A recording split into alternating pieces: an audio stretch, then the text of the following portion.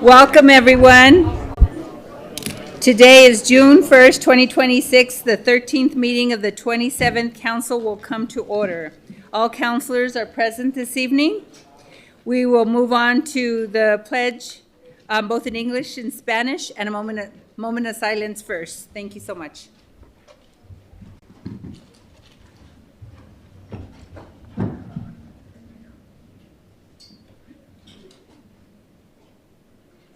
Please join us in the pledge. I pledge allegiance to the flag of the United States of America and to the republic for which it stands, one nation, under God, indivisible, with liberty and justice for all. Juro fidelidad a la bandera de los Estados Unidos de América y a la república que representa una nación bajo Dios, indivisible, con libertad y justicia para todos.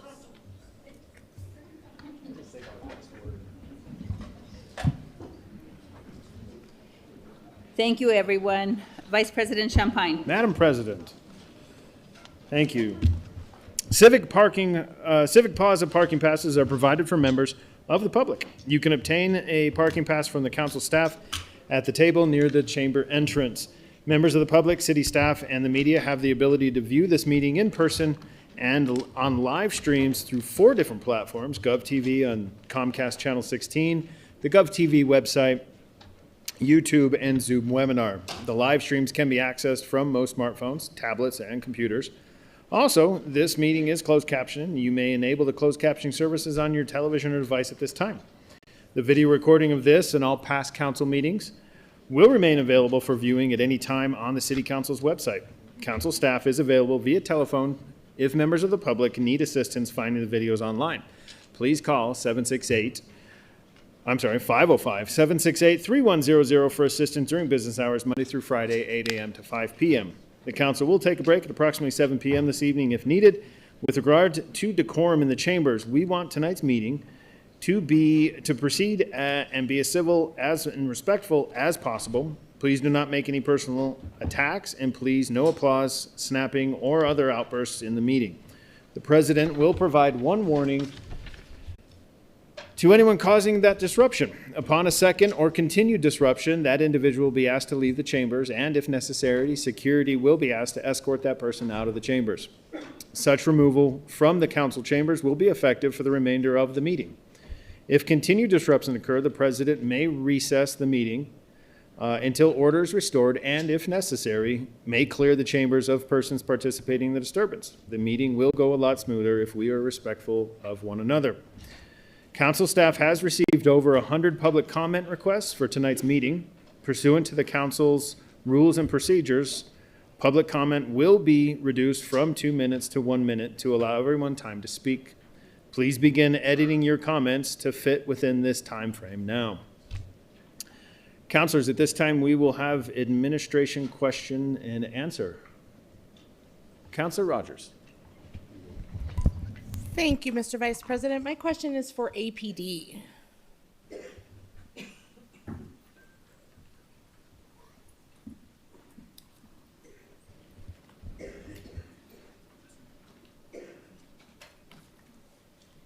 And I see Chief of Staff coming down. Good evening, Council. Hello, thank you so much for being here. So, of course, we all have heard about the 3 officer-involved shootings in 1 week. And so I'm very concerned. ACS, I think you'll be next. Specifically for the one where we had a mental health emergency, I think my question is, why was ACS not dispatched to that call? Madam President, Councilor Rogers, thank you for the question. I think what might be best is if we have a chance to do a complete dive. These investigations, as you know, there's an administrative investigation and criminal investigation that occurs after these incidents. And so part of that is fact gathering as to all the circumstances leading up to the incident, what happened at the incident, and also what happens afterwards. And so there will be a complete investigation that happens where we'll be transparent and release all those findings. But I think that it might be best if we wait till the investigation's done so we know all the facts. Thank you for that. Madam President, I'd like to go to ACS to find out if they've looked into that.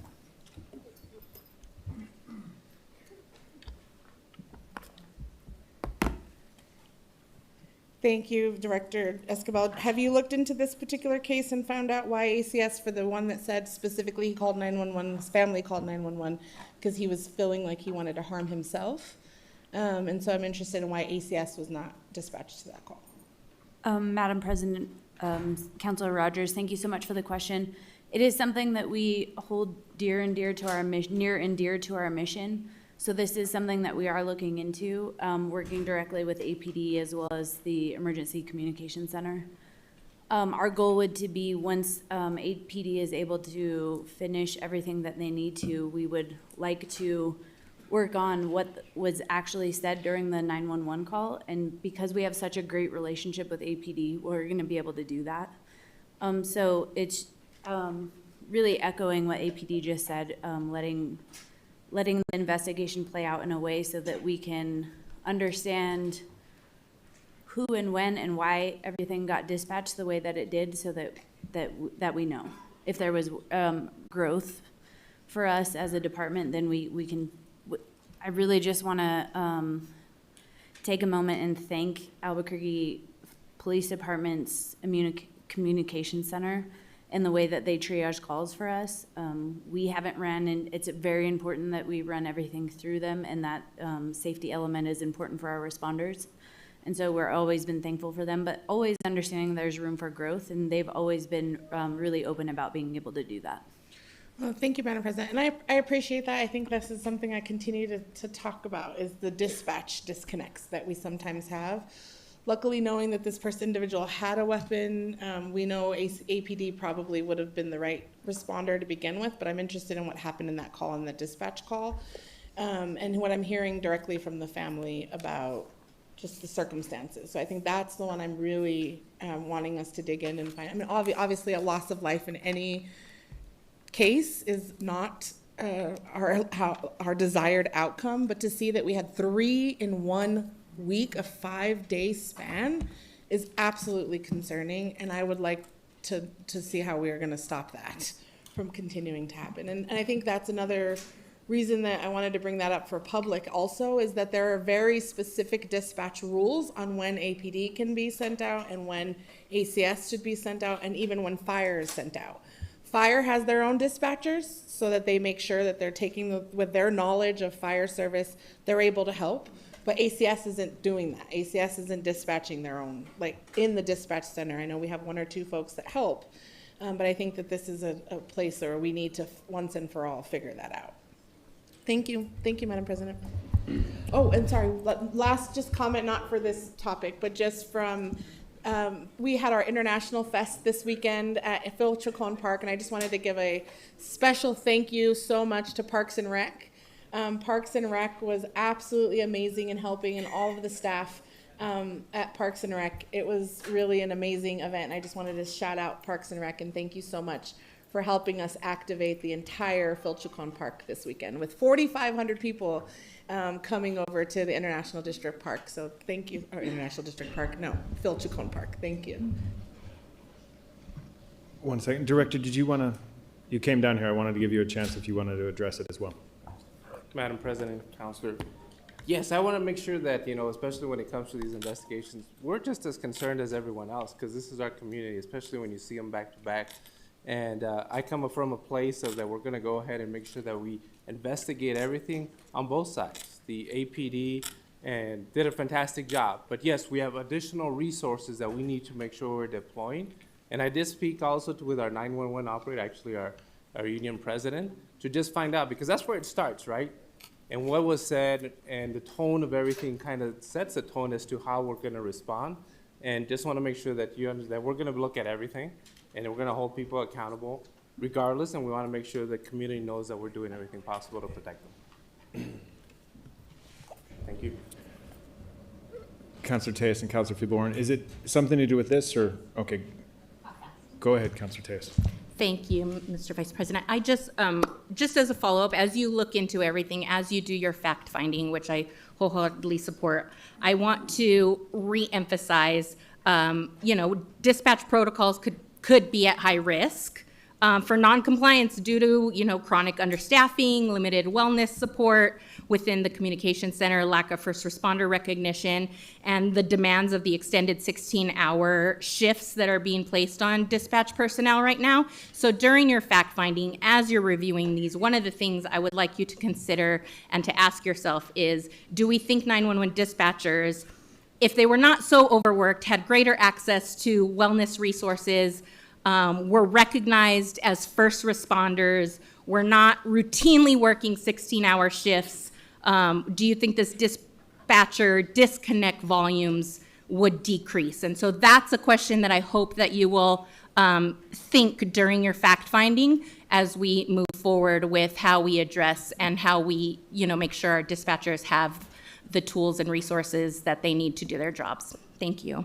Madam President, Councilor Diaz, yes, we'll make sure we follow up on all these things and take into account all those factors.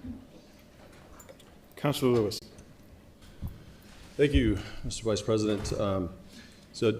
I did want to mention real quick, we had the West Side, new West Side YMCA that was opened up over the weekend, and I joined the mayor in the ribbon cutting, and appreciate the mayor and his office, and also to the YMCA, just a great new facility on the west side that'll just serve thousands of families on the west side. So it was a great celebration. They had a big grand opening on Saturday. So, but a question for the administration, for Ms. Single. So Ms. Single, back at the mayor's last State of the Union address, made some pretty strong statements about reducing fees for restaurants. Some promises that were made. The media, I think every one of the media that's here tonight, they all reported on that. And some of them reported that the mayor's statements that he said he would cut restaurant fees, recognizing that they were pretty high. Some of the stations reported that the mayor had said that he would reduce all fees for restaurants, and that was being reported. And then they asked you to give some clarification of that, and you were quoted in the paper and other news outlets in saying that you clarified that, saying that the mayor's proposal, the mayor would push to reduce, not do away with restaurant fees or some of those permitting fees, but would reduce those fees. And so I'm just wondering, why was that proposal not in in your budget proposal this last month? Madam President, Councilor Lewis, I believe what I said was that the proposals that we would not propose increases to fees in the budget process, which related to this specifically, we did not propose increases to restaurant or health permits. If you remember, when we did our previous fee increase or fee proposal where we shifted how we were doing inspections for food, we worked together actually with City Council to reduce the impact to small business, micro businesses and others, to put that both in the ordinance as well as in the procedures. And that, I think, reflected our commitment to recognizing the types of businesses that have those health and typically restaurants or other small businesses, and the impact to them. So we did not propose any sort of shift or increase in restaurant and inspection fees, even though I think when we looked at it, the department had made the adjustment based upon the workload associated, not the workload to an individual, but based upon the type of inspection that we have to do, the variety of inspections that we're doing to ensure that we're meeting the standard and inspecting businesses uniquely and differently based upon their needs, but based upon the type of business they are. So I think, I was quoted multiple times, I think related to this based upon the fact that our proposal for the new budget would not propose increase to fees, and that is what we, related to restaurants, we did not do so. Madam President, so did you change your mind? Because no, that was clearly, you weren't saying that you weren't going to increase. You clearly said that the mayor was proposing to decrease fees on restaurants. So did you all change your minds? Did the mayor change his mind? There's no intention of doing that whatsoever now? Madam President, Councilor Lewis, I think we are always looking at the opportunities we have to reduce fees or reduce costs to businesses or others. And I think when you think about this perspective and the change that we had related to the fee structure for these inspections, I'm more than happy to go back and do more evaluation on that. I don't think it's a change in mind. I think it's when we look at the realities related to the budget this year, we all know that the budget challenges we had this year related to very low growth in GRT and increase in pay for employees. We are in a different budgetary position today than we have been in previous budget years. It was a challenging year for all of us to present a balanced budget that allows us to keep all of the services we have as a city for the residents of this community. Madam President, so you changed your mind. So I mean, it'd be better if you just said we changed our minds, or we couldn't do it, or we don't want to do it anymore. I think that'd be a little more honest. But I understand you got a boss that you work for that changed his mind, or it's not a priority for him anymore. But again, I would expect that there'd be some kind of proposal, even a proposal, even if you felt like, hey, leave it up to this council, but some kind of a proposal after making such strong statements that every one of these media outlets reported on.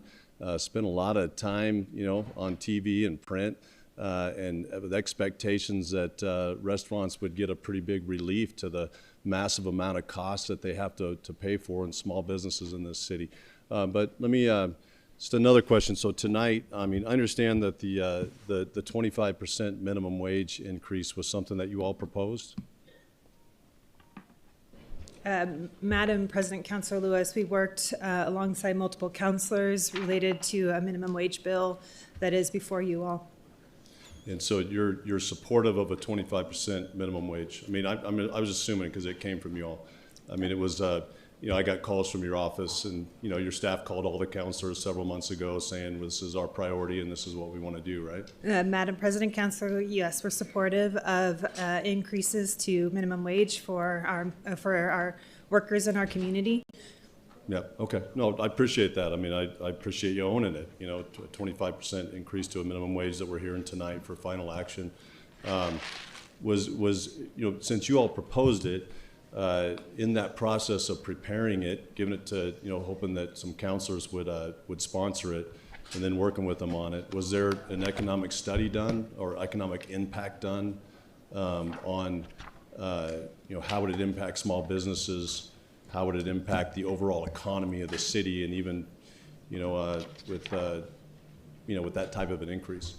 Madam President, Councilor Lewis, our staff looked into multiple kind of market factors, as well as looking at other cities and looked across the state as well as the region related to similar wage increases or minimum wage ordinances. So multiple different analysis was done.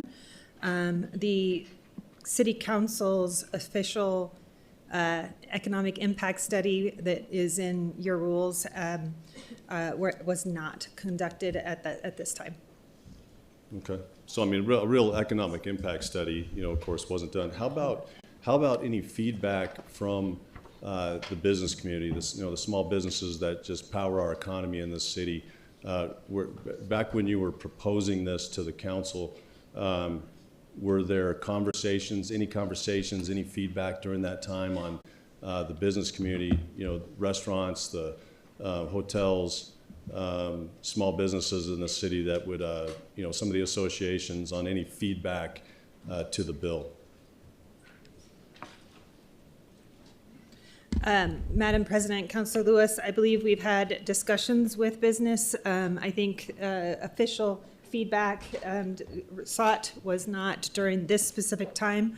The previous minimum wage proposals that we've had in the past, we've had discussions with community and business related to this matter.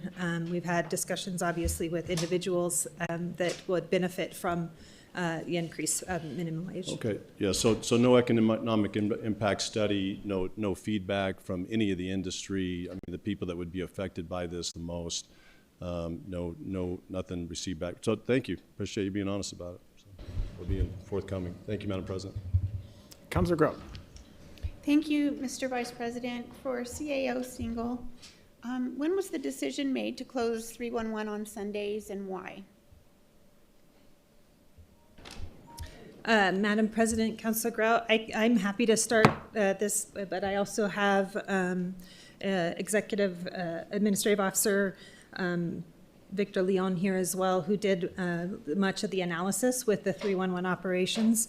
That said, this is related to an analysis of the call volume that we have related to into 311 and demand that we have for calls that are beyond the regular hours, Monday through Friday or Monday through Saturday. So they did a full analysis of call volume and the opportunity for ensuring that we can be available and have a response, timely response during the hours that we receive more calls than others. Important to note that anyone that has a 311 issue matter, they can also continue to submit those on Sundays. It is not necessarily that you cannot submit a 311 ticket. It's simply just by phone that you can't. The app and the online forms still work obviously on Sundays, and they are being triaged by supervisor staff to make sure that those are still going to departments and ensure that they're getting out. But this was really focused on how we can ensure that we can provide more service at the times when we have a much higher call volume. Is this a permanent change? Madam President, Councilor Grout, it is we are always paying attention to call volume and feedback that we get. So right now, this is based upon ensuring that we can serve at the times that are most needed. If we see a different trend and we can see what calls come in that we are not answered, if that makes sense, in the off hours, we would adjust based upon that. Thank you. The 768 helpline now goes to 311. So are homeless people only supposed to need help Monday through Saturday? Madam President, Councilor Grout, it's a good question. It may be just a phone tree routing issue that we need to solve for. We can absolutely look into that. Not intended to be without service on Sundays. I'm surprised that it's routed that way, so I will check into that. Yes, I think that's important. Can people leave a message at 311?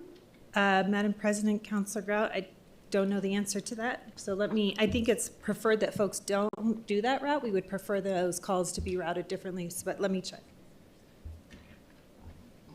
I actually know the answer because I called yesterday. Oh. You can't leave a message. Madam President, perhaps you could answer that. You can't leave a message. Madam President, members of the council, I feel like you already know the answer, so, but I can definitely verify that if we need to have that route to the ability to record a message, we can certainly include that in the configuration. So what is your typical call volume on Sundays?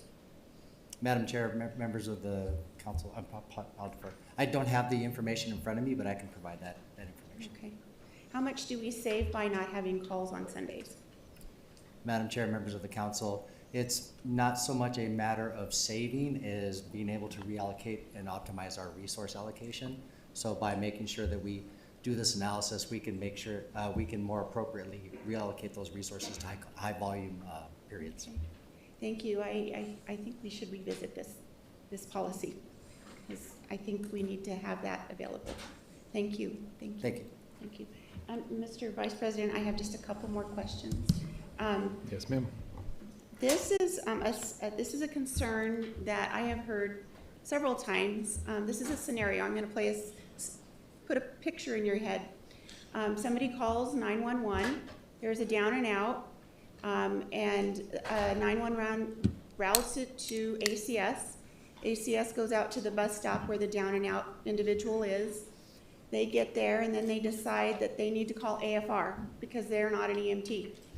So now we've delayed that treatment, AFR getting there on time. And so then AFR realizes, okay, so this individual needs to go to the medical sobering center. Just needs to sober up and get some liquid in them, good liquids, and hydrate the right way and all the things. So then they call Albuquerque ambulance, and Albuquerque ambulance shows up, and then AFR says, okay, I need you to take this fella to the medical sobering center. And the Albuquerque ambulance says, well, no, I don't want to take him there because they'll turn me away. I'll just take him to UNMH. So I see a few problems in this whole scenario. The scenario is real. It's happened several times. And so there's a disconnect. We're not getting somebody that needs help. I don't know how to solve this, but it's a problem. So we've just now used a whole bunch of resources, and we still haven't addressed what we said we would do with the medical sobering. So I think HHH needs to look into the provider to see why they're turning people away. There's got to be more to the story. But I've heard this several times. This is not the first time. Madam And then I want to reach out. There was an individual in my district that was having a mental issue, and SWAT was called, APD was called, and I asked if ACS was called, and they said no. So again, I don't know the policies, but I thought that when somebody's having a mental issue, that's what ACS was there for, to help with those calls. The good news, nobody was hurt with this individual, but it was just, I'm just not sure our process is, I don't know what it is. And I want things to work for everybody, and efficiently and effectively and wisely. So. Madam President, I think Councilor Grout, I think it's really important for us to get several things on the record, because I think for the public to understand and know the specifics and the protocols related to medical issues as well as behavioral health issues at calls, and how they intersect with our 911 dispatch center. Specifically, and I'll turn it over to our fire chief, but specifically a down and out is a medical event, and if it's a call into 911 and that is what is described, it is considered a medical event, and EMS would be dispatched. And I want to make sure that Chief has an opportunity to address how that works, as well as the fact that AFR and Albuquerque Ambulance and the Medical Sobering Center have really been working through all of that transport challenge, and I think we can speak to that as well. Madam President and Councilor Grout, I'll start with just the question related to response to a down and out call. Down and out is kind of a term used for a cluster of different types of calls that AFR or ACS would respond to. One of the most important things is that if the person calling it in stops and talks to the individual and asks them questions, those questions get outlined by our dispatchers, which are all, as you know, firefighters and EMTs. They're able to determine if they have a medical emergency versus maybe just in need of shelter. So a lot of these calls come into 911 without somebody stopping. They just see somebody on a bench. They may assume that they're sleeping. Those calls would be routed through APD dispatch to ACS, and they would respond. They would be the first responder to make contact with that individual, and then at that point, because it's a third-party caller, they would either determine that that person does not have any medical needs, or if they have medical needs, the ACS responders are trained to ask enough questions to get the proper AFR response. If to make it a little more complicated, if they are just seriously intoxicated and are in need of some medical care and transport, that's actually a call that we've worked through with Albuquerque Ambulance and our efficiency for our response that Albuquerque Ambulance would respond to without AFR because they have a high transport rate. But really the key to determining who goes initially and to keep it efficient is for that caller to actually stop and ask the person what services that they need. We also know that that's not a reality when you're driving down and you see somebody laying on the street. Most people are not going to stop. They don't know if they're safe, and they're just going to call. But we really encourage that stop to call, that stop to question, so that we can get the most efficient response possible from the very start of the call. Thank you. Touch on. Yeah. Hi, Director. Hi, Madam President, Councilor Grant, thanks for your question. And then to complicate matters even more, we do receive a list from AFR early in the beginning of each week for any of the calls or potential transports to medical sobering. Because it's a voluntary program, they report to us who has been transported, who denied transport, and also why AFR may not have thought it would be appropriate. And then at our weekly meeting, we review that data for process improvement. So I, along with AFR, ACS, and our provider, do review transports as well as intakes over the course of the week. So I would encourage you, if there's somebody, a specific time frame, if you'll let me know, we can look directly into why anyone would be denied from medical sobering. Okay, thank you. Yeah, so it was the transport that said we don't want to take them there because they are denied dropping them off. And then we also, excuse me, Madam President and Councilor Grau, there are specific medical criteria that clients need to meet in order to come to medical sobering. And one of those is they have to be able to come to standing without significant assistance. And so sometimes we do see people who are not appropriate for medical sobering due to their inability to self-transport, self-ambulate. Well, that's interesting. I'm not sure. I need to understand why you can't pick them up and move them. Like, why can't you assist them?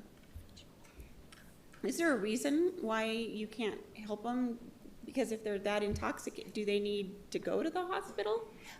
Madam President, Councilor Grout, so our medical directors worked with the medical direction for med sobering to determine criteria that would where we wouldn't be sending really sick people, because a lot of times when you're detoxing, whether that's from alcohol or different types of substances, you have other medical issues going on. And so we have a list of criteria that our providers follow that we have to see vital sign parameters. And one of them is, yes, the first responders can absolutely move them onto a bed, but then once they get into med sobering, a lot of times this can create other issues when the individuals are so intoxicated that they can't walk. It usually means there's other things going on as far as with their vital signs, which all kind of works together and is why that group of people we can't take there. There's just too many other comorbidities going on that they need to be assessed in the ER. And then once they start to fall into those parameters, we've been working on how we then can have them transported from there to med sobering to kind of continue with those types of services. Very interesting.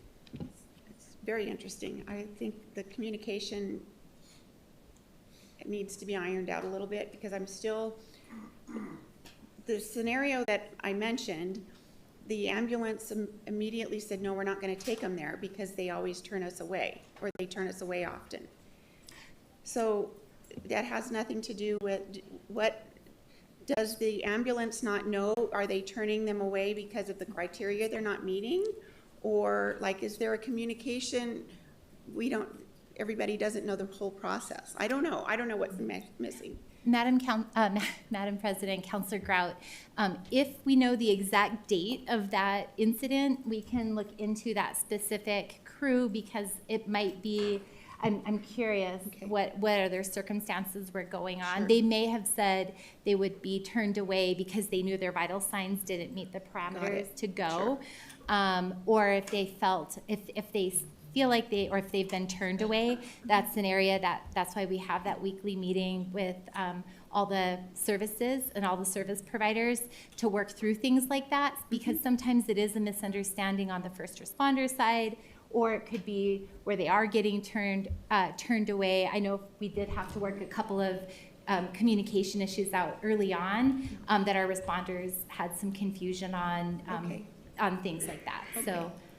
I hope it gets fixed and it's much smoother for everybody, for the patients and the responders and the doctors and just everybody. So we need to make it efficient. Thank you.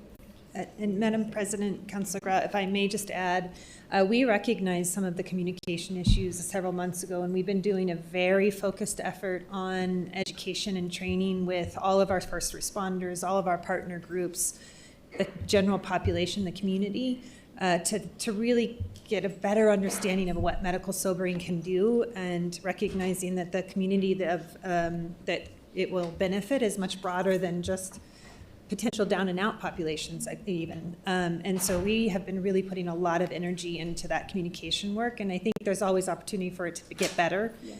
I would suspect that their weekly triage meetings are getting better actually in terms of how we're being more successful. We know we can do better all the time, and we've really focused in on that. Thank you for that, Madam. Thank you very much. Mr. Vice President, I just have one more thing to say. Okay, Councilor Gott, we do have a time limit as far as how long the directors can stay. Anything after 5:30, we have to direct to the CAO. Okay. So I want to be accommodating to the other councilors that might have questions. Can we go back to it after we're done? Sure, I was just going to invite, Oh, make an announcement. announcement. Thank you, yes. Okay. Thank you, though. Madam, let's see, this Saturday is our 5th annual Touch a Truck event, and it's at the corner of Wantabo and Central, and it is a lovely event. All of the city departments, the big trucks and the police cars and the fire trucks and the front loaders and the aviation, big shovel snow moving machines are there, and it's a free event for everybody. It's from 10 to noon, and there will be food trucks and lots of vendors, but it's free to everybody, and I'd like to invite you to take your children and your grandchildren and enjoy it. That's all. Thank you. Thank you, Councilor Gott. Councilor Tejas, before we go to yours next, Madam CAO, I know I can't tell your directors that they are allowed to leave if you want to have them stay, but at this point, I think the direct questions per our rules will be directed towards you. And then I'd like to take the moment to make an announcement. Guys, there's a lot of people that want to get in here tonight, so please, we can't reserve seats for people that aren't here. It is a first come, first basis.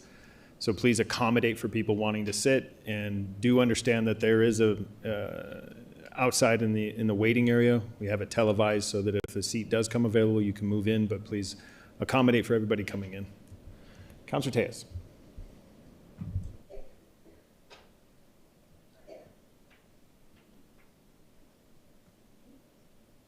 I believe you said you had a question. Oh, we'll go to Councilor Fiebelkorn then. Thank you, Mr. Vice President. Really quickly, this is for the administration. We passed R23-127 back in June of 23, and we have yet to get one of the annual reports on that. I've asked about it many times. I've asked about it on the dais. We're now missing 23 report, 25 report, and now we're past due on the 26 report. I'm just wondering what's going on. I got an email. I got an advance look at it from the director, but it's supposed to be in the goldenrod. It's supposed to be coming to council. I think my fellow councilor would also like to see that. Can you give me a hint on when we're going to get a report on the R23-127? Madam President, Councilor Fiebelkorn, just to make sure I'm referencing 127 is related to It's the parks. supporting pollinator conservation efforts and recommitment to BCD USA standards. So it's parks.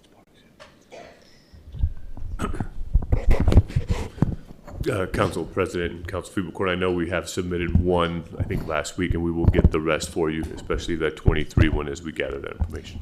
Thank you, Mr. Vice President. It is not on the letter of introduction tonight. So it has not been submitted.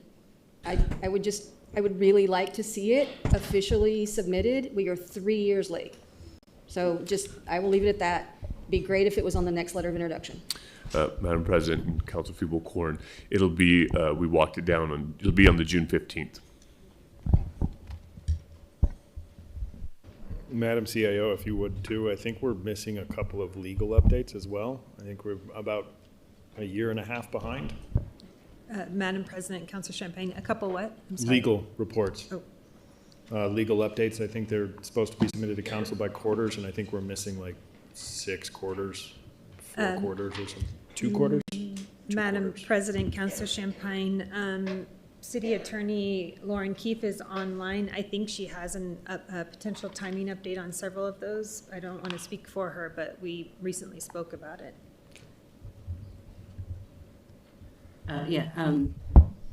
Madam President, Councilor Champagne, there's one overdue report. And they're with me. We've had some major deadlines in the past month or so that I've had to handle, but we will be getting those out shortly. Thank you.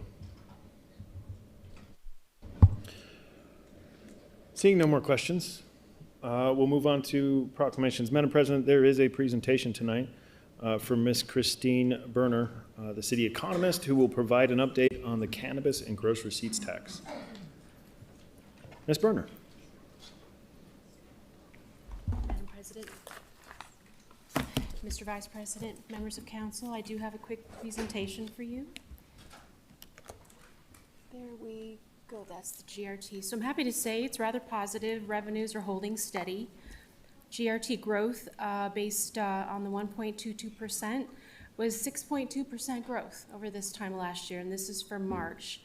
And that the year-to-date growth is now at 4.7, so that's holding steady as well. Most sectors did well. Many were actually in double-digit growth over this time last year. We'll talk arts and entertainment, professional and scientific, even retail was 6.1% growth. Construction, 0.7%, so very slow, but at least it was still positive. I think we can just go ahead and go to cannabis at this point. And I'm happy to say cannabis was positive as well, grew 8.5% for March, and year-to-date is 2.6% over this time last year. And so I can stand for questions. I didn't notice any anomalies in the revenues, any lump sums from the state, so I do believe this is actual growth. Councilor Lewis. Mr. Vice President, did these numbers change the forecast for this next year at all? I mean, we're still showing a negative growth forecast for next year. Madam President, Councilor Lewis, no, it would not. And that's because the FY26 revenue is still within the parameter of expectations, and the growth for FY27 is based on the expectations for FY26. Gotcha. So we're still showing a negative growth when it comes into the next year, correct? Madam President, Councilor Lewis, I don't believe it's negative. I believe that growth for GRTs at just under 2%, if I'm not mistaken. What if we were just to project, say, construction? What do we break those? Do we break those down in that regard? Do we project the next year? Look at just the construction number that's up 0.7% right now. Madam President, Councilor Lewis, I just misunderstood your question. What's wrong? I believe you were referring to employment that was supposed to decrease. If for FY26, yes, that is still at a decrease. These numbers reflect not employment, but gross receipts for construction. Okay. And then do you know why the fluctuation in the marijuana tax that we get? Madam President, Councilor Lewis, I have no idea. It's all over the place. And it was negative for the longest time. I do think that the Taxation and Revenue Department was going to try to do some compliance, and perhaps they're working on that, and it's time for me to circle back around with them. That could be why we've seen, some positive growth for the last couple of months. So we need that money because we need more people smoking pot so we can give, cash out to people for the programs that we have. So, but I'm just wondering why it fluctuates so much. So anyways, thank you, Madam President. Councilor Rogers. Thank you, Madam President. I'm so grateful for cannabis for that exact reason, because we could reinvest it into the community, and that's a beautiful thing. But my question is just, remind me when the hold harmless for the medical home harmless ends? Because I know that was a pretty big disbursement, but I know we're waiting for it to end. Remind me when that ends? Does it end? I know there's a phase out coming, right? Oh, Madam President, Councilor Rogers. Of course, I'm going to space that. We've got, it's I believe FY30 is the last year, if I'm not mistaken, but let me double check and get back with you if I'm wrong about that. Thank you. That'll be especially important for our budgeting coming up, that we're not going to have all that to use, which is what scares me also. So thank you, Mr. Vice President. Madam President, that concludes the presentation. Thank you, Ms. Berger. Thank you, Vice President Champagne.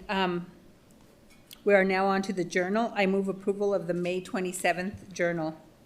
Second. There's a motion and a second by Committee of the Whole Chair Grout. All those in favor say yes and raise your hand and keep your hand up, please. Yes. That passes unanimously. Thank you. We are now on to communications and introductions. And are there any changes to the letter of introduction? And I have a couple. So EC 163, I move that the rules be suspended for the purpose of placing EC 163 on tonight's agenda for action. EC 163 is approval of outside counsel for legal services agreement with North Star Legal Group LLC. Second. There's a motion, a second by Committee of the Whole Chair Grout. All those in favor signify by raising your hand and saying yes. Yes. Please keep your hands up. Yes. Opposed, no. That motion passes unanimously. Next, we are on to R40. I move that the rules be suspended for the purpose of placing R40 on tonight's agenda for action. R40 is approving and authorizing a request to utilize $140,000 from Fund 265 FY25 Rapid Rehousing Project to support continued housing for 31 households through Heading Home Continuum of Care Permanent Supportive Housing Program. Second. There's a motion and a second by Committee of the Whole Chair Grout. All those in favor say yes and raise your hand. Yes. Opposed, no. Motion passes unanimously. I move approval of the letter of introduction. Second. There's a motion and a second by Vice President Champagne. All those in favor say yes and raise your hand. Yes. Opposed, same motion. The motion passes unanimously. Thank you. I'm just trying to make sure we have a clear voting record. I know we were told by the staff it gets a little confusing sometimes, so I'm just asking that we keep our hand held up for a moment or two. So we are now on to reports of the committees. There are none. Deferrals and withdrawals. Councilors, are there any deferrals or withdrawals at this time? Councilor Grout. Madam President, by request 025, amending Chapter 14, Article 8 of the revised ordinances of Albuquerque 1994 to create a tax increment finance board and update the powers of the Metropolitan Redevelopment Agency and City Council accordingly. I move deferral to June 15th. Second. There's a motion and second by Vice President Champagne. All those in favor of deferral of 025, please raise your hand and say yes. Yes. Opposed, same motion. Motion passes unanimously. Is that a no? Oh, was that a no? No, it's a yes, but I have a that's not on this. Oh, okay, let me just make sure we're, okay, yep. Go right ahead. Thank you. Ooh, thank you, Madam President. I have a deferral on R2635. If I can find it here. Approving the application and petition of the Pulte Homes of New Mexico for formation of the Savio Ridge PID pursuant to the PID Act. Move to defer. It's R26. R2635. Yes. R2635. R2635. There's a motion and a second by Councilor Feeblecorn. Are there any, Vice President Champagne?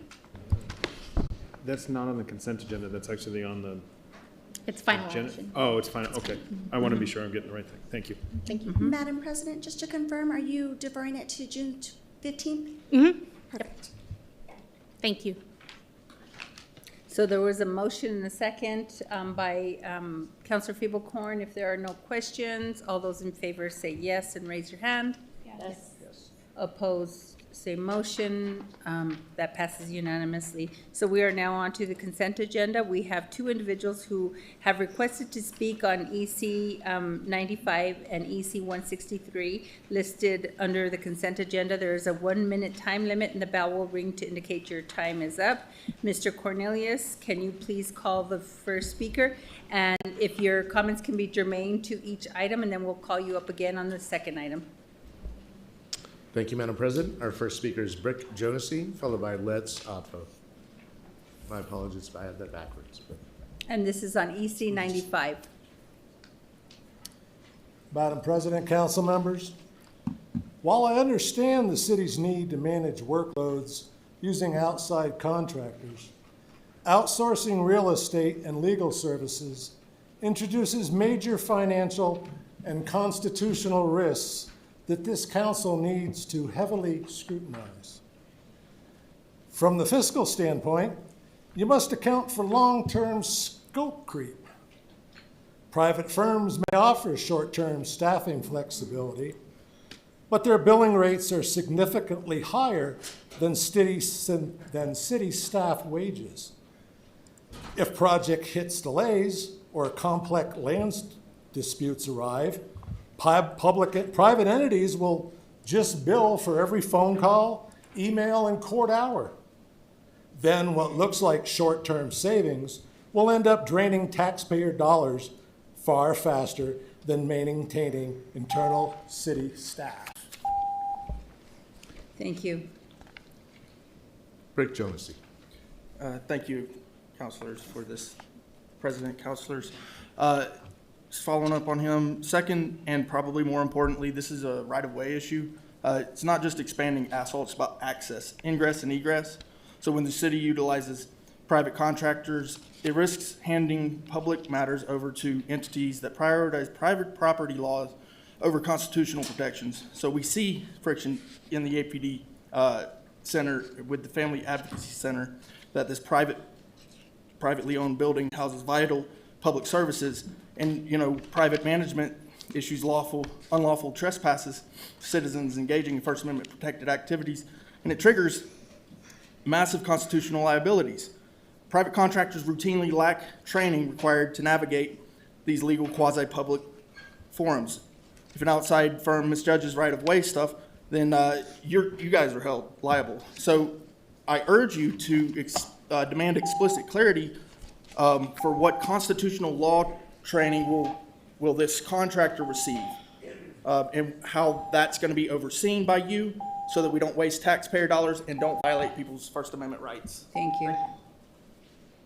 So we are now on EC 163. Mr. Cornelius. That was our only speakers signed up, I believe? Or did we, I was not aware of any others. Oh, same, okay. Let's vote. My apologies. Madam President, council members, once again, this item is fast-tracked for immediate action, leaving public completely in the dark regarding what civil or labor disputes this private firm is being hired to defend. This brings up a massive systematic issue with how the city spends our money. Right now, at city-leased facilities like the Family Advocacy Center, we see severe friction points where private management attempts to trespass citizens engaging in First Amendment protected activity. When these situations occur, it's due to a failure of proper training. Rick Jones. Thank you again. I think you guys are getting the theme here. If city employees and law enforcement were trained properly on how to navigate these quasi-public spaces, these constitutional crises wouldn't even happen in the first place. Yet instead of investing tax dollars up front into rigorous constitutional training to prevent violations, you guys are relying on legal contingency plans. You see, with this fast tracking of private law firms like North Star at premium corporate rates, you're asking taxpayers to basically sign a blank check to defend bad actions after the fact. Taxpayers shouldn't be funding protection of civil rights should actually be protecting proactive training, not funding a private legal shield to protect the city from accountability when things go wrong. Civil rights violations should never be treated as just a cost of doing business. So I'm urging you again to stop rubber stamping these outside counsel agreements and defer this action on this item until we have total transparency of what this contract is covering up. And let's start investing in training our staff properly instead of paying private lawyers to clean up the messes. And thank you. Thank you so much. Thank you.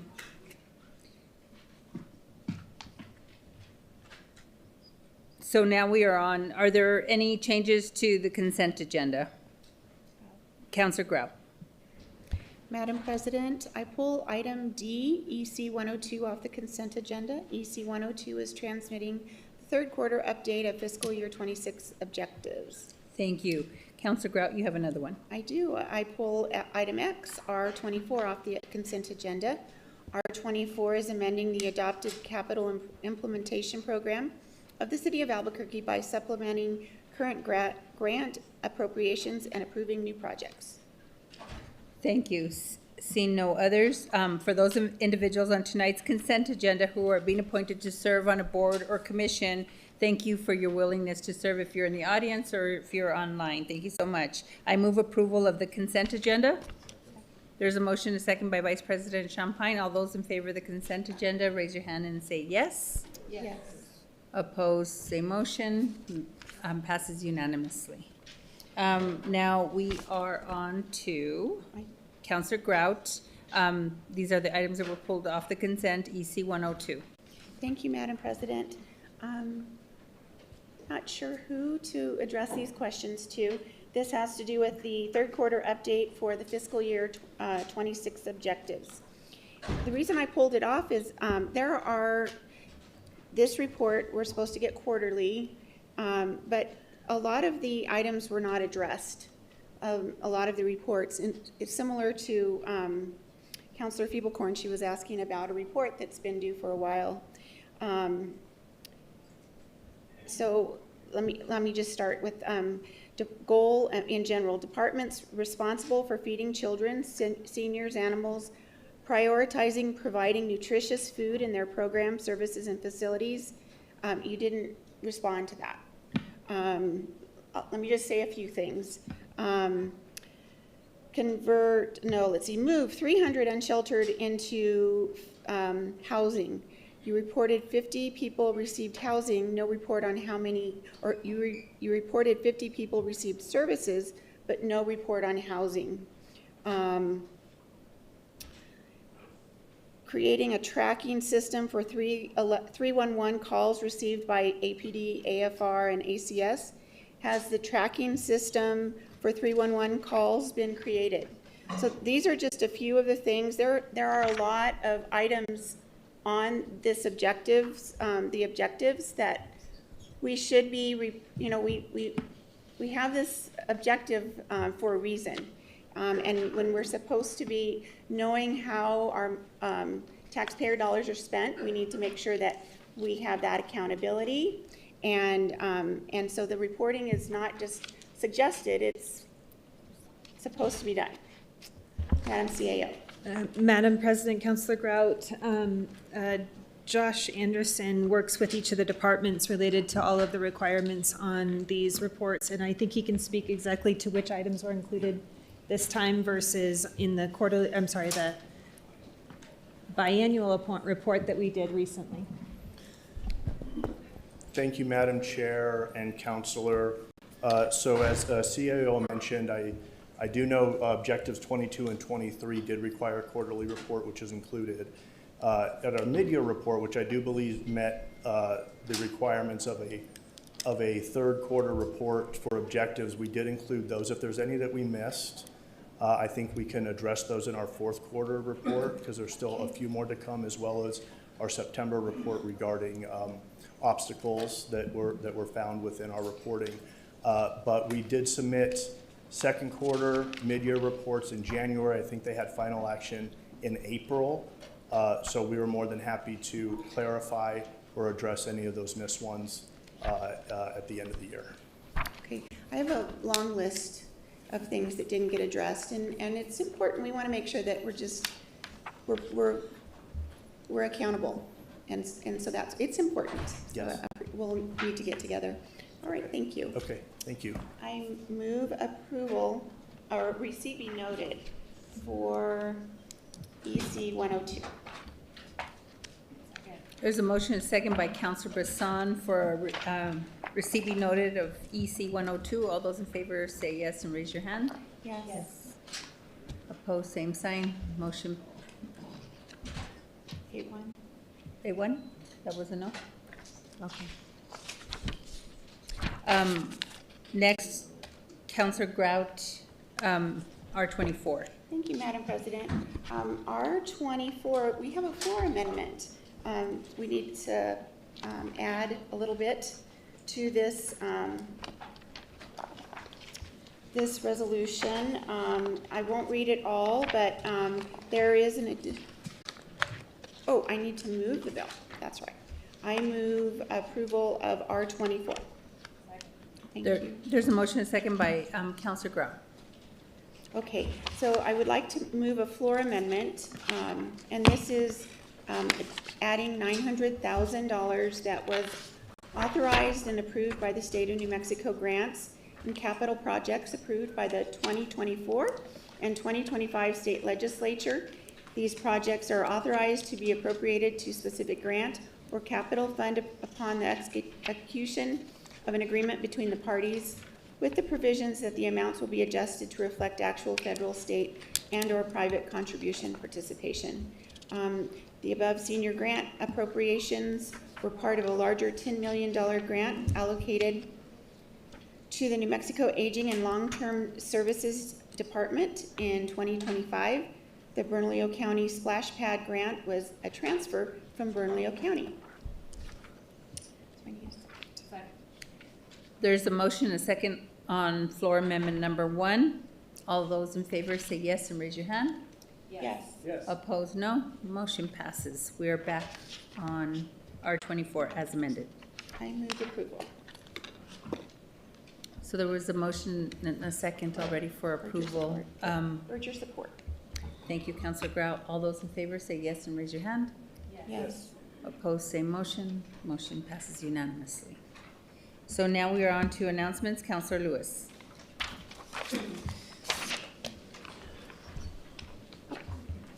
Madam President, there'll be a Finance Government Operations Committee meeting on Monday, June 8th, 5 p.m. Council Committee Room, 9th floor, Suite 9003, the City of Albuquerque Government Center.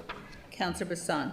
Madam President, there will be a Land Use Planning and Zoning Committee meeting on Wednesday, June 10th at 5 p.m. in the Vincent E. Griego Chambers basement level of the Albuquerque Government Center, and this will be a hybrid meeting. Thank you. Now we are on to financial instruments. Councilor Rogers, by request, R25.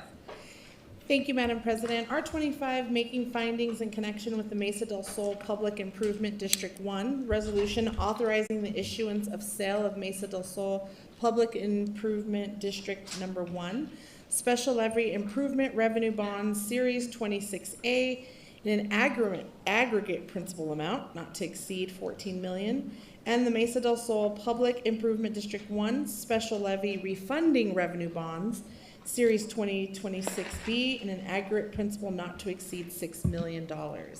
I move a due pass. Second.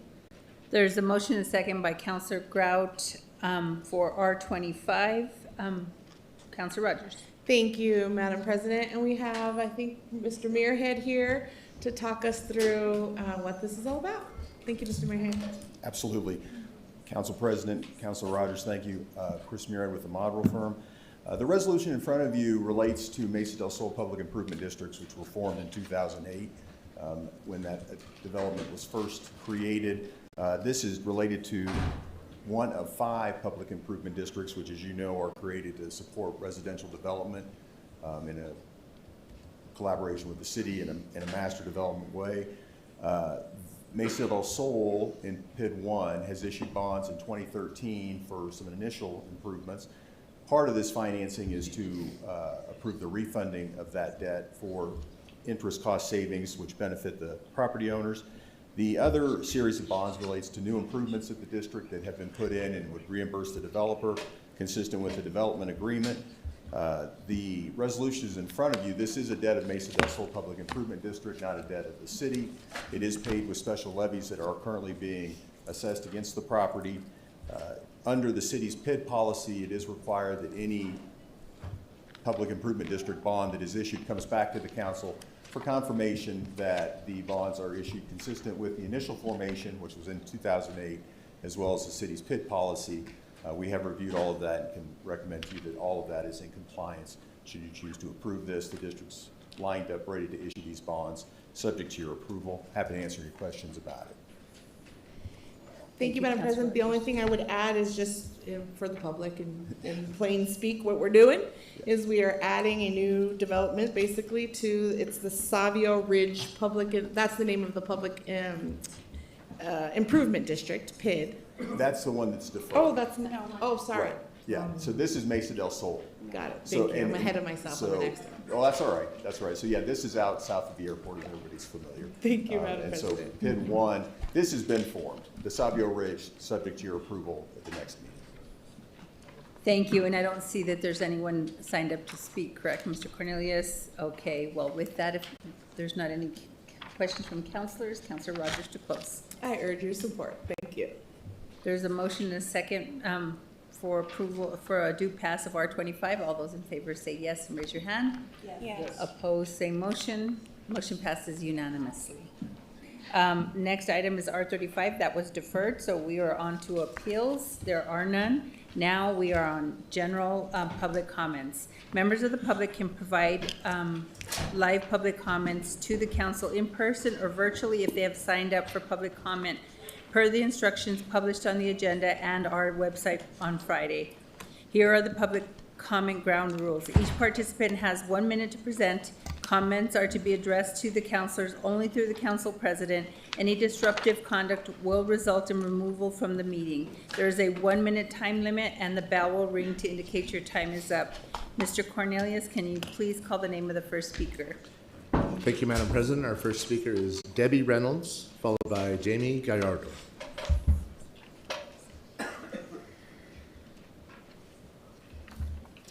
Madam President, councilors, thank you for your work.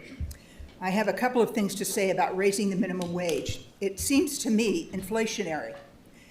These business owners, if we increase their labor costs by 25%, they're just going to pass that on to us, to the consumers. The price of your Lotta Burger is going up, the price of your dry cleaning, your car wash, all of those kind of entry-level jobs that serve us will be more expensive, and they'll be more expensive for the people who are getting the 25% raise. So it just leads to a domino effect of more pricing, higher pricing, and not necessarily a good thing for people at the entry level. My first job at KFC, I learned to show up on time, I learned to be well-dressed, I learned to make change, I learned to be nice to the boss's wife, even if I didn't like her. So I think these entry-level jobs are fine. They're not designed to support a family. Jamie Gallardo, followed by Grace Dukes.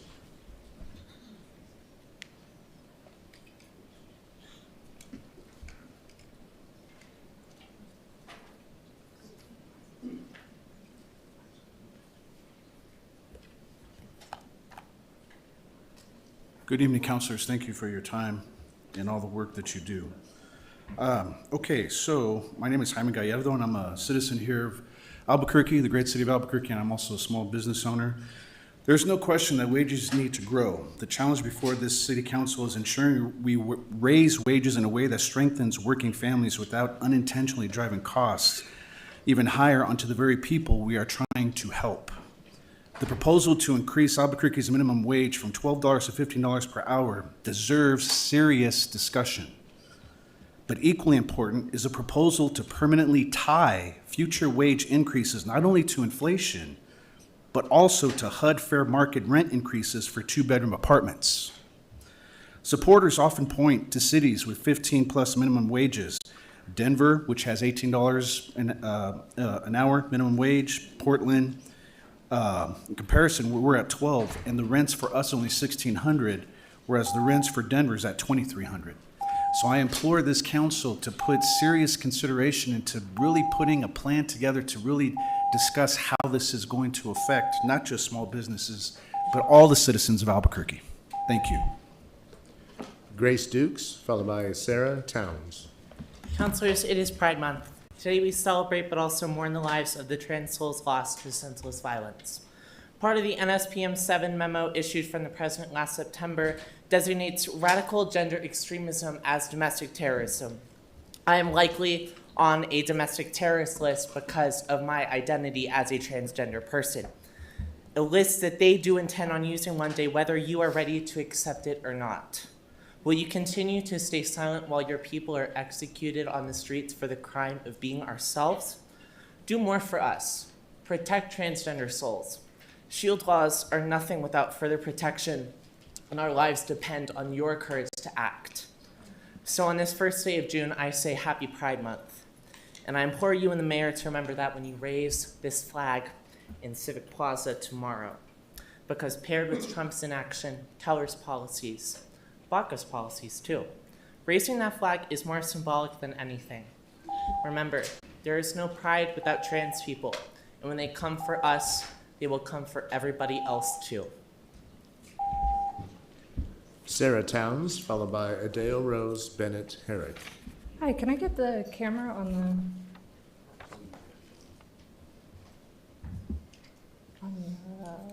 projector? Oh, there we go. Thank you. Good evening, counselors. I'm Sarah Towns, and I'm a Christian pastor whose members come mostly from Districts 8 and 9. I had a member come to me facing eviction this week. She's a college graduate. She works full-time. Why can't she afford rent? Well, there's an online hourly pay-to-rent calculator, and that's what's on the screen. At $12 an hour, it says you can afford a $624 a month apartment. On Zillow in Albuquerque, there are currently 0 units at that price. The closest one is in Portales. So if you're a single individual, we're not even talking about families with kids. Unless you want to live in your car, stay in a shelter, or commute from Portales, you have to make more in Albuquerque. At $15 an hour, it says you can afford $779. Now at that price, there are 146 options. They aren't great options, but that's better than nothing. We cannot continue criminalizing homelessness when there are 0 options for housing at the current wages. Please put a moratorium on sweeps and pass O33. Thank you. Adele Rose Bennett Herrick, followed by Mitchell Gibbs.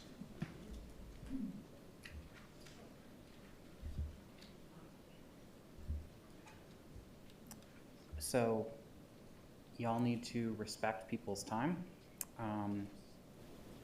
The 1 minute thing is understandable when we're this packed, but it really hurts people every single meeting to plan for less time to speak. Now,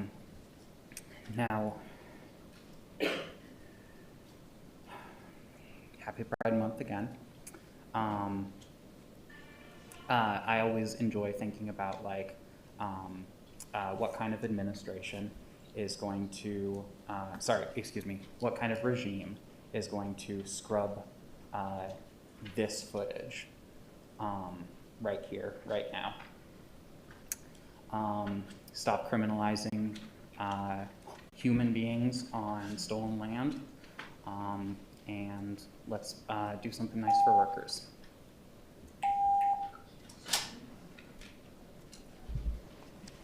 Mitchell Gibbs, followed by Joe Cardillo, followed by Deborah Montoya. I was trying to figure out how to sum up my experience in New Mexico since September of last year in 60 seconds. And the best thing that I could tell you is if you've never Googled a 1934 Nazi soldier poster for prisoner insignias, I ask that you do, because we can stand at Civic Plaza where Prickly Pear Park is, and there's an upside down patch that would be black, and they called them vagabonds. But that's the same thing as homeless people. I live on the streets of Albuquerque. I was displaced from California. I have no employment. Access to resources are limited. You have to be a resident to gain some access to some resources. And here we are criminalizing and adding fines to homeless people. And like they discuss the cost of living and rent, but the average landlord requires that you make 3 times the rent per month just to be able to reside and qualify to live in that. So stop criminalizing homeless people. My name is Mitchell Gibbs. I'm a transgender man. Stop criminalizing trans people. Nazis came for the trans people first. Okay. That's your first warning, Ms. Jukes. Joe Cardillo, followed by Deborah Montoya, followed by Raul Hernandez. Good evening, Council President, councilors. I think everybody in this room knows that costs for groceries and gas are rising. Housing is increasingly hard to find. Homelessness is rising, and this council, frankly, seems paralyzed. That includes no votes on common sense protections for renters, no on increasing voting access and saving $1.7 million in taxpayer funds. That's my money. That's our money. no on taking small, really small steps to increase housing. But you have voted yes quite recently on criminalizing free speech and hurting our neighbors who are trying to get off the streets. And that yes vote has sent a clear message. I think we've also seen that. Our police already seem to be escalating confrontations, and I'm worried about use of force and, frankly, lawsuits that we've already seen that have cost us millions of dollars in taxpayer funds as well. What you're doing right now is not working. You're not providing financial oversight on the mayor and the mayoral administrations. You're not addressing housing. You're not addressing rising costs. And you're not showing leadership, especially to the majority on this council. This isn't going to work for us. This is going to work for our families. Deborah Montoya, followed by Raul Hernandez, followed by Beatriz Caldera. Good evening, Madam President and councilors. My name is Deborah Montoya. I'm the author of Old Town Plaza in Albuquerque, and I'm here to oppose the Old Town Rail Trail plan for a residential zone vacant lot in our neighborhood. The residents most affected by this project were not informed nor consulted before it advanced. The City of Albuquerque and West Old Town Neighborhood Association, with its small 5-member board, failed to notify residents, which will severely affect neighborhood character, residents, privacy, safety, and quality of life. I respectfully ask Madam President and Council. Madam President, hold on one second. So I believe this is a quasi-judicial matter, and she can't be speaking on that issue.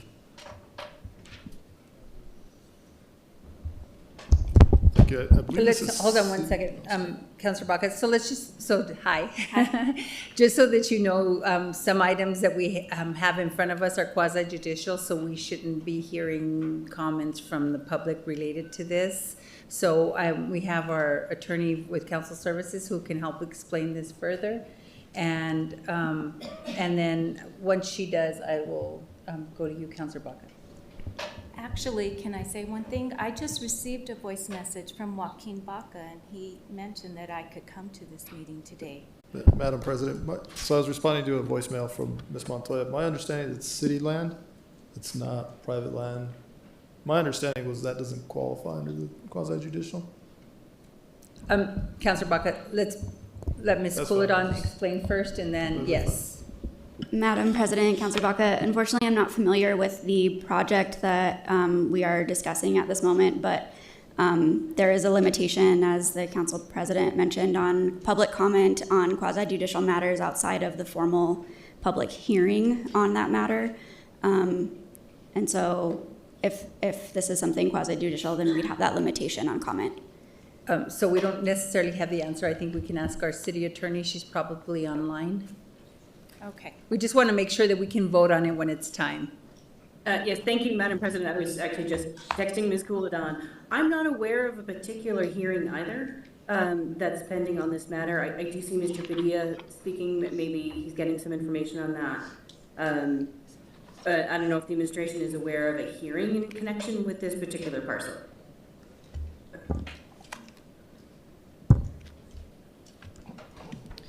Madam President, I am not aware of a pending hearing on the matter. Okay, thank you. So it doesn't, Ms. Montoya, where did Ms. Montoya? Oh, okay. She comes back in. Okay, so we can let Ms. Montoya complete her comments when she's done. We just want to make sure that some of these items are not quasi-judicial when we're having someone. No, I don't know. Okay. Councilor Baca. Thank you, Madam President. That was my understanding. It's the rail trail on city land. It's not quasi-judicial because it's already happening. And I know the city had some public meetings and she wanted to speak, but I just told her to go to public comment like everybody else. So I don't have any yay or nay or anything. I just simply let her know.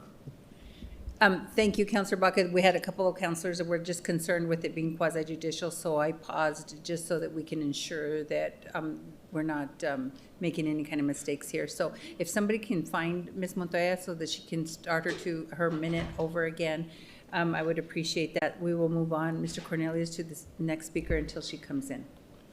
Thank you, Madam President. Up next, we have Raul Hernandez, followed by Beatriz Caldera.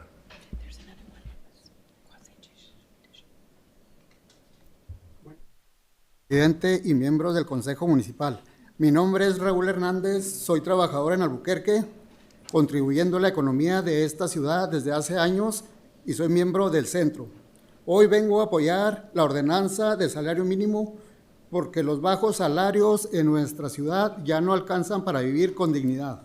Muchas personas como yo trabajamos a tiempo completo, pero aún así no podemos cubrir lo básico como la renta, la comida, el transporte y los servicios.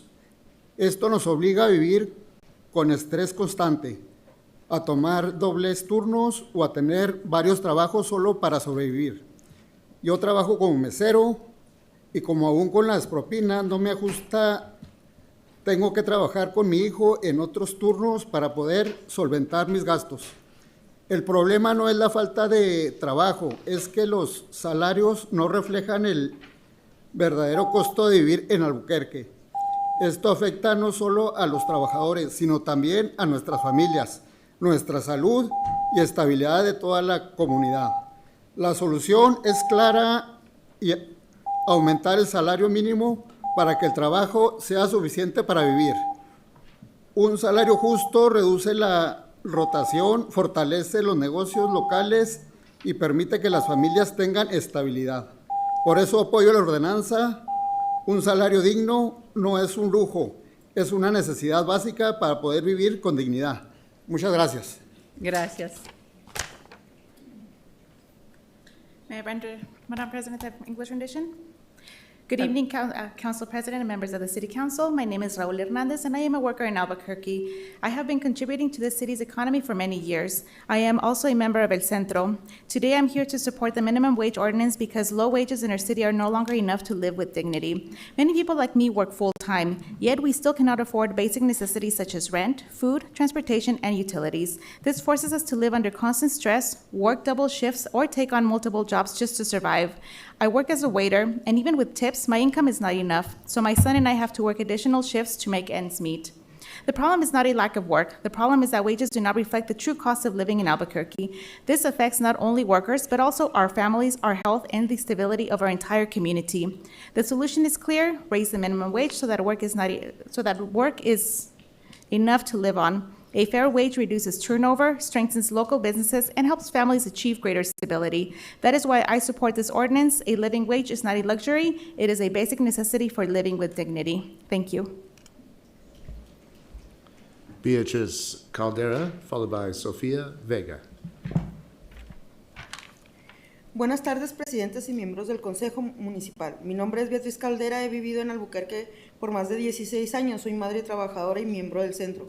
Hoy vengo a apoyar la ordenanza del salario mínimo porque los trabajadores en la construcción, en el cuidado de niños y personas mayores, en restaurantes, en hospitales y en muchos de los trabajos esenciales somos los que mantienen funcionando esta ciudad. Pero la realidad es que a pesar de nuestra contribución, hoy muchas familias trabajadoras ya no podemos vivir con dignidad. Yo soy cabeza de familia, trabajo en un restaurante de cocina y a veces de dishwasher 5 días a la semana. 12 horas diarias. Gano $14 la hora y como no me alcanza para llevar lo necesario para mi familia, en mi día de descanso limpio una casa para tener un sueldo extra. Aún así no alcanza para pagar la renta, la comida, la gasolina, la luz. El costo de vida sigue subiendo, pero nuestro salario no. Por eso hoy les pedimos que apoyen esta ordenanza. Un aumento al salario mínimo no es un regalo. Es justicia para quienes ya estamos sosteniendo esta ciudad todos los días con nuestro trabajo. Cuando los trabajadores estamos bien, toda la comunidad estamos bien. Gracias. Thank you. Excuse me, just as the interpreter, if you can let everyone know, I can say it in Spanish if you want me to, but just to let everybody know that their comments are limited to 1 minute. Se les avisa a todos los participantes esta noche que los comentarios los pueden hacer en español, pero se tienen que limitar al tiempo de 1 minuto. Sí, gracias. Gracias. Good evening, Council President and members of the City Council. My name is Beatriz Caldera. I have lived in Albuquerque for more than 16 years. I am a mother, a worker, and a member of El Centro. Today, I'm here to support the minimum wage ordinance because those of us who work in construction, child care, elder care, restaurants, hospitals, and many other essential jobs We are the ones who keep this city running. But the reality is that despite our contributions, many working families can no longer live with dignity. I am a head of household. I work in a restaurant as a cook and sometimes as a dishwasher, 5 days a week, 12 hours a day. I earn $14 an hour, and because it is not enough to provide for my family on my day off, I clean houses to earn extra income. Even so, it is still not enough to pay the rent, food, gas, and utilities. The cost of living continues to rise, but our wages do not. That's why today we are here asking for your support for this ordinance. A minimum wage increase is not a gift. It is justice for those of us who work already sustaining the city every day with our work. When workers are doing well, the entire community is doing well. Thank you. We'll be going back to Deborah Montoya, followed by Sofia Vega. And you can have your entire minute back, so Okay, apologies. Thank you. As I previously mentioned, I'm here to oppose the Old Town Rail Trail plan for a residential zone vacant lot in Old Town. The residents affected by this project were not informed nor consulted before it advanced. The City of Albuquerque and West Old Town Neighborhood Association, with its small 5-member board, failed to notify residents, which will severely affect neighborhood character, residences, privacy, safety, and quality of life. It would also be located one block of Reginald Chavez Elementary School, and there are so many safety concerns. I respectfully ask Madam President and Council to pause this project, require traffic and safety studies, and work directly with the residents in this process. Thank you for your time and consideration. Thank you. That's everyone's first warning, whoever claps. Sofia Vega, followed by Let's Otto, followed by Brick Jonasy. Good evening, Council Presidents and members of the City Council. I will be reading this in my sister's absence. My name is Sophia, and I'm proud to contribute to our community by providing child care services. Today, I am here to support the minimum wage ordinance because given the economic challenges we are facing, many early childhood education workers need to work 2 jobs just to cover basic expenses such as food, rent, utilities, and other necessities. Even though I earn a little over $15 per hour, I still struggle to make ends meet. Just like many of my coworkers, raising the minimum wage to $15 per hour would provide workers with greater economic stability and help my family meet their basic needs. That is why I support this ordinance, and I respectfully ask you to vote yes. Thank you. Let's Otto, followed by Brick Jonasy, followed by Blake Eliason.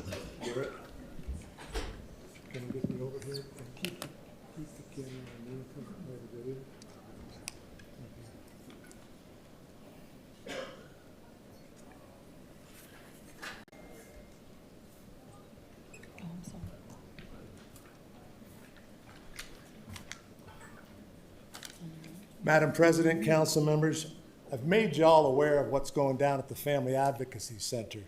And we're talking about how money is spent on legal services because people aren't properly trained. Well, this is what happened to me from a police officer at the Family Advocacy Center.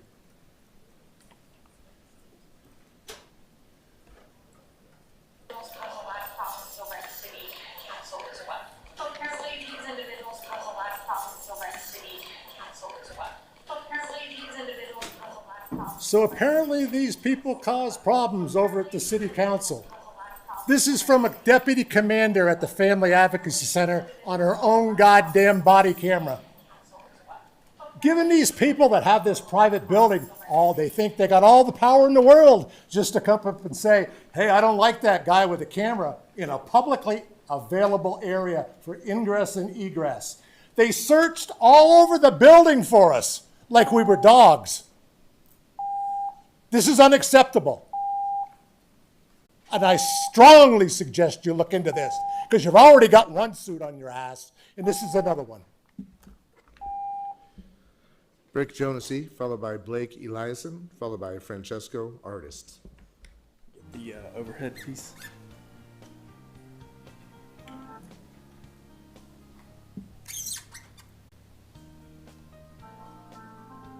Yeah, I'm trying to draw as much attention to it as possible. You know, this guy, obviously. But I do want to talk about something else while this is playing. That public comment thing. I understand it. I think it's a good idea to limit the comment when it's a lot of people like this. But when it's like 50, maybe minute 45. When it's 60, minute 30. When it's 70, I'm talking to you, Pena. Because it's your discretion. Your discretion. You can choose to give people more time when it's more people speaking, right? It doesn't always have to be 1 minute. It's 1 minute this time, but there are, as we were told, over 100 people speaking. That's understandable. 1 minute when it's 50, it's kind of ridiculous, don't you think? Arnold Martinez, I mean, he might as well work for you.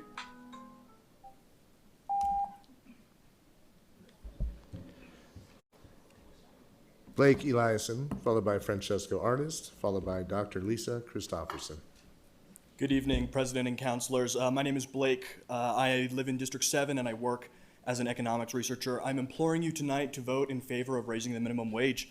You will hear comments tonight against doing so. I would like to inform you that many of those comments will come from an organization called Americans for Prosperity. This is an organization funded by large companies, publicly traded on stock exchanges around the world. And that's okay. Companies have a fiduciary legal obligation to their shareholders, and raising the minimum wage is bad for shareholders. But as you can see, it's very good for Albuquerque, and you do have an obligation to the city of Albuquerque. As such, I urge you to vote in favor of raising the minimum wage tonight. Thank you.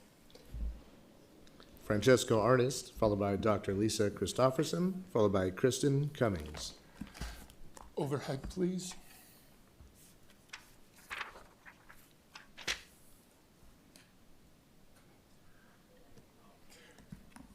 Questo è il libro di preghiera di mia madre, benedetta Dio. Alcune persone prestano giuramento di difendere la Costituzione e le leggi degli Stati Uniti dell'America e del Nuovo Messico. Che Dio mi aiuta. Con la mano sulla Bibbia e ha molto significato. Per altri la Bibbia è un libro semplice. Tanto varrebbe giurare su un rotolo di carta igienica. Le anime che affrontano l'agonia della dannazione per aver recitato il rosario ogni giorno che potessi ascendere la posizione del tuo potere. Pregano che tu ti perata e congeniti alla giustizia. Please restart my timer for English translation. This is my mother's prayer book. May God rest her soul. Some people swear the oath to uphold the Constitution and the laws of the United States of America and New Mexico, so help you God. With hand on the Bible, and it actually means something. To some, the Bible is just a book. May as well be swearing the oath on a roll of toilet paper. The eternal souls facing the constant agony of damnation for saying the rosary every day so that you could be in a position of power, pray that you repent and turn yourself in. Dr. Lisa Christofferson, followed by Kristen Cummings, followed by Audrey Mitchell.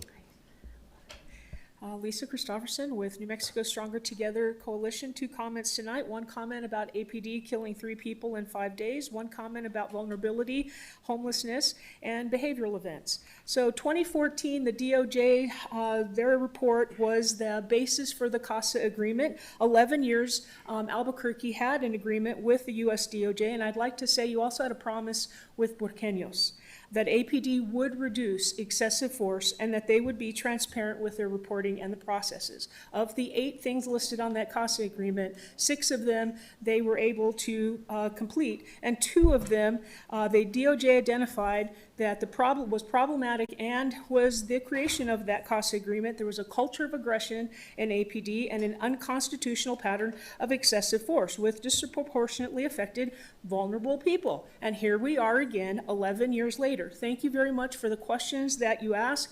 We had a meeting yesterday. Thank you, Councilor Feeblecorn, for attending. That's the #1 thing that we found that was the problem. Thank you. Kristen Cummings, followed by Audrey Mitchell, followed by Trevor Selby. Last Monday, I injured my shoulder while hiking. If you've never worked a minimum wage job, such an injury might be a nuisance. It's annoying, but you have the benefit of health care, paid leave, and savings from a comfortable salary. But what does an injury like this mean to someone making minimum wage? Without the use of my dominant hand, it'd be pretty difficult to fold clothes, or wait tables, or cook. I can lift 50 pounds one-handed, but it better be pretty compact and not cumbersome. So we've just ruled out most retail, food service, a good deal of logistics and warehouse work. What does missing a week of work mean to someone on minimum wage? It won't necessarily put them on the street right away, but it will probably cause them to miss payments on some bills. Late fees add up, and those late fees will compound. Needing to pay late fees means continuing to pay bills late in order to afford last month's late fees, which means more late fees. It means skipping meals because you can't afford groceries. It means going back to work before you're fully healed, risking permanent disability.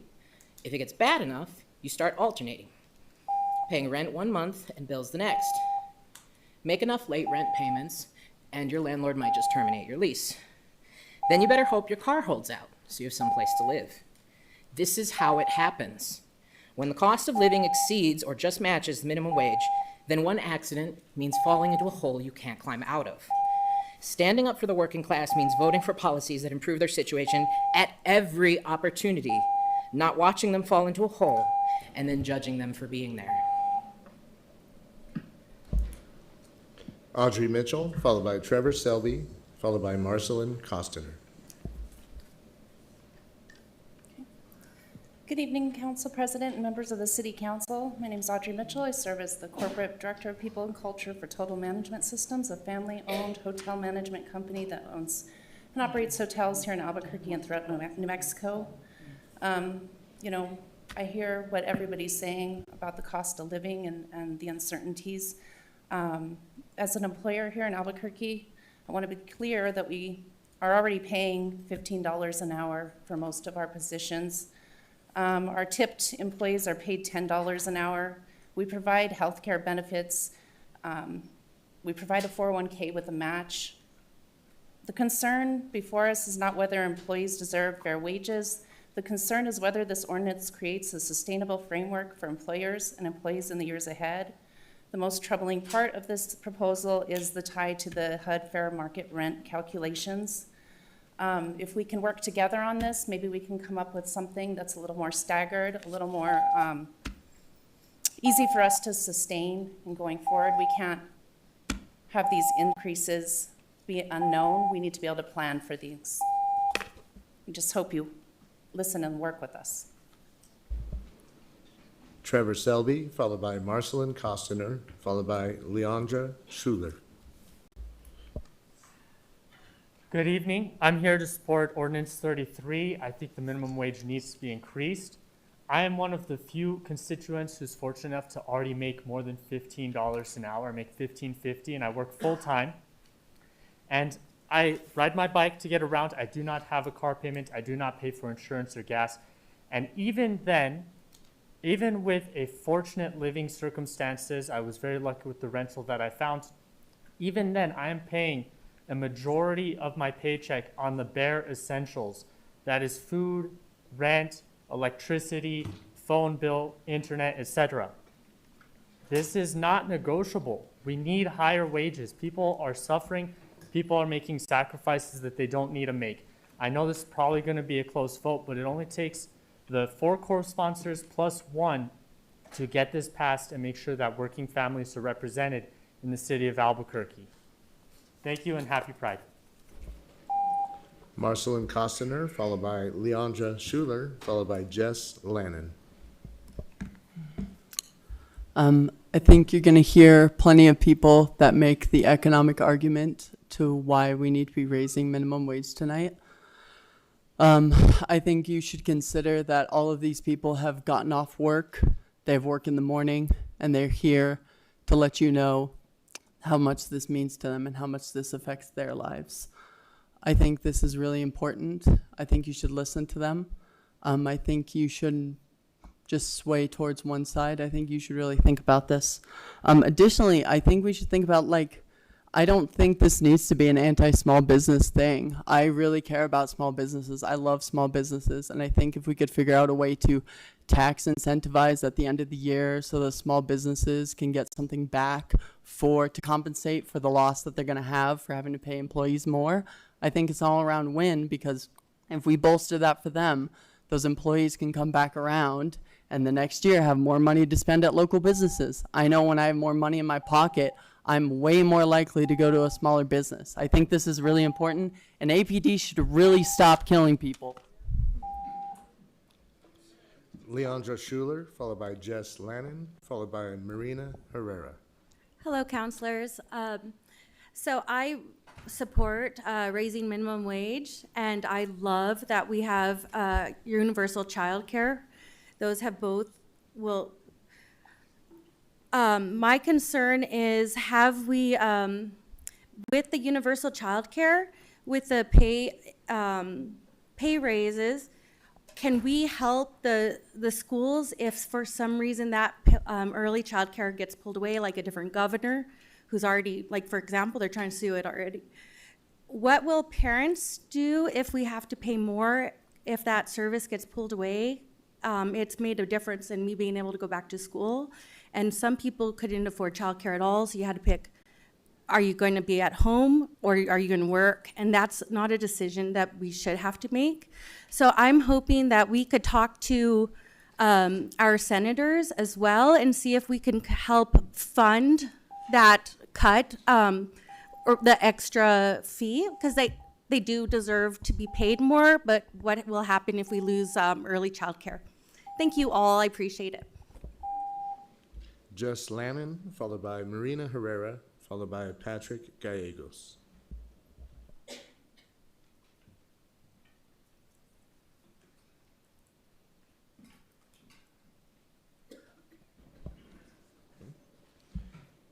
Marina Herrera, followed by Patrick Gallegos, followed by James Freeman. Hi, my name is Marina Herrera, and I'm here on behalf of the Rio Grande Foundation, an economic think tank. I urge you to oppose the plan to raise Albuquerque's minimum wage from $12 to $15 an hour and index that rate to inflation. The problem is that in economics, nothing is free. Arbitrary mandated wage increases are borne by businesses. Between the ever-increasing taxes, the crime crisis, and the expensive costs of security and insurance, small and family businesses cannot survive a 25% increase in wages.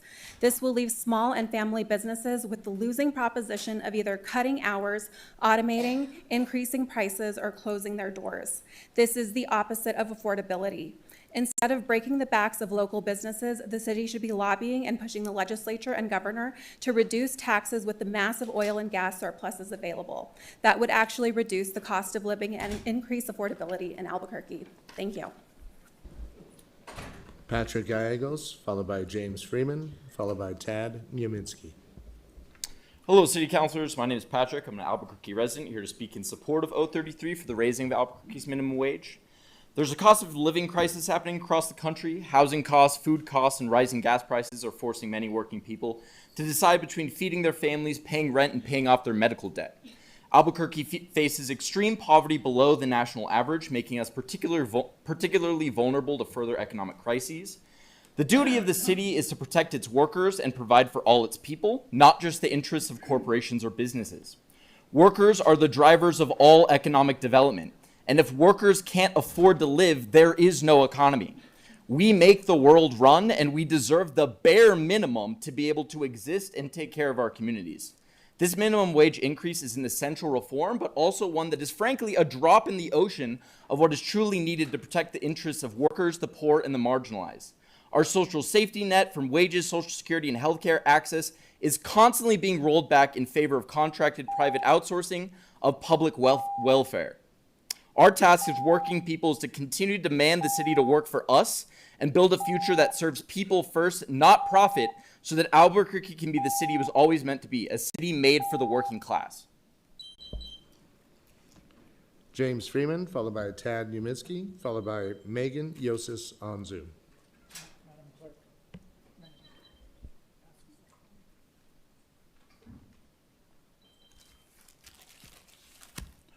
I'd like to tell you about someone I met several months ago. Brittany Means was assigned to one of my 9 pit shifts during the last count. Right away, I could tell something was different about this young lady. She approached the survey taking with complete fearlessness. Later, I discovered she was an award-winning author. I picked up her book and couldn't put it down. To say it touched me profoundly would be an understatement. Miss Means was born dead and then lived for a while in a car and later in a huge black barn out in the cornfields of rural Indiana. A graduate of Ball State University and the University of Iowa's nonfiction writing program, her debut memoir, Hell If We Don't Change Our Ways, earned a Kirkus-starred review and picked as Best Book of Fall 2023 by People magazine.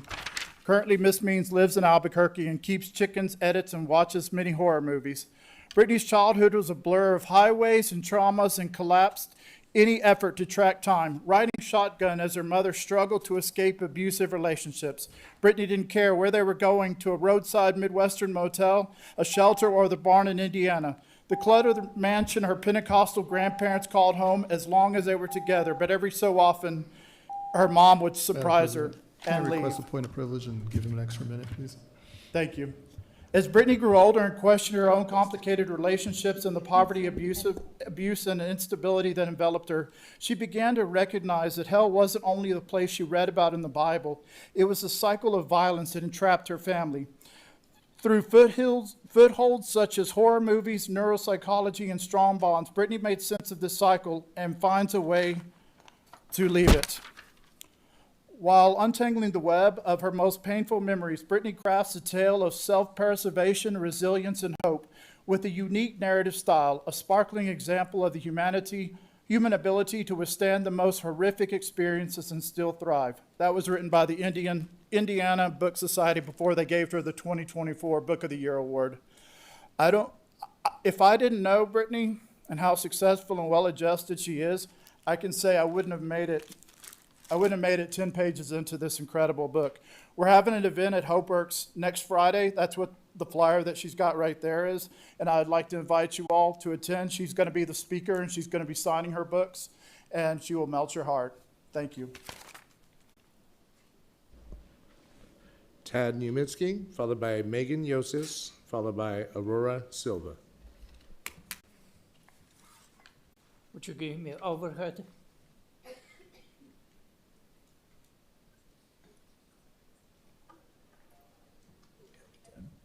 That's good enough. Yes. My name is Ted Niemiecki, and I am really tired. Here is, after meeting Ms. Lopez or Mrs. Lopez at City Council office, spending about outlining issue, what we have problem sitting with City Council, about 5 or more points violating our civil rights, including racism, sexism by Clarissa Pena. That is everything that's criminal. We're going to the Department of Justice and then civil. And a lot more be done and expose City Council at, and I don't have time.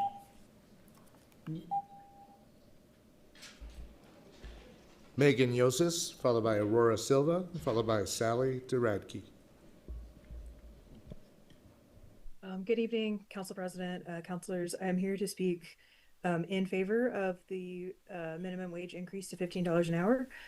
So there's all kinds of evidence that people are struggling with increased prices and stagnant wages, especially the price of housing. Only 5% of apartments that cost less than $800 a month are vacant on average, compared to 26% of rentals costing more than $2,000 a month. So people are snapping up affordable apartments, but there are few buyers for anything higher end. There's been a lot of discourse with this council on ordinances to require pooling and to make slumlords keep apartments safe and livable. An increase in the minimum wage will increase people's purchasing power and cause living conditions to improve. People's mental and physical health will improve. When working class people make more money, that money moves through the community and generates additional economic activity.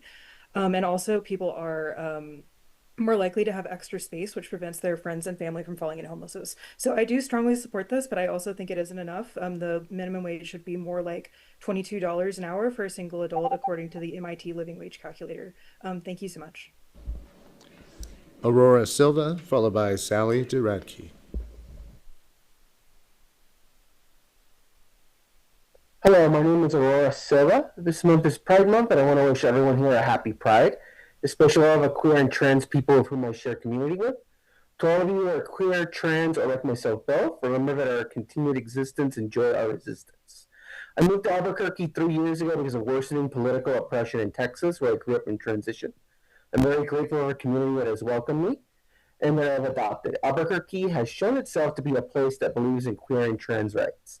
But queer and trans rights are more than just the explicit rights like access to gender-affirming care or the ability to marry and raise a family.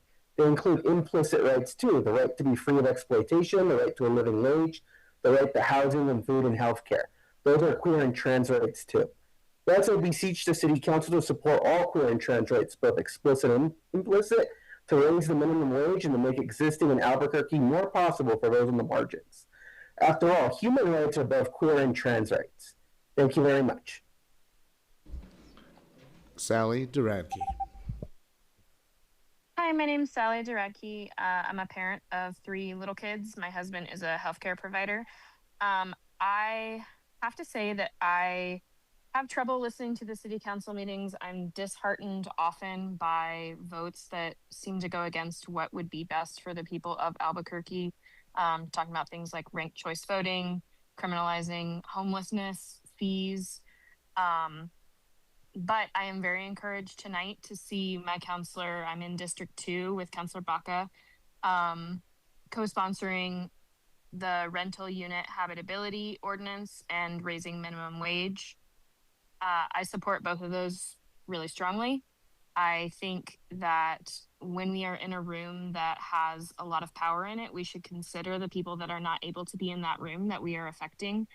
And the people that are being affected a lot by this are working class people of Albuquerque that can't be here tonight because they are working their minimum wage jobs. So please consider those individuals as you are making your vote tonight. Thanks. Up next, we have Harold Pope Jr., I believe. Senator Harold Pope Jr.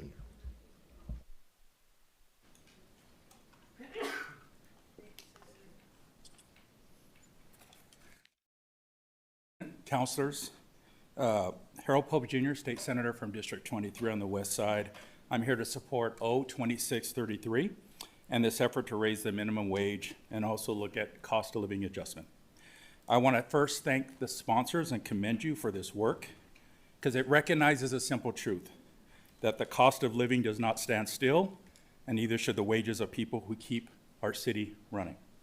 Everyday Albuquerque residents are working hard, serving our food, caring for our loved ones, stocking shelves, cleaning buildings, and keeping businesses operating.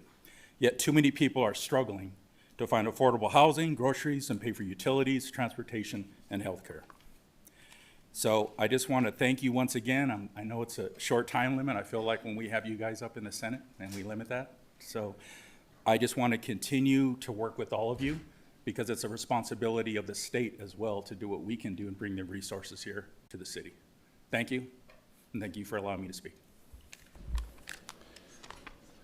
Madam President, I could not find Gary Lucero in Zoom, so that concludes general public comment. Thank you very much.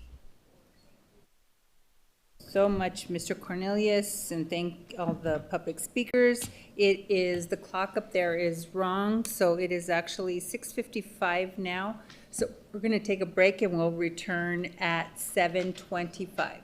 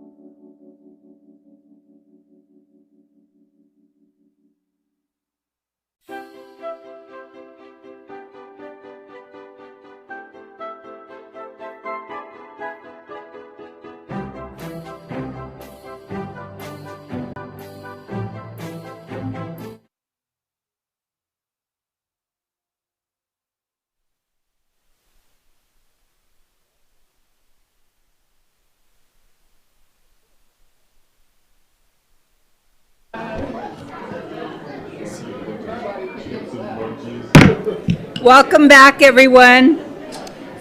We are now on item 14, final actions. Thank you, everyone. So this is 033. Thank you.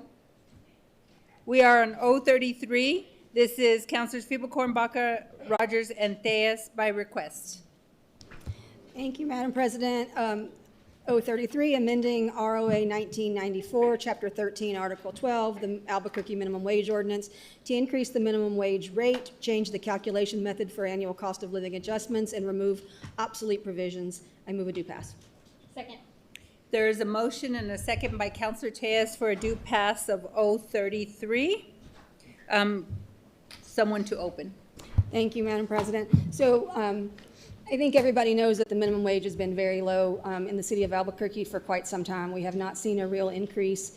And right now, if there are two people living together in our city, both working full-time minimum wage jobs, they cannot afford a two-bedroom apartment.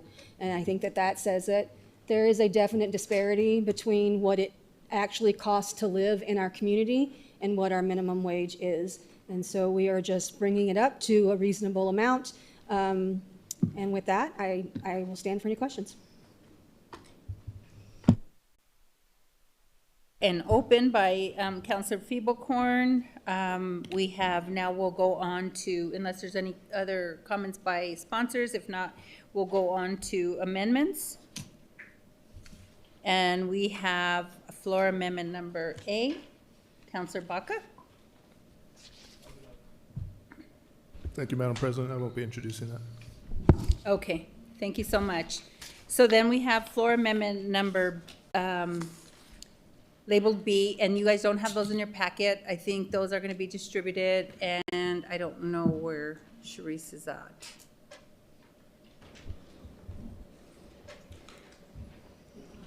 Ms. Kuladon. Madam President, in the meantime, I can get the amendment shared up on the screen if you'd like. Okay, why don't we do that? It's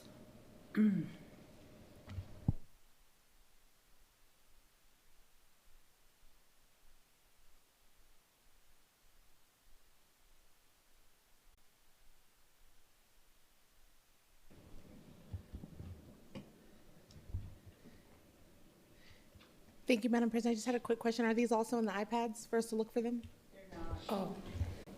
Madam President, we can add those We'll as just well go ahead and go to moment. public comment first. Why don't we do that? Mr. Cornelius, can you call the first speaker? Thank you, Madam President. Our first speaker is Grace Dukes, followed by Sarah Towns, followed by Carol White. No business which depends for existence on paying less than living wages to its workers has any right to continue. That is not radical. That is basic human decency. FDR said it in 1933. It is still true today. My roommate and I don't know if we can afford to renew our lease when rent goes up in December. The only way that we can afford rent is because we live in subpar Class C housing that isn't up to standards. I'm lucky I have parents I can call. Most people don't. And over half of renters are cost burdened right now. That is exploitation. Raising the minimum wage does not hurt honest businesses. The opposition to this is coming from corporate bad actors who decided that their profit margins matter more than whether their workers can feed their families. This council has a choice.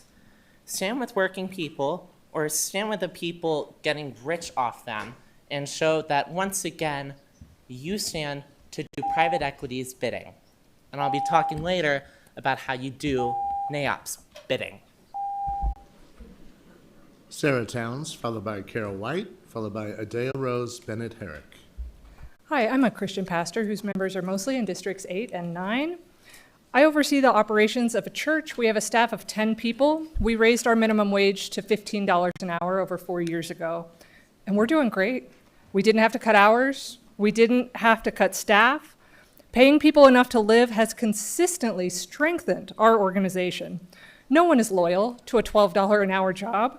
Recruiting, training, lost productivity cost businesses thousands. In the 3 years after Denver raised its minimum wage, the city outpaced the rest of Colorado in job growth, wage growth, and Sales tax revenue. Beyond economics, my faith teaches us that we are all created in the image of God, and work should not trap people in poverty. The only businesses hurt by this will be the ones who survive by paying people less than they can live on. That's not a business model worth defending, morally or economically. Thank you. Carol White, followed by Adele Rose Bennett Herrick, followed by Mitchell Gibbs. Can I have that overhead?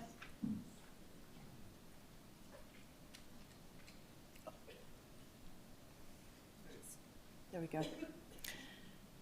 Madam President, members of the council, my name is Carol White. I'm the CEO of the New Mexico Restaurant Association and represent the majority of restaurants in Albuquerque, 70% of which are small independent restaurants.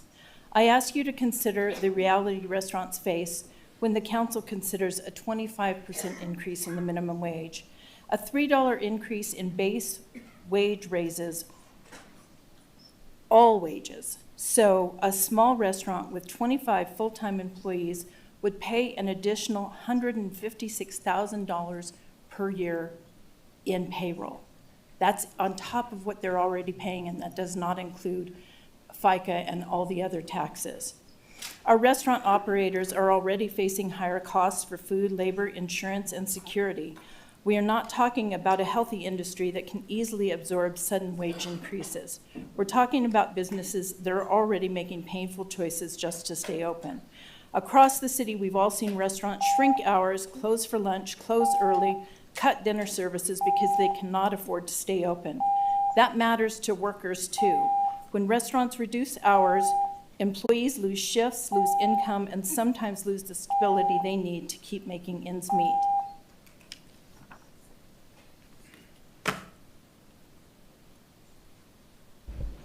Adele Rose Bennett Herrick, followed by Mitchell Gibbs, followed by Paloma Para.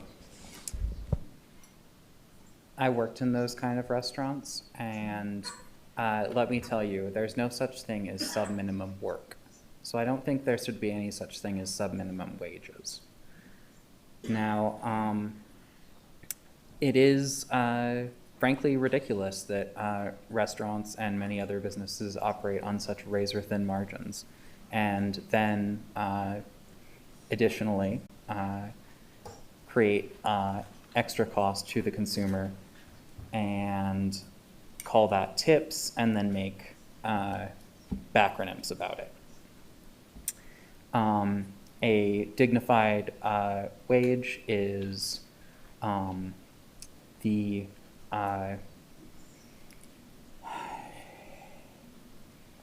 it's the real solution here, and this will separate the good restaurants from the bad restaurants. This will separate workers from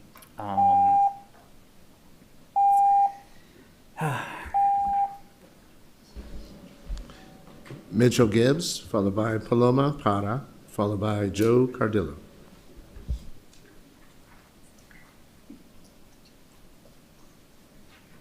So in a former life, I was a property manager, and it's relevant to the topic of raising the minimum wage.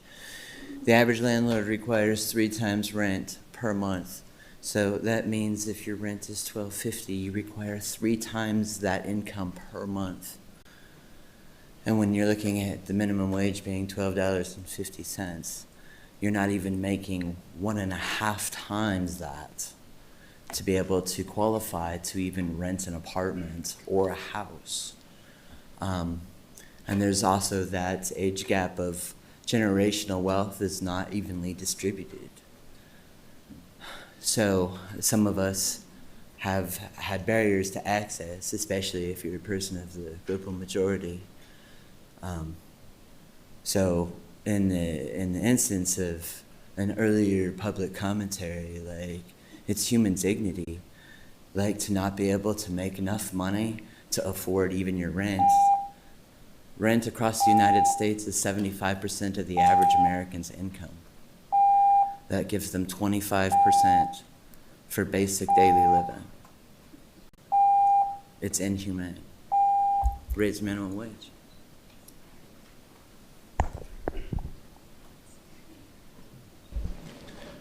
Paloma Para, followed by Joe Cardillo, followed by Araceli Monnier.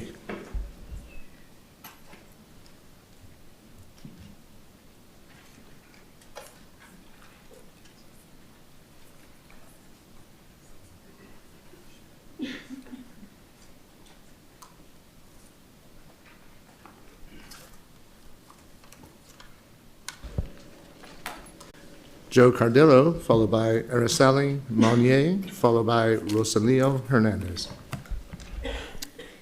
Good evening, Council President and Councilors. I noticed that I'm paying $2 more for a bottle of salsa currently in the last couple of months. I'm also paying a lot more when I go out to eat. I'm paying a lot more for gas. Really just kind of paying a lot more for pretty much everything. And I kind of wonder, you don't have to put your hand up in the room, but if your costs have gone down in Albuquerque, go ahead and raise your hand. I don't really have to turn around to get an answer to that. So if the costs have gone up and the cost of housing has gone up, wages can't go up? Where's that $2 for that salsa bottle going? Where's that extra $1.50 on my plate of huevos going? I mean, I'm not mad at our small businesses and local businesses. I understand, I've run a business, not a restaurant, but I've run a business. I understand there's a business model to be had and to pay attention to, but raising the minimum wage is pretty much common sense, and I'm glad to see some councilors put it forward, and I'd like to see it passed as written, because it's very well written. This ordinance puts responsibility back onto employers where it belongs. If you can't pay a living wage, there's a problem with the business model. Workers and taxpayers, like all the folks in this room, shouldn't be subsidizing companies that pay poverty wages. Full stat. Pass the bill, pass it as is. Thank you very much. Araceli Monnier, followed by Rosalio Hernandez. Buenas tardes, presidente y miembros del Consejo Municipal. Mi nombre es Araceli Monge y he residido en esta ciudad por más de 25 años y soy miembro del centro. Hoy vengo a apoyar a la ordenanza de salario mínimo porque yo he laborado hasta en 2 trabajos distintos en un restaurante donde me pagaban 14 la hora. Y aún así, junto con el sueldo de mi esposo, no alcanzaba para cubrir una renta de casa ni para sobrevivir. Después, con gran esfuerzo y logros académicos, ahora logré un trabajo como asistente de educación especial en APS, donde ahora gano $23 la hora. Pero aún así, con mi sueldo y el de mi esposo, la realidad sigue siendo difícil. El pago de automóvil para poder trabajar, la gasolina, los servicios, la comida y la renta de casa de $2,300 hacen que cada mes sea una lucha constante. Por eso pido la aprobación a la ordenanza por la situación económica que nos aqueja día con día debido a los altos costos de vida y bajos salarios que estamos experimentando en esos momentos. Gracias.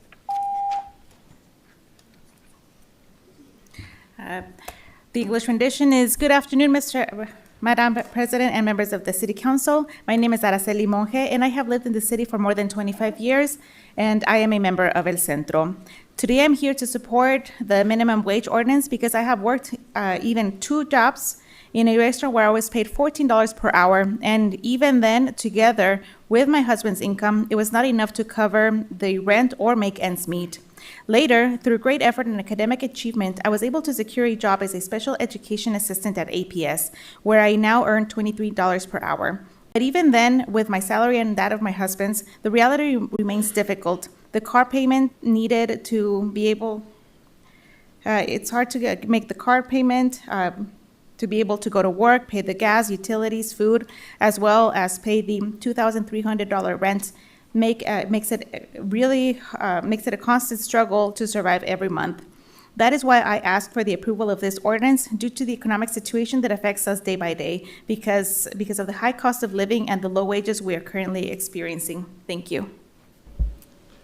Rosalio Hernandez, followed by Nora Nevarez.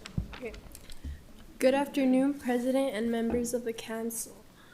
My name is Chelsea, and I will be reading my uncle's testimony. My name is Rosalio Hernandez. I am a member of El Centro and the owner of Taqueria Mexico for the past 30 years. Today, I am here to support the minimum wage ordinance because in my experience, when wages are too low, workers not only struggle to cover their basic needs, but they also live under constant stress, which affects their stability and their performance to work. This results in high turnover, frequent absences, and constant need to train new staff.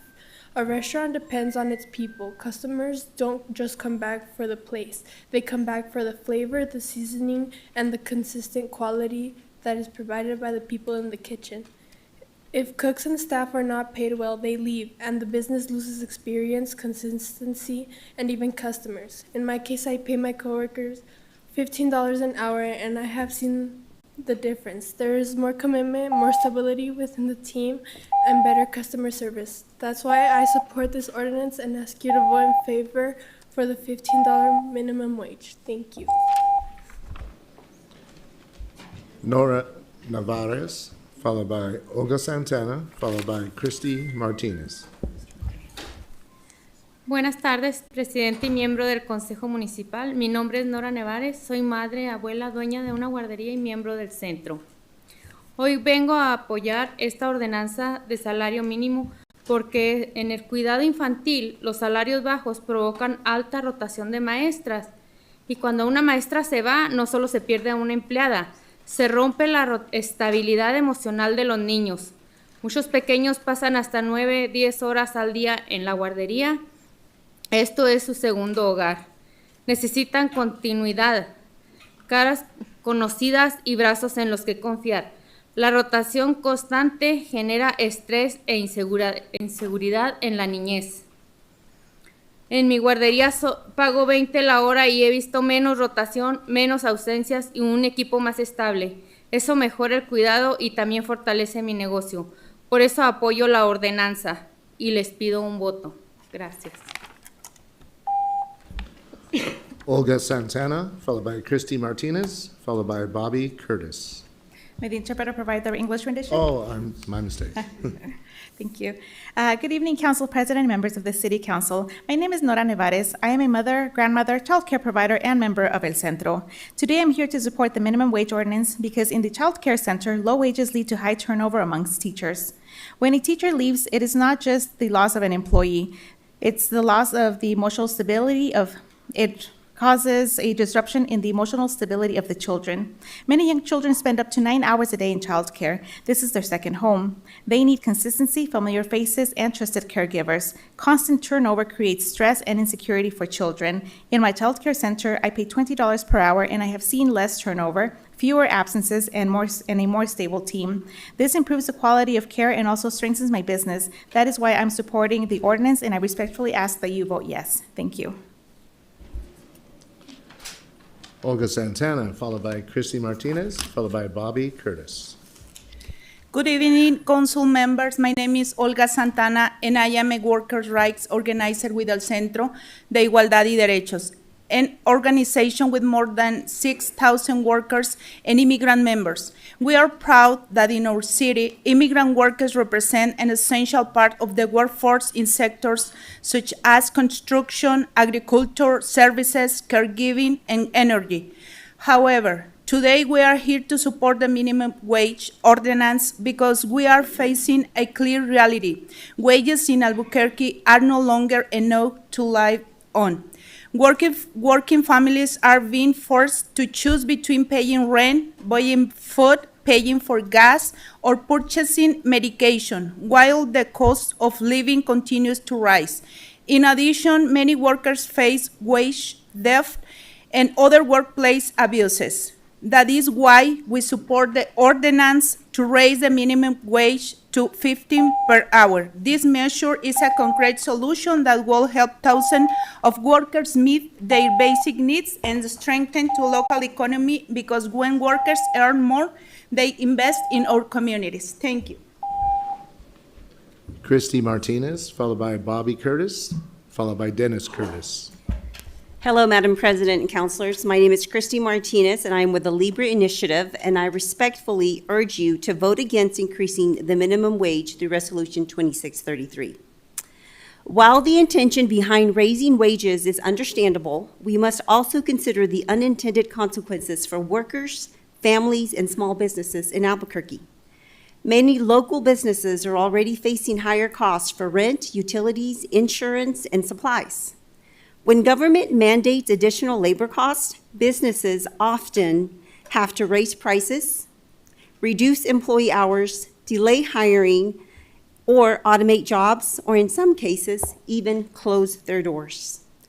The people most affected are often the very individuals we seek to help: entry-level workers, immigrants like myself, young people seeking their first job, and small businesses, business owners trying to create opportunities in our community. When labor costs rise faster than productivity or revenue, fewer opportunities become available for those seeking to enter the workforce. Thank you. Bobby Curtis, followed by Dennis Curtis, followed by Allison Riley. Good evening, Madam President. My name is Bobby Curtis, and I am from Americans for Prosperity. I urge you to oppose the proposed minimum wage increase. At Americans for Prosperity, we believe everyone deserves the opportunity to succeed and to earn higher wages. The question is whether a government mandate is the best way to make that happen.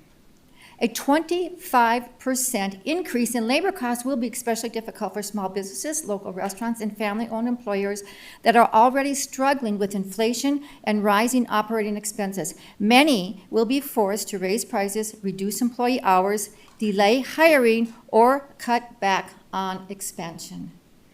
Many employees will also be terminated.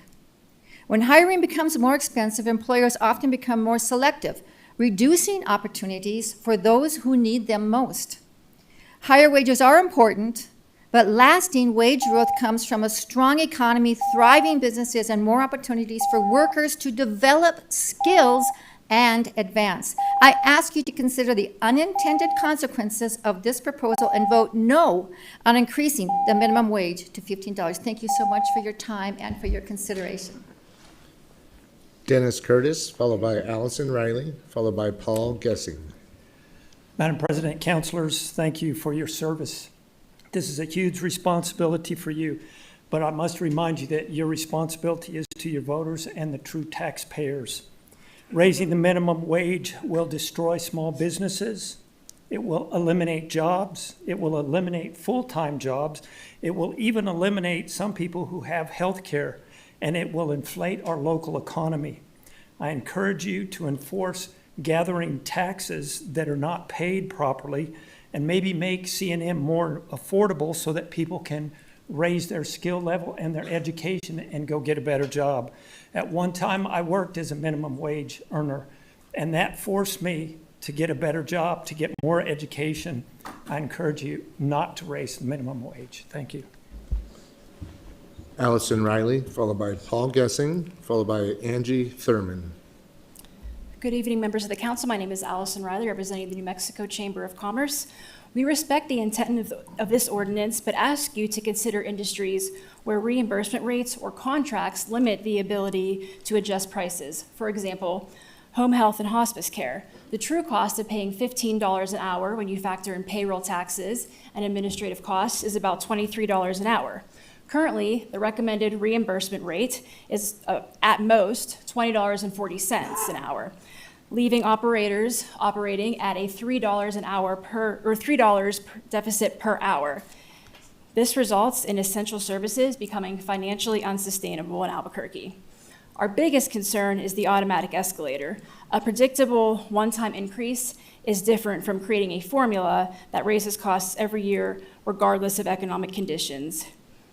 Economists in the bluest areas of the country have also backed up these propositions, claiming that businesses will cut positions, hire hire one person for two roles, or invest in automation. So we urge you to consider alternatives that support both employers and businesses. Thank you. Paul Gessing, followed by Angie Thurman, followed by Kieran Hill.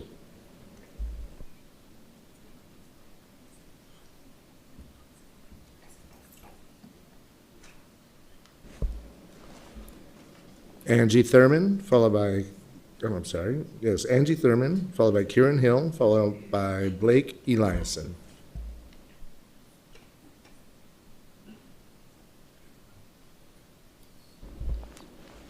Kieran Hill, followed by Blake Eliason, followed by Denise Four. Hello, my name is Kieran Hill, and I'm here to argue against raising the minimum wage. I understand why people want it, and I understand a lot of that, but realistically, it doesn't do very much good.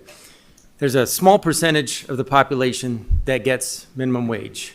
When minimum wage is raised, a percentage of those people will do better and they'll make a little bit more money for a short period of time until inflation makes it null. But what we won't see is we won't see the people who can't get a job. Immigrants, a homeless person trying to not be homeless anymore, trying to get a job, and won't get hired because they've raised the standard above where he can begin to participate in the economy. Minimum wage shouldn't be a career, and it shouldn't be a living wage. It should be a starting job, and it should be something to help you to get somewhere better. Thank you. Blake Eliason, followed by Denise Four, followed by Joseph Four.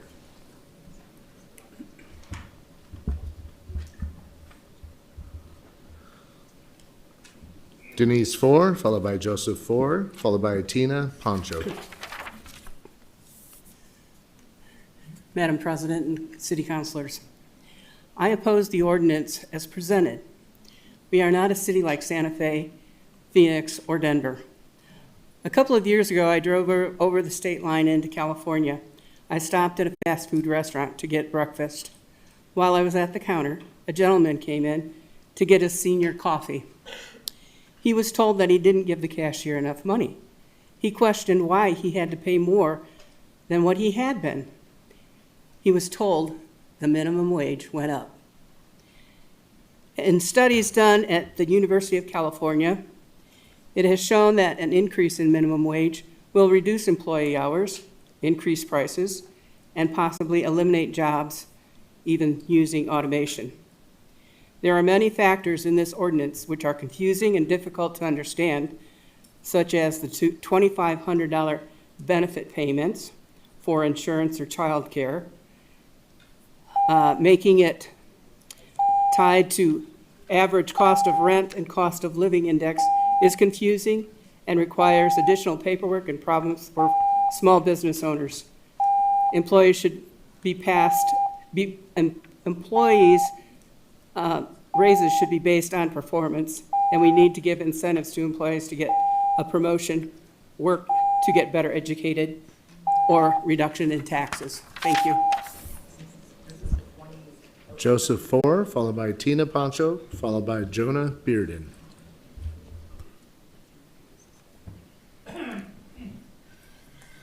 Madam President, councilors, my name is Joseph Four, and I am speaking in opposition to the minimum wage increase. I believe what we're dealing with here, based upon some of the earlier comments, that an exhaustive study has not been done, research hasn't been done, businesses haven't been consulted.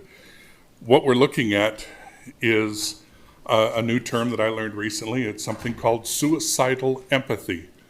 And that is when compassion becomes the highest good, trumping truth, boundaries, and survival, it stops being compassion. It becomes suicide for the society that is trying to bring this forward. If we don't do enough study, if we don't look at this properly, we are actually doing more damage to the people that we are pretending to help because we are so empathetic in their cause. Thank you very much. Tina Poncho, followed by Jonah Bearden. I'm going to ask the security to exit them out. I think that when people are making public comment, I think that everybody has their due in front of this council, and I don't think that we should be ridiculing anyone.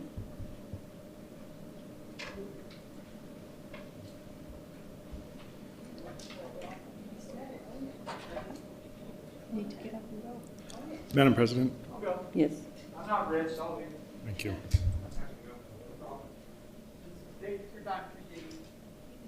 It was actually Adele Rose. Adele?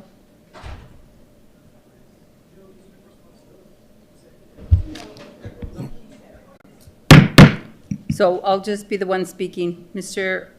Adele Rose, can you please leave?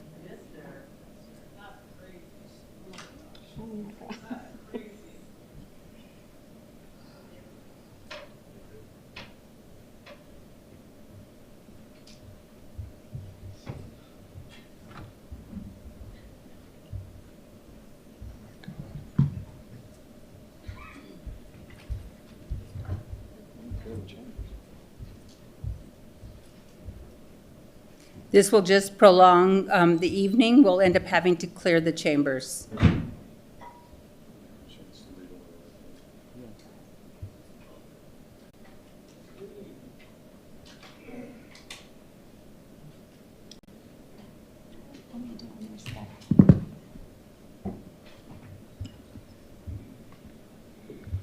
We're going to take a 5-minute recess. Thank you very much.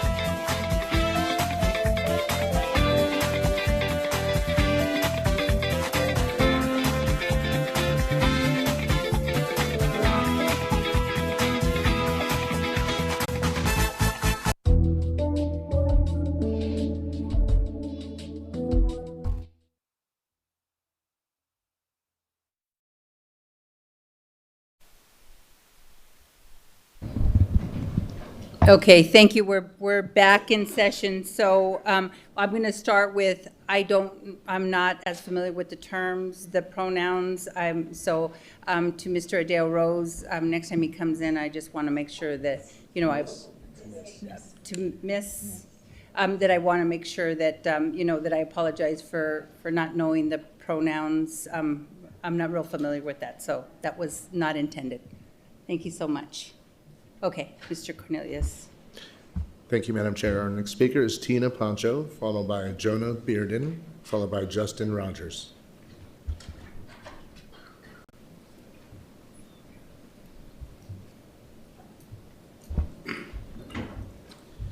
Jonah Bearden, followed by Justin Rogers, followed by Mona, Madison Potter. Good evening, Madam Chair, members of the council. My name is Jonah Bearden. I'm a business, poli-sci, and public service student at the University of New Mexico, where it is against policy to mispronounce someone. Just wanted to say that. I support the minimum wage increase with a huge but. The narrative is two-sided. One supports minimum wage increase to match the living wage, and the other does not support it for business concerns. Raising minimum wage has the potential to support both sides if, and only if, the cost of living decreases in hand. This is a great ordinance for the majority of Burqueños if you balance it with providing equal, equitable, and no barrier to entry public services like making housing affordable, transit, rehabilitation, healthcare, etc. The concerns raised are valid because these local small businesses do not have to trust in you all yet to know that their investments into their employees is going to the correct place. They would be satisfied in the end because their operating expenses would decrease because of it. Please increase the minimum wage and decrease the living wage with your future actions like not criminalizing marginalized groups who have been failed by our current systems that are wasting tax dollars. Happy Pride Month and thank you all. Mr. Cornelius, I think that it is muted on Zoom, we're being told. So okay, great. Thank you so much. Thank you, Madam President. And to the last speaker, I'm sorry, I was trying to figure out the Zoom on mute. I agree with you. I think we should learn that, that was an error, so apologize. Okay.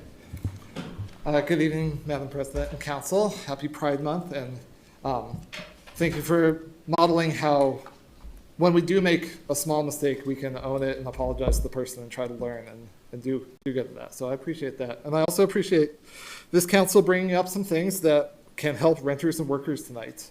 I know lots of us are not always here to say, oh, we're so happy with this council. In fact, you hear a lot more than negative, but I want to say thank you for bringing up these ordinances tonight.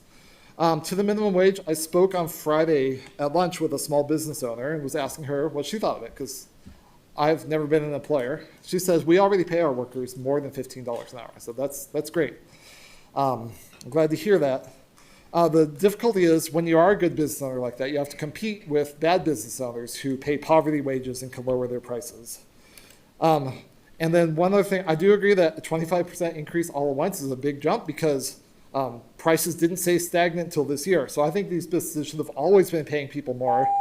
The minimum wage went up in 2023. They could have gone up $1 a year each of the last 3 years. And if someone had done that, they would owe their minimum wage employees about $9,000 of back wages for that gradual increase. So that would be my proposal. Please pass this ordinance. Mona Madison Potter, followed by Mara Jans, followed by Kristen Cummings. Good evening, Madam President and council members. My name is Mona Madison Potter. I am a local business owner, but I'm going to speak about a good personal friend of mine that could not be here tonight that demonstrates how this will impact the whole community. She owns 2 restaurants, one on the west side in Albuquerque, one in Santa Fe. Minimum wage in Santa Fe is higher. Her expenses are higher, cost of food is higher. She said if you guys pass this, her prices absolutely have to go up, or she has to lay off people or cut new hires. I think that's a great example of why we need an economic study, why we need the small business input, and I think it'd be, I'm trying to think of the right word. It would behoove you to do those studies before you make this vote. Therefore, I encourage you to defeat this at this point. There's no doubt there's a crisis with the cost of living. There's no doubt everybody would like a $3 an hour raise. I think this is short-sighted in trying to fix a problem that's bigger than a $3 wage increase. Thank you. Mara Jans, followed by Kristen Cummings, followed by Justina Galloway. Good evening, Madam President and councilors. Please vote no on increasing the minimum wage from $12 an hour to $15 an hour. I am a retired APS school teacher. When I was getting my education degree, I also had 3 part-time jobs.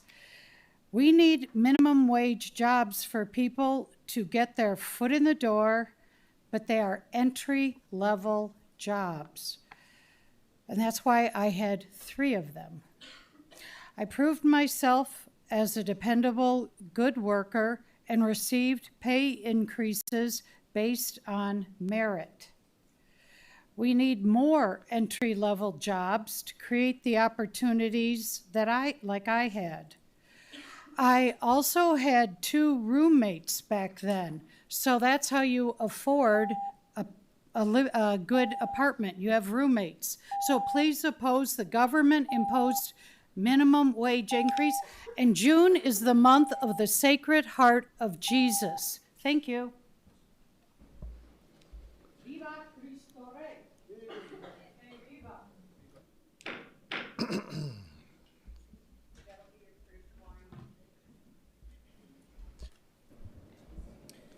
Kristen Cummings, followed by Justina Galloway, followed by Matthew Stackpole. Minimum wage carries a stigma in this country. If you earn a minimum wage, you're seen as lazy, even if you work double shifts. If you earn minimum wage, you're seen as stupid, even if you graduated during a recession and had to compete with veterans with 15+ years experience in your field.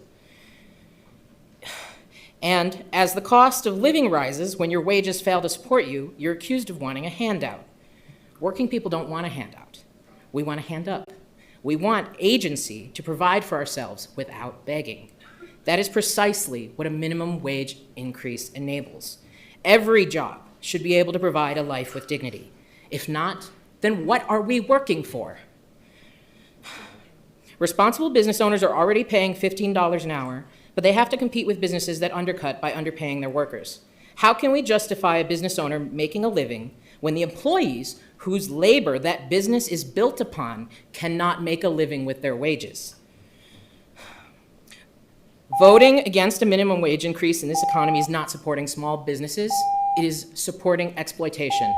And quite frankly, I don't want to support a business that isn't going to pay its workers a living wage. So I'm going to do my own audit of all the businesses I support, and anyone, if this does not pass, who does not pay a minimum wage to their employees, I will be personally boycotting. Let's see how good that is for business. Justina Galloway, followed by Matthew Stackpole, followed by Prakash Sundaram. Madam President and Council, my name is Justina Galloway. My first job taught me responsibility, communication, and work ethic, as well as I was raised on small businesses. Entry-level jobs are often stepping stones that will help people gain experience and move up. I'm concerned that raising the minimum wage to $15 could make it harder for young people and those entering the workforce to get that first opportunity. When labor costs rise significantly, employers may hire fewer inexperienced workers or expect more experience for jobs that were once entry-level, as well as creating major challenges for small business owners or young people that desire to own a business and could deter them from pursuing that option. I encourage the council to protect opportunities for future workers by voting no on this proposal. Thank you. Matthew Stackpole, followed by Prakash Sundaram, followed by Nathan Manning. Madam President, members of the council, my name is Matthew Stackpole, and I'm Government Affairs Executive Vice President for the Albuquerque Chamber of Commerce. The Chamber recognizes the rising costs are a serious concern for Albuquerque families, workers, and employers. However, 2633 is not a targeted housing policy or a carefully measured economic development proposal. As drafted, it is a significant new wage mandate on local employers who are already facing higher rent, insurance, utilities, supply costs, taxes, and other operating pressures. The Chamber opposes this ordinance as drafted. At a minimum, we could not even begin to consider support unless three major changes were made. First, the increase to $15 an hour must be phased in over 3 years. Albuquerque's effective minimum wage is currently $12 an hour, so moving it to $15 at once is a 25% increase in the wage floor, and that affects payroll, taxes, overtime pricing, staffing, and ultimately the cost paid by customers. Second, the fair market rent component must be removed from the annual adjustment formula. Local businesses should not be held responsible for rising housing costs that are driven by many factors outside their control. Housing affordability is important, but it should be addressed through housing policy, not by tying payroll obligations to two-bedroom rent estimate. Third, this ordinance should be referred to a standing committee for stakeholder input and economic analysis for action. Thank you very much. Thank you for your time. Prakash Sundaram, followed by Nathan Manning, followed by Marcelin Coster. Madam President, councilors, thank you.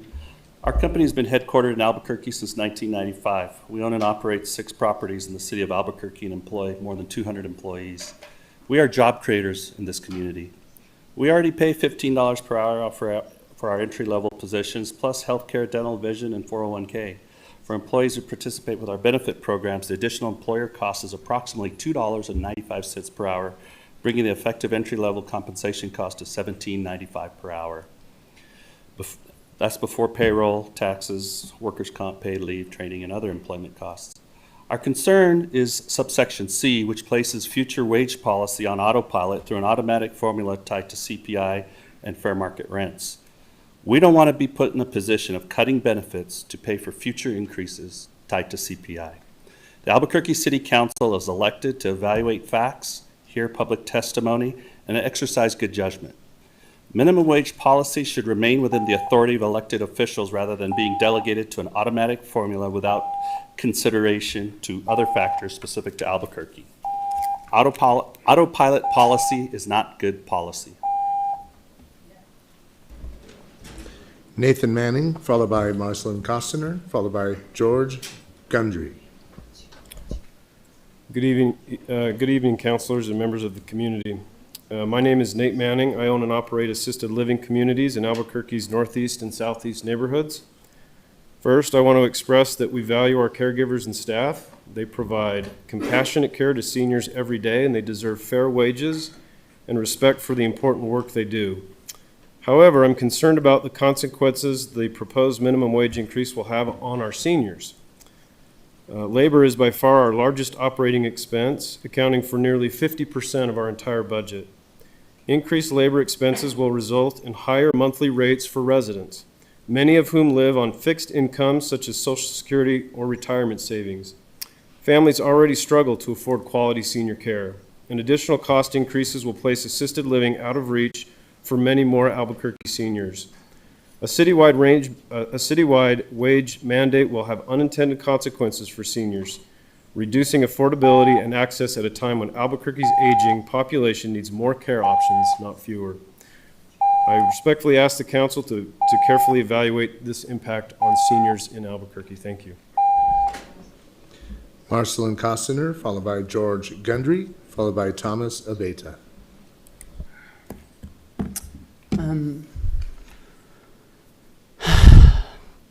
I've heard a lot of mention of rising costs tonight, and I think the understandable end to that for all of us is that our costs are going up. It's getting more and more expensive no matter where you're at. We're in the same damn boat, you know, and it's crazy to have us fighting each other and tearing each other apart over this stuff, whether, you know, I can't survive as a business and I can't survive as a human being working at this business.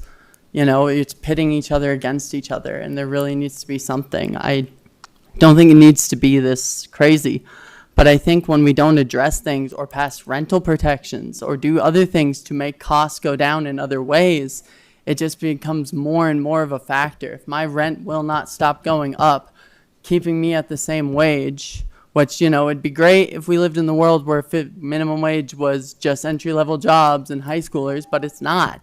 I also want to mention, great to see the Koch-founded Americans for Prosperity here, and that I heard business owners earlier talking about automation, talking about seething at when will I be able to have automated dishwashers? When will I be able to do that?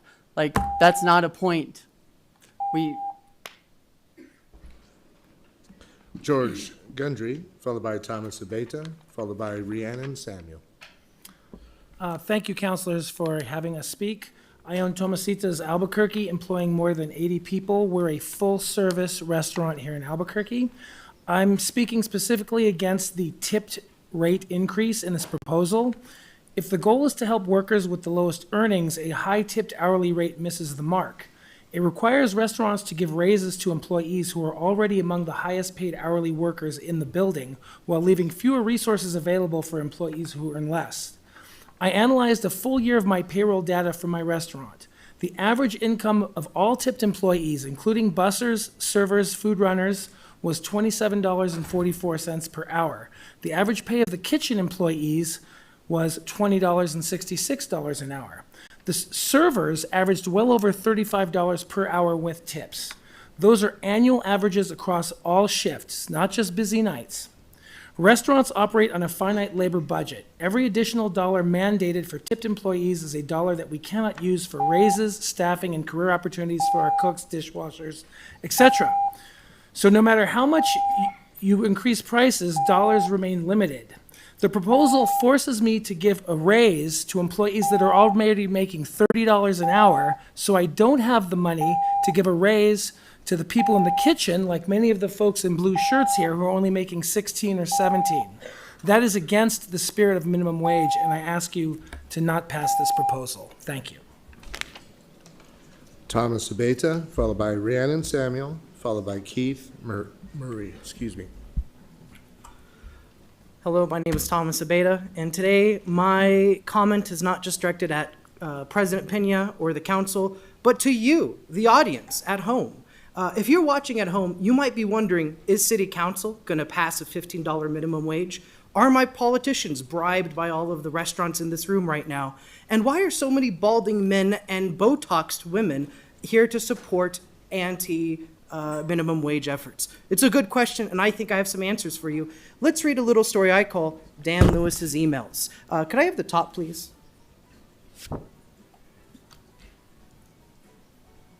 One second. If I could have like 5 seconds back so I could show this. The top? Oh, it's coming. There we go.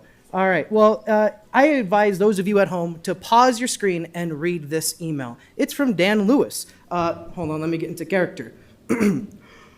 Steve, would you make a specific list of me of lines in the bill that you would delete out? I realize that you would like to delete the entire bill, but this is one strategy that I can use to kill it.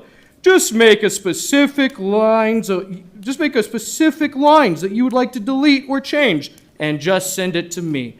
That's to our folks over at the Apartment Association of New Mexico, Steve Grant. So if you're wondering, thanks for the top, I appreciate that. Are my politicians collaborating with the lobbyists in this room to make their bills happen or to kill the ones they don't like? The answer is yes. Here it is. Dan Lewis sends the information he wants to his lobbyists. They say, here's the language I want. Delete this, write this, put this amendment in, and I'll do it for you. That's what Dan Lewis's game is. But that's not all, because on his own campaigns, he says he's funded by the Realtors Association. Well, I was looking at Councilor Pena's campaign materials, and it says of that association, of that fund, who's funding it? The Restaurant Association. We've heard from them tonight. Well, here's my question to you, Dan. Since those folks over at the Restaurant Please direct your Association comments to print me. media for you and your campaign, are you direct going to your do what they comments to say me. the way that we want the other workers? Do you This is represent your them or second your voters? warning.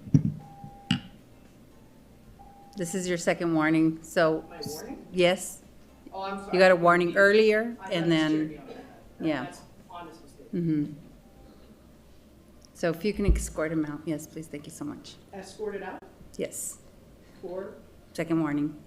my second warning on being escorted out? Mm-hmm, yes. Could I at least have a little bit of understanding of why I'm being removed? From Those this are the country? rules. I don't know if the director wants to mention the rules. Am I alone here by chance, my own representative or anyone able to speak up on my behalf here? I'm scheduled to speak more, and I haven't really insulted anyone else. I haven't gone out of my. This was your second warning, so, and this is going to be your third warning, so you're escorted out. Clarification on why you're removing them. Because those are the rules.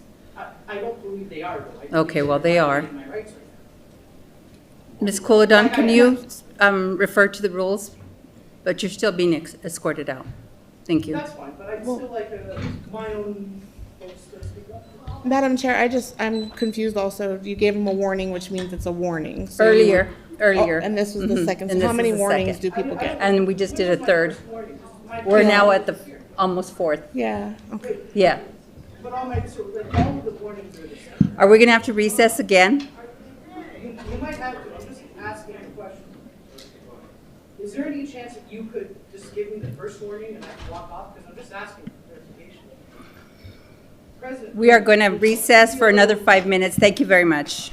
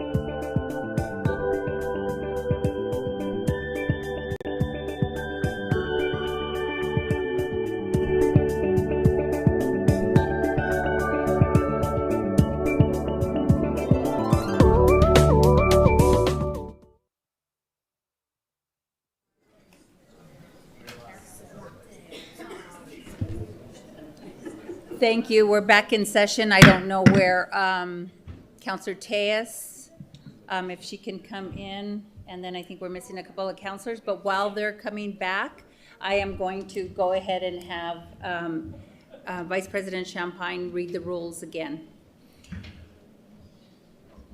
Thank you, Madam President. With regard to decorum in the chambers, we want tonight's proceedings to be as civil and respectful as possible. Please do not make any personal attacks, and please no applauding, snapping, or other outbursts during the meeting. The President will provide one warning to anyone causing a disruption. Upon a second or continued disruption, that individual will be asked to leave the chambers. If necessary, security will be asked to escort that person out of the chambers. Such removal from the chambers will be effective for the remainder of the meeting. If continued disruptions occur, the President may recess the meeting until order is restored, and if necessary, may clear the chambers of persons participating in that disturbance. The meeting will go a lot smoother if we are respectful of one another. Madam President. Thank you, Vice President Champagne. Mr. Cornelius, can you please call the next speaker? Thank you, Madam President. Rhiannon Samuel, followed by Keith Murray, followed by Vanessa Spinazzola. Thank you. Is it on? Good evening, counselors. Thank you for your patience tonight, hearing from so many people with a lot of passion and differing opinions. My name is Rhiannon Samuel, and I represent NAOP. We represent the built environment and thousands of employees across New Mexico. NAOP joins a broad coalition of businesses and industry organizations in opposition to O2633. Albuquerque is competing for everyday jobs, investment, and business expansion. Policies that increase labor costs, particularly when combined with rising taxes, insurance costs, regulatory environments, and construction costs, it makes it more difficult for employers to grow, hire, and invest in our community. A strong economy is ultimately what drives wage growth. We should focus on policies that attract employers, expand housing supply, and create pathways to higher paying careers rather than adopting measures that may have unintended consequences for job creation and economic competitiveness. For those reasons, NAOP stands in solidarity with our industry partners, and we respectfully urge you to vote no. Thank you. Keith Murray, followed by Vanessa Spinazzola, followed by Tiffany Cunningham. Good evening, Madam President, council members. My name is Keith Murray. I own two businesses here in Albuquerque. We moved here for those businesses. My partner, Jennifer, she was born here.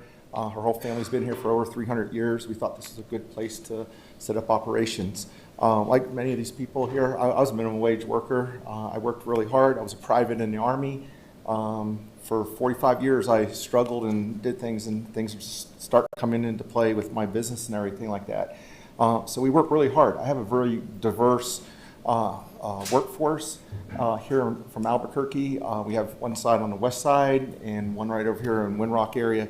But I think that you have a very tough decision tonight to make, and I'm in opposition of the minimum wage. I feel that there's a lot of things that can come into play for those things, but I truly believe that some of the focus has been mentioned tonight, and I think that we should look at some of the things that could help first-time workers with education, employability skills, high school graduations, and stuff like that. And I was wondering, Madam President, could somebody translate this in Spanish for me? I noticed a couple other people were able to do that. And I was wondering if someone could read this statement for me in Spanish? Yes, we have a translator here. Is that possible? I'm sorry? Yes, it is. If you just read this in Spanish for me, please. Oh, you want for English to Spanish? English to Spanish, please. The interpreter is going to need 5 seconds to review.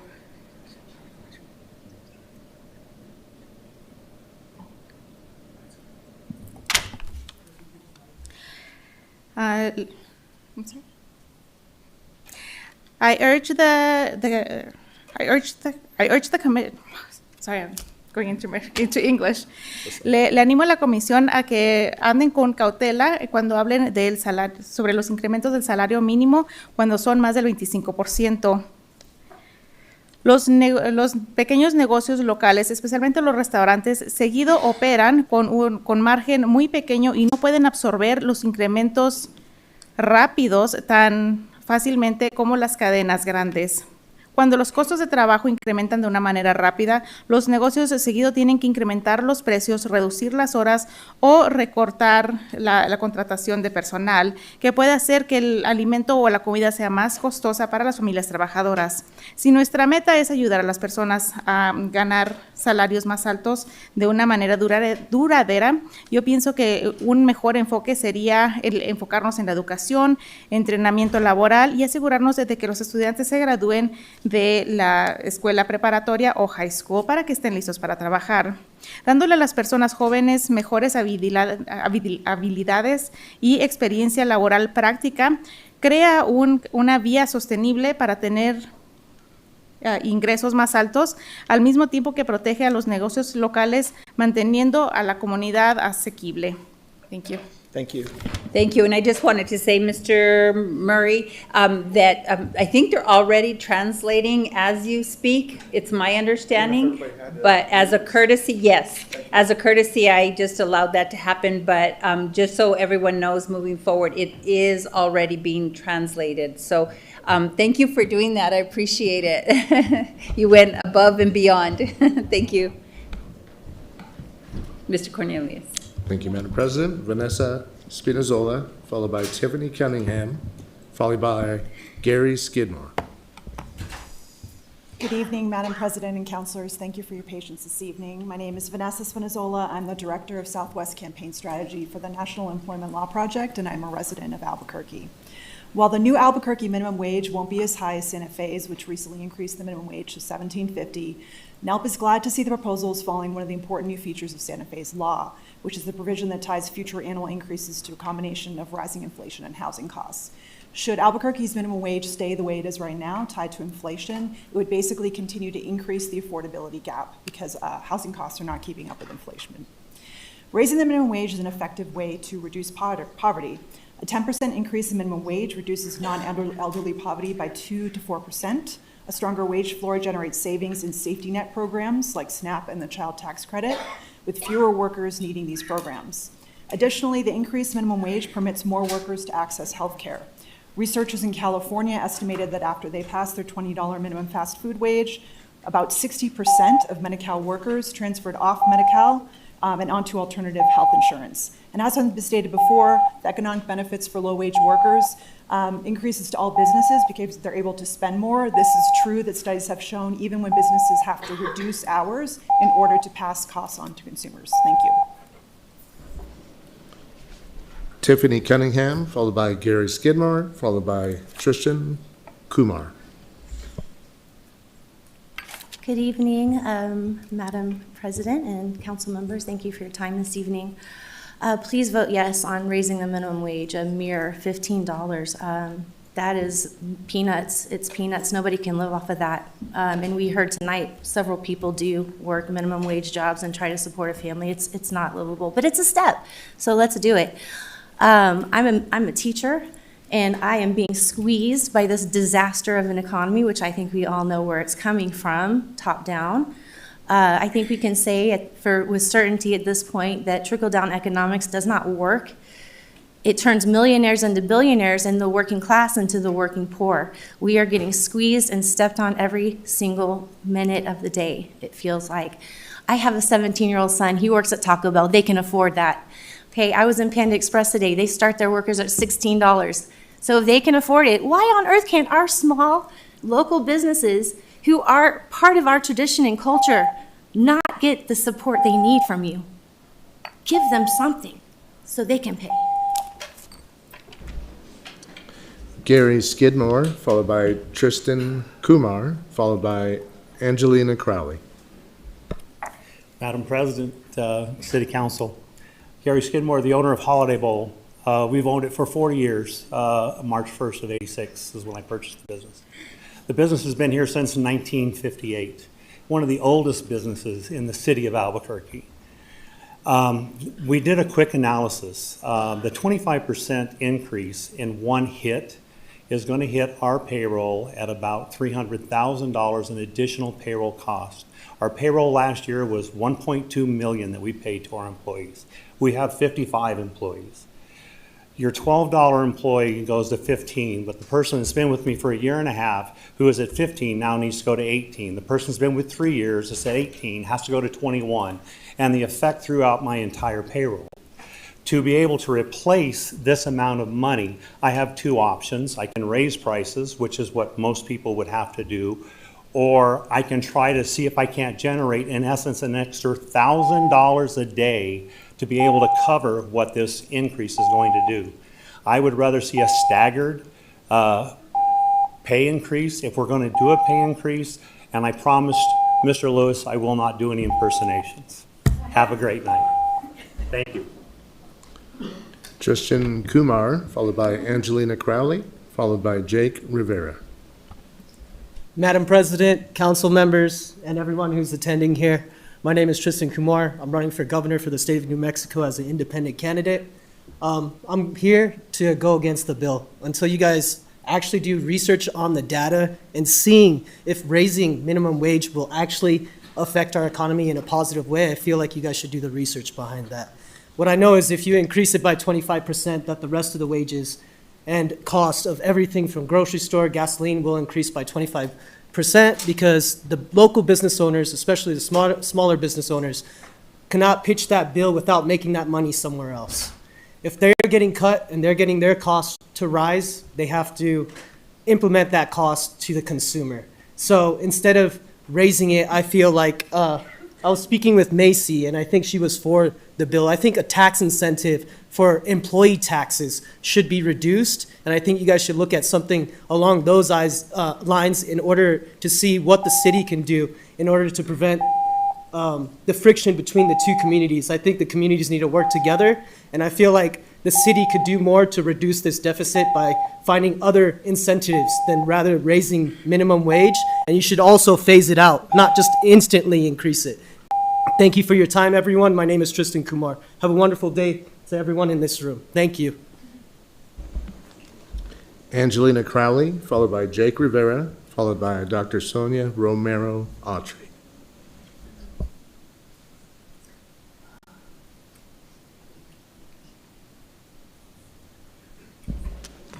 Jake Rivera, followed by Dr. Sonia Romero Autry, followed by Audrey Mitchell.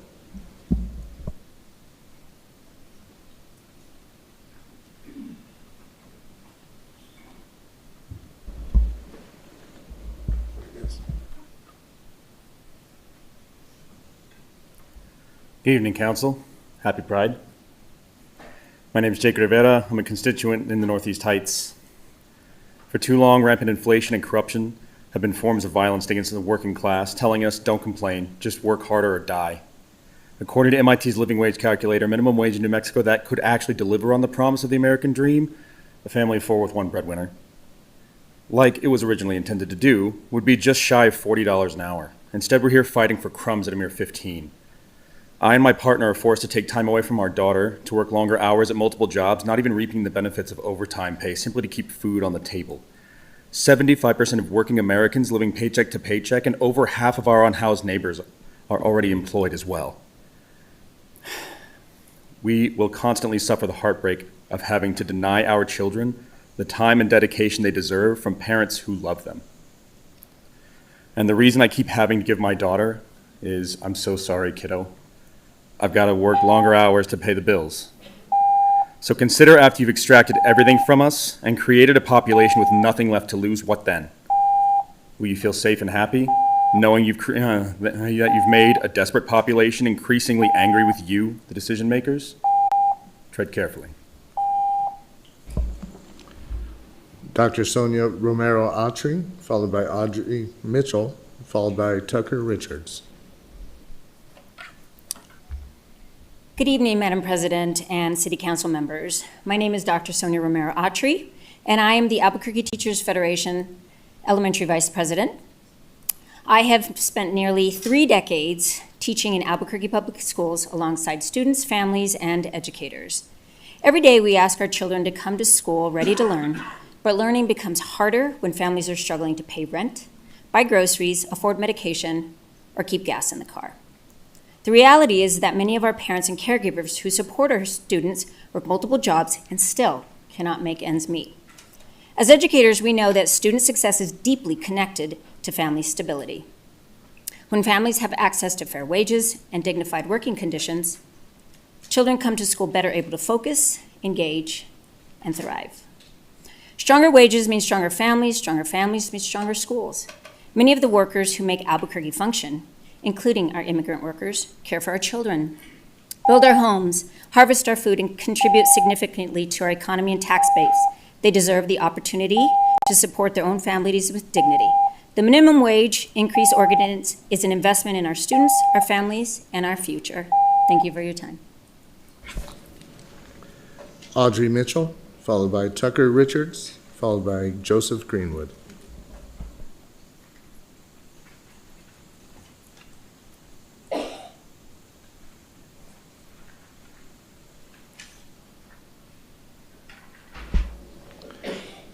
Tucker Richards, followed by Joseph Greenwood, followed by Tad Niemitzki.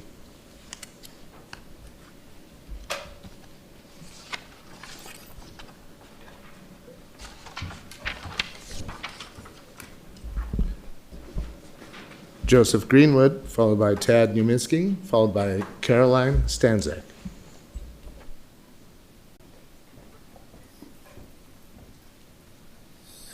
Madam President and councilors, I'm a resident of District 2. I wanted to speak in support of this ordinance tonight to raise the minimum wage. And I just wanted to speak to kind of the basic economics here when we're talking about supply and demand, namely housing. And I appreciate that this ordinance mentions housing costs because the way they've spiked has been pretty intense. And so just analyzing why that is, the city's currently 20,000 units short of where it needs to be. And we have an artificial constraint on that housing supply through outdated zoning rules, making it more expensive than it needs to be. So when it comes to the supply of housing, the IDO amendments in February could have been a significant step forward in helping to deal with that, allowing more multifamily housing throughout the city, which would have required no financing investment, just changes to the wording of zoning codes. This missed opportunity affects the situation.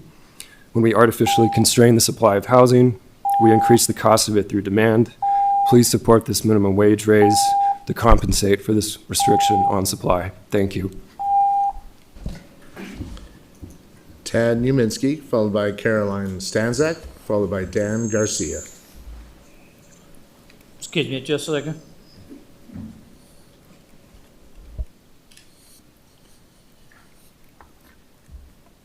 My name Ted Niemitzki. Raising minimum wages, that's eliminating small to medium-sized businesses. And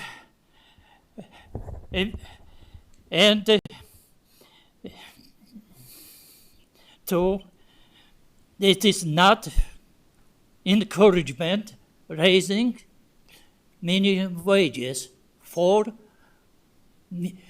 these people to succeed. Now, look at here what's going on. I haven't not seen it. Homeless Mexican illegal. That's number one. Then seniors living on the 1,100 in Albuquerque resident living off Social Security. 1,000. How you expected that? Then price is gonna go up on everything, especially food and other necessity. Thank you. Caroline Stanzak, followed by Dan Garcia, followed by Emily A. Sanders on Zoom. Thank you, Madam President and councilors, for the chance to speak. My name is Caroline Stanzak. I am a resident of District 8. I am here today in support of O2633 for a minimum wage increase from $12 to $15 an hour. After finishing at UNM, I had to take a full-time job in Santa Fe in order to afford to live in Albuquerque. After taking a job over an hour away from where I live, I still struggle with affordability. Rental prices have skyrocketed due to demand. Even with roommates, my rent is still over half of what I make. If you want to keep young UNM graduates in this city, we need to be able to afford to live in it. Based on a UNM study, minimum wage worker in Albuquerque has to work over 73 hours a week in order to afford a standard apartment. I urge you to pass O2633 and raise minimum wages even higher than 15% or $15 an hour. Thank you for your time. Dan Garcia, followed by Emily A. Sanders, followed by Aurora Silva. Thank you, councilors, for letting me speak. I did give everybody a sheet. Hopefully they have them up here on what our prices have, what are the wages get. I'll just mention two of them. The first server up on the top, Stephanie Jones. She works 40 hours a week. She gets $7.20 an hour plus tips. It said that she made $1,068 in tips. So her gross pay without the tips was $288. So she ended up making almost $34 an hour. Okay, that's for the server. We go down to a busser.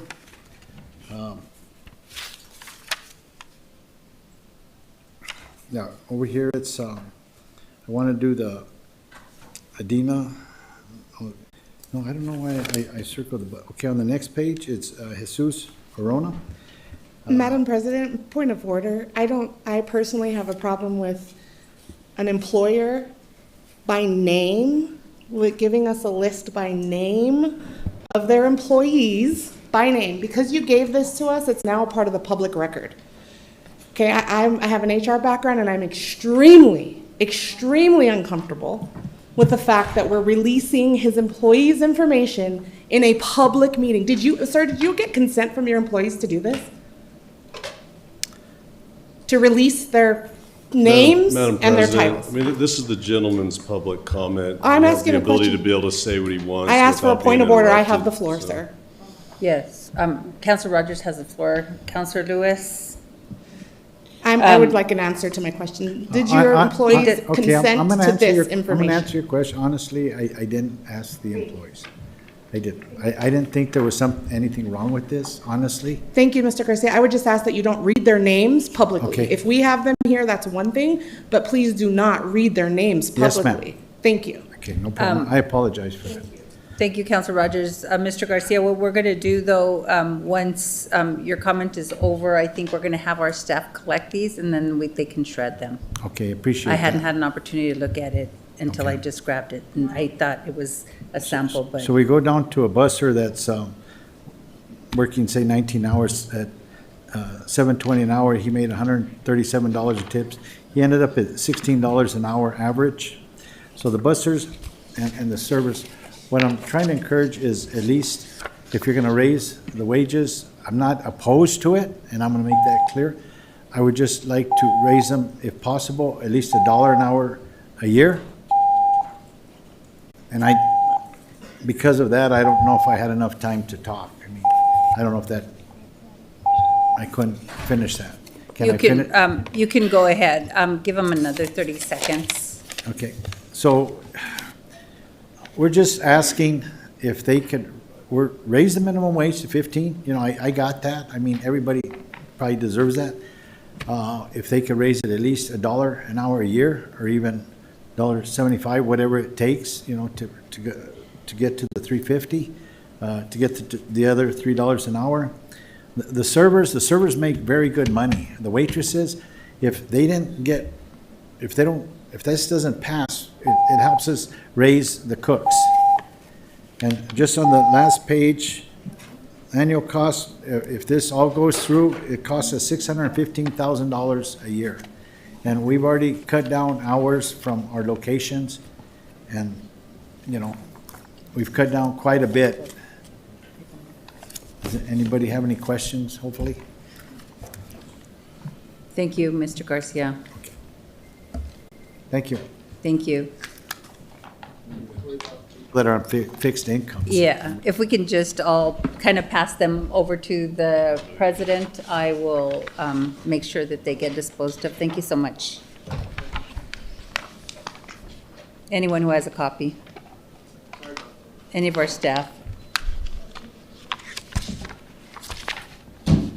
Any of our staff? No? This is it? Okay, thank you so much.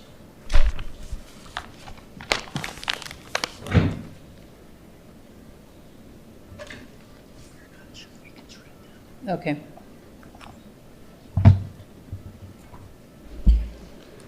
Thank you so much. We are, next speaker. Thank you, Madam President. We're now switching to Zoom. Emily A. Sanders, followed by Aurora Silva.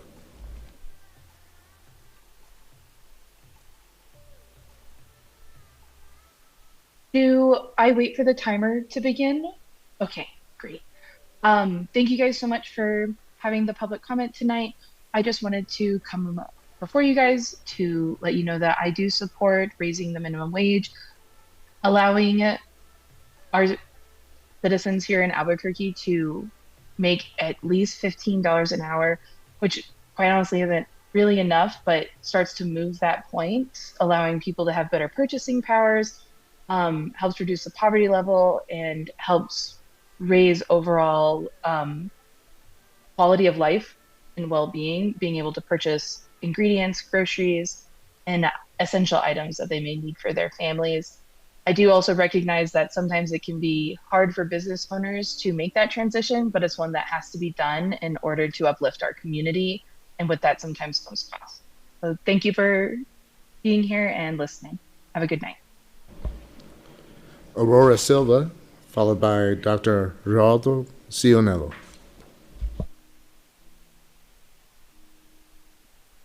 Hello, my name is Aurora Silva. I'm speaking in support of the ordinance to raise the minimum wage of annual cost of living adjustments. The cost of living continues to rise due to many factors outside of control, but there are still many things we can do to help provide relief to everyone who lives here. One of the biggest things we can do is to provide everyone with a living wage. Passing this ordinance will give us one step closer to doing so. It won't be enough, but it will help tremendously in fighting poverty and homelessness. I want to talk about things that haven't been spoken about much yet, highlighting that raising the minimum wage could lead to general improvements in physical and mental health. Minimum wage increases have been shown to be associated with reducing the suicide rate, with positive improvements in family dynamics and child development, especially those who work lower income jobs. There's recent evidence as well from analysis here in the States and in the UK that raising the minimum wage will not substantially negatively affect the number of jobs available. With this, I believe there's significant evidence to support raising the minimum wage connected to the cost of living. That is also a position of the Albuquerque Teachers Federation, which I represent as a Fed rep. Thank you and have a great day. Dr. Geraldo Cionello, followed by Gennaro Calderon Avila. Good evening, Madam President and members of the City Council. I'm an alternative health doctor and minister. Please vote no on proposed minimum wage increase. Why? No small business owners, no workers. Small businesses are the backbone of our economy, but they are struggling. 40% of them closed permanently during the pandemic, creating an increased cycle of poverty when wages cause prices to increase, hurting the very people you want to help. For those survived, inflation has sent food and energy prices soaring, driving up costs for all consumers who need support from City Council, not more costly mandates. How are small businesses going to afford this hike without raising prices on consumers who are already hurting? It is a self-defeating cycle. New Mexico and Albuquerque already have a similar or higher minimum wage than our neighboring states, yet we have worse economic outcomes. We cannot regulate our economy into prosperity. Solutions? Lower taxes on food, mortgages, rent, utilities, or tax credit, etc. Thank you, and may God give you wisdom and discernment. Gennaro Calderon Avila, followed by Teresa Storch. Gennaro, if you'd like to speak, you must accept promotion to panelist, please.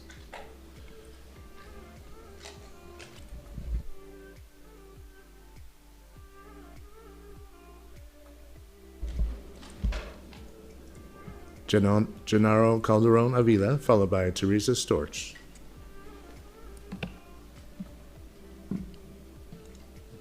You're muted, Gennaro. There we go. Everything good? We're good to go. All right. Good evening, everyone. I am Genaro Calderon Avila. I am also a member of OLE, As a neighbor, I care about our families. I came to speak not only as a neighbor, but as a laborer as well. I understand very well the value each of us bring day in and day out. I work with a variety of voters, neighbors, family men and women, and I feel pride. Pride for what we do, but shame for what we all have to endure. Trips canceled due to rising costs, deciding between children's sports or medication, and so much more. I've seen it from my household, my siblings, and my parents' households as well. I'm asking the Albuquerque City Council to pass Ordinance 2633 because it will create a path to a more dignified wage, better opportunities, and financial security for all of us. I'm not just speaking for myself, I'm asking you to listen to the voices of hardworking New Mexican families, your constituents who deserve a seat and a meal at the table. And just a reminder, even if we don't enact anything, prices will continue to rise, even if we don't enact anything. Thank you. Teresa Storch, followed by Brittany Means. Madam President, Councilors, Terry Storch, I ask you to support the rise in minimum wage. The reasons given by a lot of the speakers in front of me in support of it are articulate and, very, very moving. I appreciate some of the small business owners who came in, who are paying their employees above minimum wage, and thank you for doing that. All costs to a small business are passed on to consumers, whether it's rent, whether it's utilities, whether it's the cost of shipping things with tariffs, and the high cost of oil. So I would like to say that Albuquerque has gone through paid sick leave, has gone through increases in minimum wage before, and we are still going strong. The small businesses are still employing people. So thank you very much, and please pass this. Brittany Means, followed by Sean Kinney. I'm Brittany Means, a local author. I'm here to support the increase in minimum wage. We keep hearing this argument that if we increase minimum wage, the cost of living will go up. And I can understand the argument if you were born literally this very evening and you've never been outside the chambers of this room. But if you go outside and look at the price of gas and the price of groceries and the cost of rent and the cost of basically everything, the cost of living is already going up and has been going up consistently for years and years. And wages have not matched those increases. And so this is kind of a no-nonsense measure to give people at least the image of a fighting chance in an increasingly unlivable world. And this idea that restaurants can't pay a livable wage because they can't afford to operate, people can't afford to eat. I'm sorry that I don't feel too sad about a bowling alley not doing as well as they could while there are people dying on the streets because they can't afford their rent. And if you're upset that people keep having outbursts in the chambers, it's because decorum means nothing when people realize that they're desperate and all of the avenues for recourse have been compromised by people who do not actually represent them. So this is the logical conclusion of a governing body not representing their constituents. You're going to see outbursts in the chambers. You're going to see more people dying in the streets. You're going to see things like this. This is what happens when you don't listen to your voters. Thank you. Sean Kinney, followed by Jim Copeland. Yes, hi. I'd like to speak in support of this bill, and specifically, in addition to raising it to $15 an hour now, also tying it to the cost of rent. These organizations like Americans for Prosperity and the Chamber of Commerce, we can actually see what happens when you raise the minimum wage.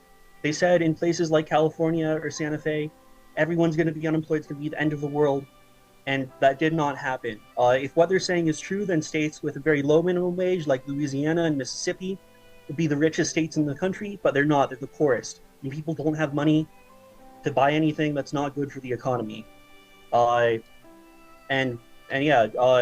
For reducing the wage increases in the future, if the government could have better regulations on allowing more housing construction or building more public housing, that would be something that would prevent these businesses from having to pay even more in the future.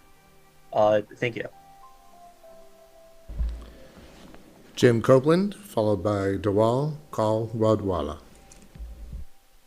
Good evening, Madam President and members of the committee. My name is Jim Copeland, and I'm the Executive Director of the Association of Developmental Disabilities Community Providers. I speak tonight to the impact the increase in minimum wage will have on these providers. Rates are set by state and federal governments. These providers, contracted with the New Mexico Healthcare Authority, cannot raise their rates to cover this increase. Most of these providers are already paying at least $15 to be able to recruit the necessary workforce. What this ordinance will do is force these providers to increase their current wages to compete for the limited workforce with no opportunity to cover that increase. Why work to provide these critical services and supports to New Mexicans with developmental and intellectual disabilities when I can make $15 an hour performing any entry-level work that is much less physically, mentally, and emotionally demanding? This ordinance needs more time and more discussion. Thank you for your time this evening.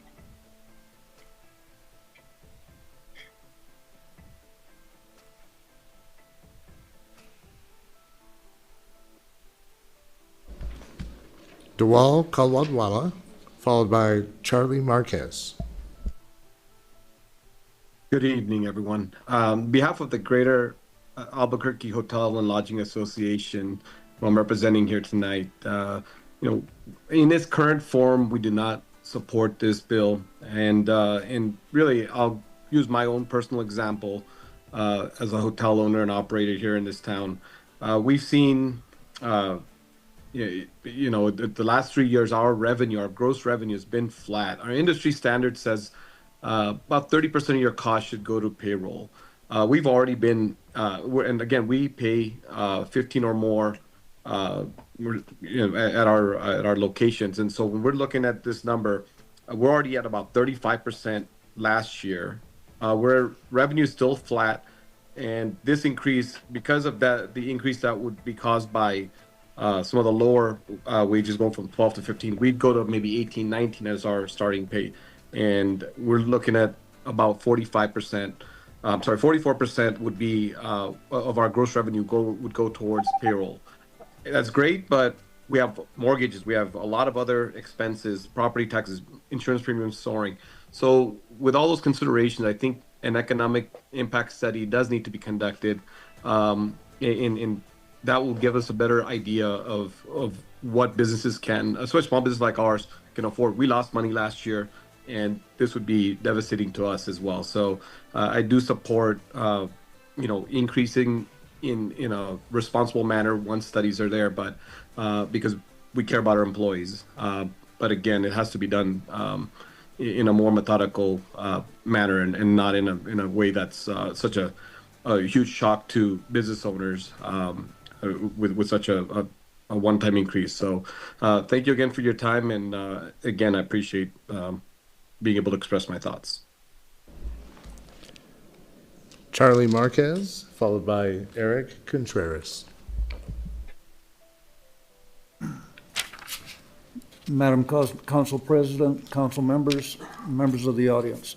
My name's Charlie Marquez. I'm here representing a large food manufacturer and New Mexico Healthcare Association, which represents all of the nursing homes in New Mexico. This proposal has been stated is too much all at once.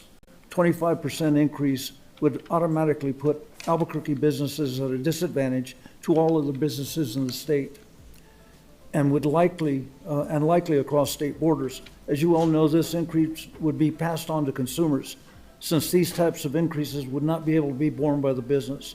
A manufacturing plant typically has about 300 employees.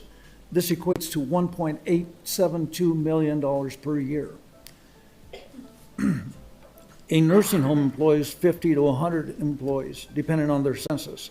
Most make above the minimum wage. However, the upward pressure on the employees, they will all expect a similar increase in wage. This could have implications of $624,000. All these costs presented are in the first year. These costs would likely double within 5 years. I urge you not to pass this piece of legislation. Thank you for your time. Eric Contreras.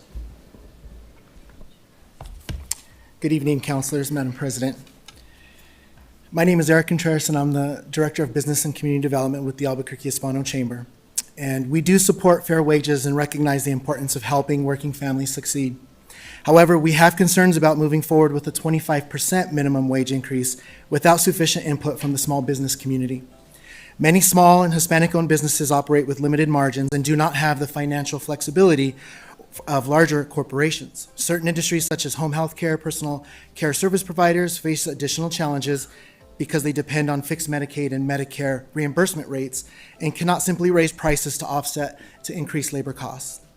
We're also concerned about the long-term wage escalation formula that ties future increases to both inflation and the housing costs, potentially creating significant cost increases over time. It's Albuquerque's minimum wage, if it's at $15 now in 2027, by 2037 it'll be $26.86. At the very least, the city should consider amendments that delay or gradually increase the minimum wage over a set period and reduce the removed index. So we ask the council to pursue a balanced solution that supports workers while preserving the small businesses that creates jobs, invest in our neighborhoods, and strengthen Albuquerque's economy. Let's make the right decision, not just a quick decision. Thank you. Madam President, that concludes comment. Thank you. Thank you. It is 9:10 and we are on our first bill this evening. So we are going to go to the sponsors. We're going to go to the sponsors and then we'll ask, I know you already opened, but I just wanted to make sure that I went to you to ask you if you guys had any other comments because there are additional sponsors. Seeing none, any of the councilors have any questions? Okay. No? Okay. So then we will go to the amendments. So I have a few amendments. Okay, for the closing. Okay. So I have a few amendments, and I'm going to go ahead if you guys can put it up on the screen. And I'm going to start with floor amendment number D, and that'll be labeled floor amendment number 1. And what this is beginning on page 8, line 1, insert a new section 1312.7 as follows. Additional wage increase for certain city employees earning $80,000 per year or less in any year in which the annual cost of living adjustment results in an increase to the Albuquerque minimum wage. The city employees earning $80,000 or less in annual base salary shall receive an increase equal to the same percentage increase applied to the Albuquerque minimum wage. This increase shall apply to all eligible city employees regardless of whether their compensation is at or above the Albuquerque minimum wage. The mayor shall include these wage increases in the proposed operating budget presented to the city council each year. Any wage increases required by this section shall become effective on the first day of the fiscal year immediately following the annual cost of living adjustment to the Albuquerque minimum wage. The wage increases required by this section shall constitute a minimum required adjustment and shall not be construed to limit the city's authority to provide greater wage increases. So what this amendment does is this would require the city to provide annual wage increases to city employees earning $80,000 or less when cost of living adjustment is made to the Albuquerque minimum wage. The increase would be equal to the same percentage increase applied to the Albuquerque minimum wage. The mayor would be required to include the wage adjustment in the proposed operating budget submitted to City Council each year. The wage increases would take effect at the beginning of fiscal year immediately following the minimum wage adjustment. For example, if January 1, 2027 annual cost of living adjustment increases Albuquerque minimum wage by 1% from $12 to $12.12, then city employees earning $80,000 or less would also receive that 1% wage increase effective July 1. And the reason for this amendment is that if we're going to ask small businesses to follow the standard within this ordinance, then we're going to do this at the city of Albuquerque as well. So I would move it to pass the floor amendment number 1. There's a motion, a second by Councilor Feeblecorn for floor amendment number 1. Is there any discussion, questions? Councilor Bassan. Madam President, I want to also just take a minute to point out, Mr. Minominski keeps talking to many of the people behind him, and I don't know if you want to just put your eye on that. But I also do have a question for the administration and how this would affect the budget moving forward. Madam President, Councilor Bassan, well, first, just reading this, I'm trying to think about how this intersects with collective bargaining, because a majority of our employees their wages are bargained through the collective bargaining process. We would have to adjust, obviously, the wages in the proposed budget based upon this amendment when we send down a proposed budget annually to make this make the adjustment that would be projected in that annual CPI adjustment. I think we would still remain subject to collective bargaining for all of the final wage agreements or adjustments that we would make with each of those bargaining units. Madam President, I would like to make a motion for an amendment number 1 to amendment D/1. 1. Thank you. Can we please add in the standard language that says not subject to collective bargaining that we normally have in kind of the standard verbiage? Before we add that amendment in, I would just want a clarification. Part of the budget ordinance that we're still working on, I think we have some counselors that are going to be participating in that. I just want to say that, we really have been striving to actually eliminate the difference between wages and cost of living. So if we're talking about cost of living, that shouldn't be a wage negotiation tool. I mean, that's just cost of living, kind of what we're saying that we should ask small businesses to do throughout the city. So for that reason, I will not be able to support that amendment, but. And so, Madam President, I guess I support this. I just want to make sure that we are circling back to prevent some of that. But if you're saying that this would be something that regardless of how would that work legally if we have negotiations and yet we're still requiring the city? I support this because we should absolutely practice what we're trying to preach if that's going to be the case. So I get that part. I just don't want us to legally find ourselves in a bind with it. So I don't know, Ms. Coolidon, would collective bargaining not apply to this amendment? Madam President, Councilor Bassan, collective bargaining procedures would still apply to these increases and would need to be negotiated as referenced by the CAO. Okay, so Madam President, we'll see what the council says, but I'll still want to make an amendment to this to try to include that in there. Okay. So for clarifying purposes, Ms. Coolidon, it is currently, but if we do pass the budget ordinance that separates the two, then it would not? Madam President, unfortunately, I'm not familiar with what's in the proposed budget ordinance amendment. That's a differentiation between cost of living adjustments and wage increases. Is that accurate? Correct. Madam President, I think it'd be important to ask our city attorney who is on right now to see, but I think what I've learned in the past is any type of wage increase would be subject to collective bargaining, but I'm not a lawyer. So I don't necessarily feel qualified to answer that. Thank you. So Ms. Keefe, before you answer, I just want to clarify the question. So the question is that we have a budget ordinance that we're still working on, and we have a committee, I think, put together now to try to address it. It didn't pass this past year, but it distinguished, and I just want to be very clear and careful, that it distinguished the difference between a wage increase and a cost of living. And so when we're talking about if that were to pass and this passes, then it isn't subject to negotiations because it's just a cost of living. Because then, in essence, we are asking small business owners that they should be able to negotiate the cost of living, but we're not allowing them to negotiate that. So So, Madam President, I believe the way that this would work would be, the amount in this amendment would be a minimum that would be received no matter what, and that unions could bargain for additional increases.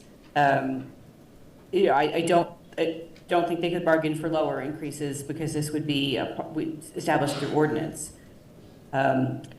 So, I don't know if that answers your question specifically. I don't. I think this would be. I don't know if this would be either a wage increase. I mean, I guess this would be a wage increase and not a cost of living increase because it would take effect no matter what the cost of living adjustment would be. Madam President, may I ask another question on that? Yes. Madam President, Ms. Keefe, so if we don't change this amendment and it just continues and passes as proposed right now, then are you saying that there will be no legal issue with collective bargaining because it can still be bargained even if we don't put in the traditional language that normally, it seems from my recollection that we always include that if there's going to be something when it comes to any kind of wages and it's not subject to collective bargaining? Madam President, Councilor Bassan, I believe we do include that language. But I don't necessarily think this would affect bargaining because we would still be able to bargain for higher increases, which is generally what would take place. Okay, so is the amendment prepared? Madam President, Councilor Bassan, and Mr. Cornelius, I'm on page 3 of this proposed amendment on OneDrive. And I added the highlighted language at the end, which reads, any increases pursuant to this section shall be subject to any applicable collective bargaining procedures. So what I would like to do is, I think I would like to vote on this amendment and have that as a standalone amendment because I cannot support that amendment. If that's the desire of the... President, this is an offer to amend an amendment, and so that's allowed if there's a second. But you're allowed to amend an amendment 2 times. Correct, but there has not been a second, as far as I know. Mm-hmm.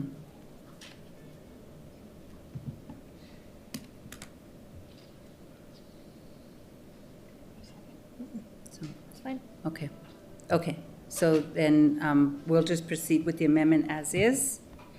So if there's any additional questions, I would urge your support. Councilor Rogers.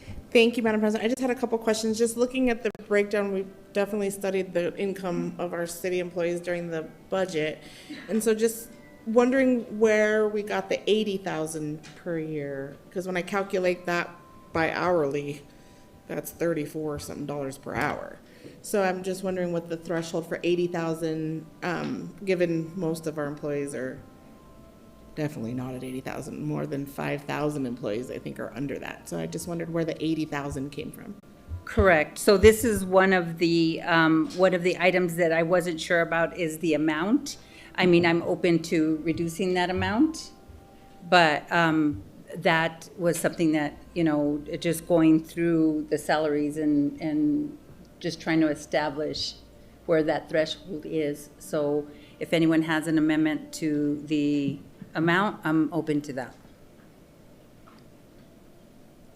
Thank you, Madam President. No, I just was wondering where, just your thought process of where it was, just looking at the information. I think at 80,000, which is way more than a counselor's salary, would be awesome for a lot of our employees. But I think financially that worries me. If I just don't want to pull out a number without being able to be thoughtful about it. So I just wanted to know your thought process. Thank you. Thank you.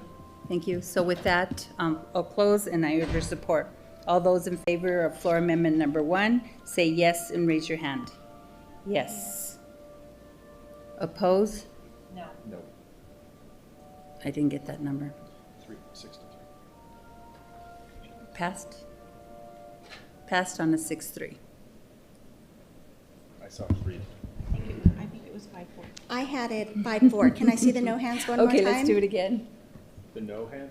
Yes, the no's. Opposed. Thank you. Okay, so that one passes. 5-4. Okay, so now we are on floor amendment number, labeled B, which will be now floor amendment number 2. And this one is the minimum wage rate. Without me reading the entire thing, I will read the explanation. This amendment proposes to implement the proposed $3 increase to the Albuquerque minimum wage over a 3-year period.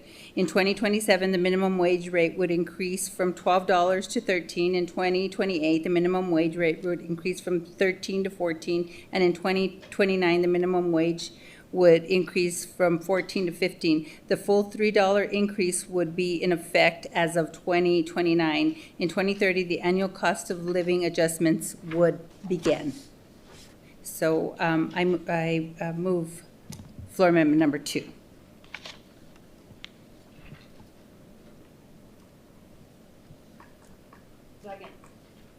There's a motion and a second for floor amendment number 2 by Councilor Bassan. Madam President, I have a question in C here. In the underlined deal, it says the average of the annual increase of the following 2 factors and rounded to the nearest multiple of 5 cents. Bless you. What are the 2 factors? Where did you read again? I'm so sorry. On C, Uh-huh. on the back page of it, it says that the underlined, it says the average of the annual increase of the following 2 factors. Rounded to the multiple. What are the 2 So, factors? Ms. Coladon, can you explain that? Yeah. Madam President, Councilor Champagne, the text is cut off there because that's the end of the section that's being amended via this amendment, but the remainder of that section, if you turn to the bill itself, is on page 5, line 28. The 2 factors that are proposed to go into the annual cost of living adjustments would be the increase in the CPI and the increase in fair market rent for a 2-bedroom housing unit in Albuquerque as published by HUD. Okay, thank you, Ms. Coladon.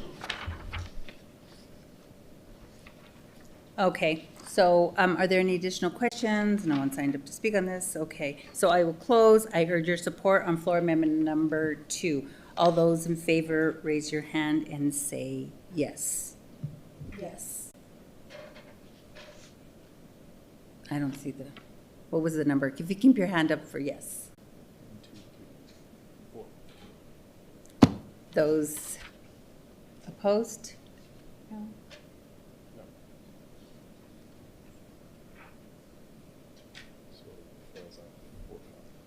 Fails on a 4-5.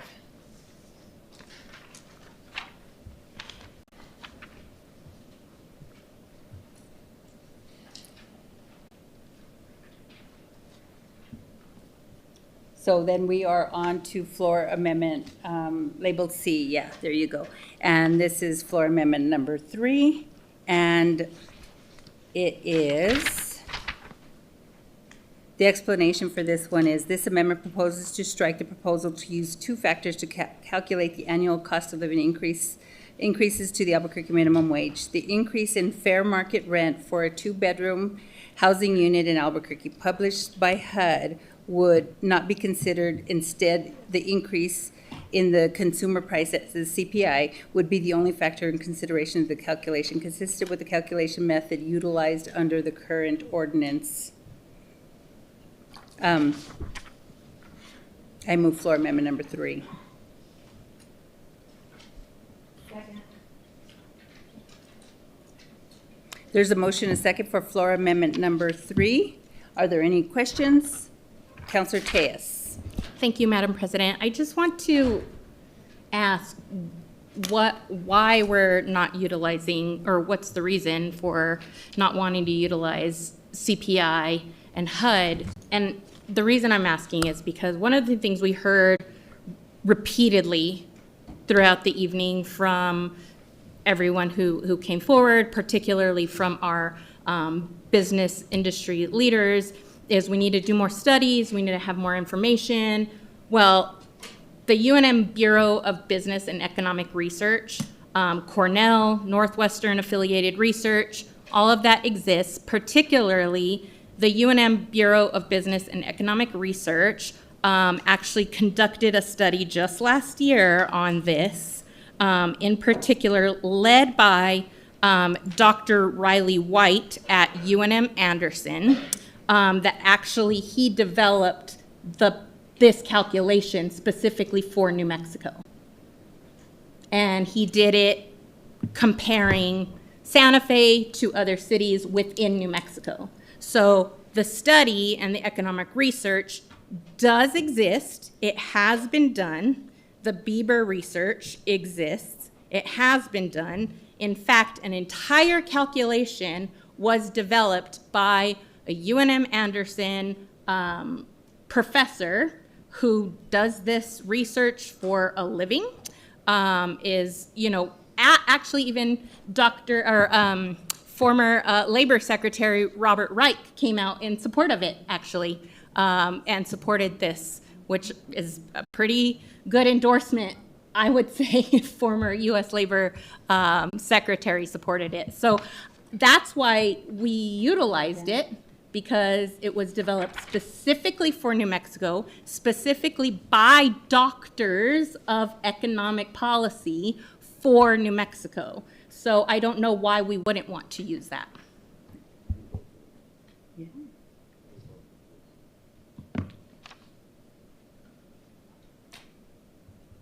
Was the question for someone? Well, comment. Okay, thank you. Thank you. So, do you have a question on this one as well? Yeah, because thank you, Madam President. We're talking about HUD and the fair market rent report that helps to determine this. And what I found on HUD was that that specifically for the fair market rent, it helps determine voucher payment standards, initial or rental renewal rates for Section 8, and rent ceilings for rental assistant programs.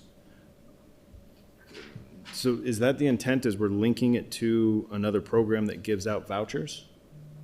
And I just want a point of clarification if somebody knows. You're talking about this amendment? Yeah, because This goes based on the current CPI. This just goes back to what it was. This just takes out the rental part of it. That is it. Okay. You're done? Yes. Okay. Councilor Fiebelkorn. Thank you, Madam President. I did want to just speak to why the HUD language was included in the bill. We have an Albuquerque minimum wage ordinance on the books right now. It increased the minimum wage in 2014, and it has an automatic index so that it grows up every year. And what we found is that it doesn't go up enough to cover the actual cost of living in Albuquerque. And so as looking around at other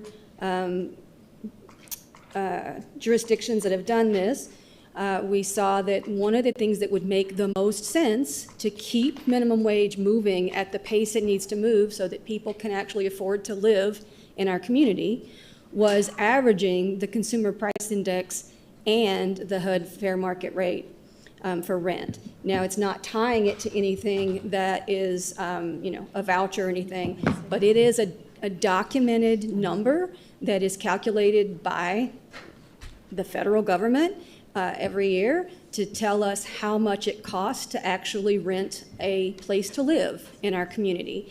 And so by averaging those two together, you get a more accurate representation of what it actually costs to live here.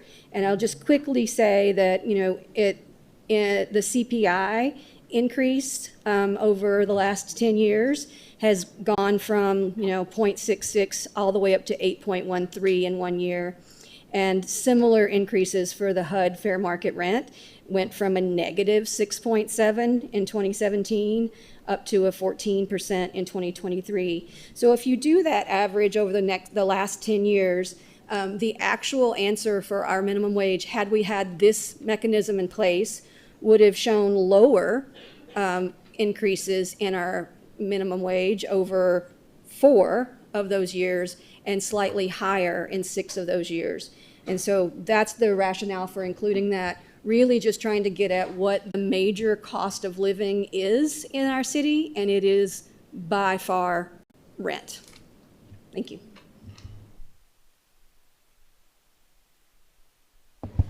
Any additional comments? No? Counselor Tess. Thank you, Madam President. I just want to quickly, and I'll do this very, very fast, but with regard to this Weber study and the review that was conducted by UNM Bureau of Business and Economic Research, it was, the key findings here were essentially that, let me find it here for you.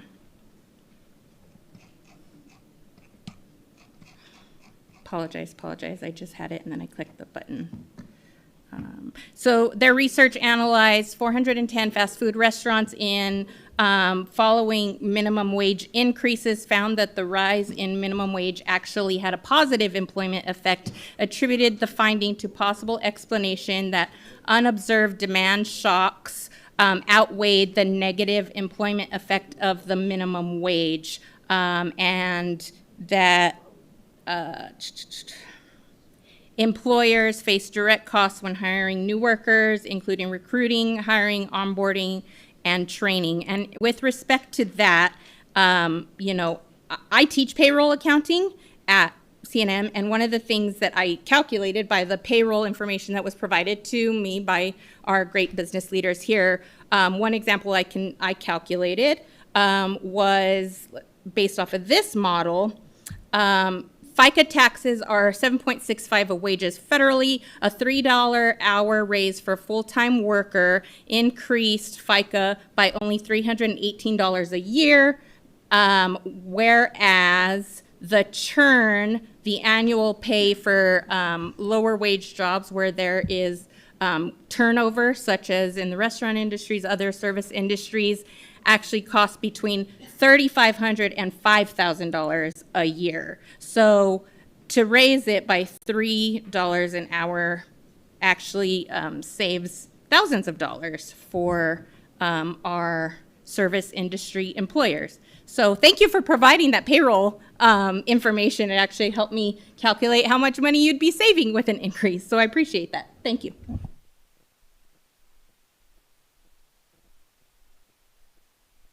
On floor amendment number 3, seeing none, I will close. All those in favor of floor amendment number 3, raise your hand and say yes. Yes. That motion fails on a 6-3? Oh, all those opposed, sorry. Nope, not me. What was that? That fails on 4-5. Madam President. So I'll move to reconsider floor amendment number 2.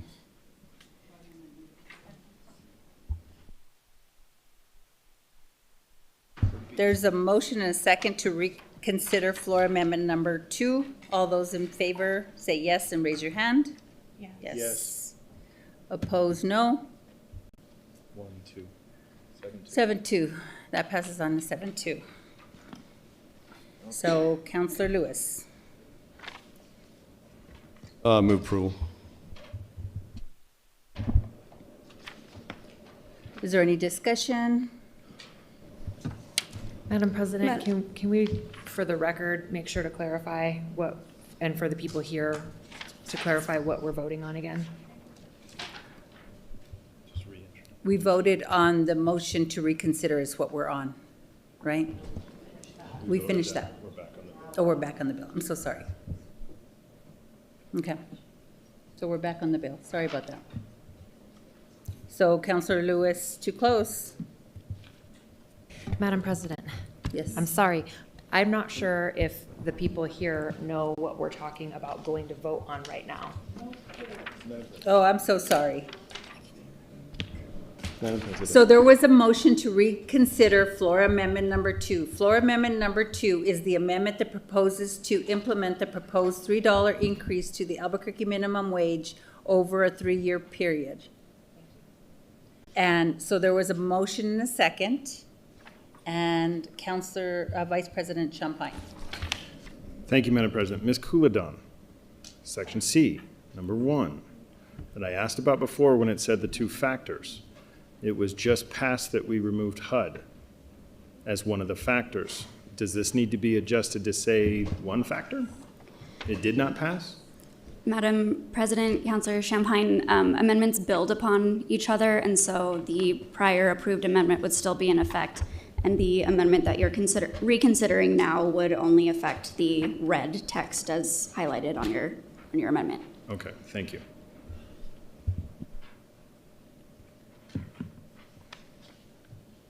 So, any other discussion? We're going to close on this. So this is a reconsidered amendment, floor amendment number 2. There was a motion and a second. All those in favor say yes and raise your hand. Yes. Yes. Opposed, no. That motion passes on an 8-1. Madam President, I'll move to reconsider amendment number 3. There's a motion and a second by Vice President Champagne to reconsider floor amendment number 3. Is there any discussion? So floor amendment number 3, I apologize again. Floor amendment number 3 is, there's a motion to reconsider floor amendment number 3. This amendment proposes to strike the proposal to use two factors to calculate annual cost of living increases to the Albuquerque minimum wage. The increase in fair market rent for a 2-bedroom housing in Albuquerque published by HUD would not be considered. Instead, the increase in consumer price index, CPI, would be the only factor considered in the calculation, consistent with the calculation method utilized today under the current ordinance. And there was a motion and a second by Vice President Champagne. Is there any discussion for reconsideration? So with that, all those in favor say yes and raise your hand. Yes. Opposed, no. Motion passes on a 8-1. 8-1. Did you guys get that? So now we're back on. Madam Yeah. President, move approval. So there's a motion and a second by Councilor Baca for approval of floor amendment number 3. All those in favor say yes and raise your hand. Yes. Opposed, say motion. I don't know what the, can you please raise your, can you raise your hand if you were a no? Thank you so much. Did you get that? Yes. Okay, so Councilor Lewis, you were in favor? Yeah. Thank you. Okay. So I think we have one more amendment, and I do not have a copy of that, so Councilor Grout has an amendment. Madam President, I'd like to offer floor amendment number 4. Rachel will pass it out.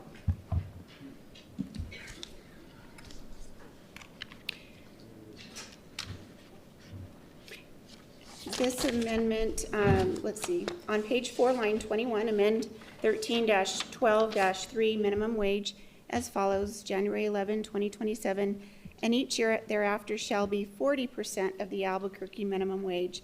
This amendment changes the amount of the tipped minimum wage from 60% of the Albuquerque minimum wage to 40% of the Albuquerque minimum wage. Second. There's a motion and a second by Councilor Bassan for floor amendment number 5. Hold on one second. Ms. Couladon. Madam President, just to jump in before we get into the discussion, this amendment would also require a change to the title of the bill. A change to the tipped minimum wage, a reduction, is not currently reflected in the title that we have for the bill. And so I would recommend adding that into this amendment. Okay. Title change require a deferral? A deferral. So, Councilor Grout, would you consider just putting this amendment in at a later time for the ordinance so that we can get this? Sure. Okay. So she's going to withdraw the amendment and then look at bringing it back via the ordinance at a later date. Councilor Feeblecorn.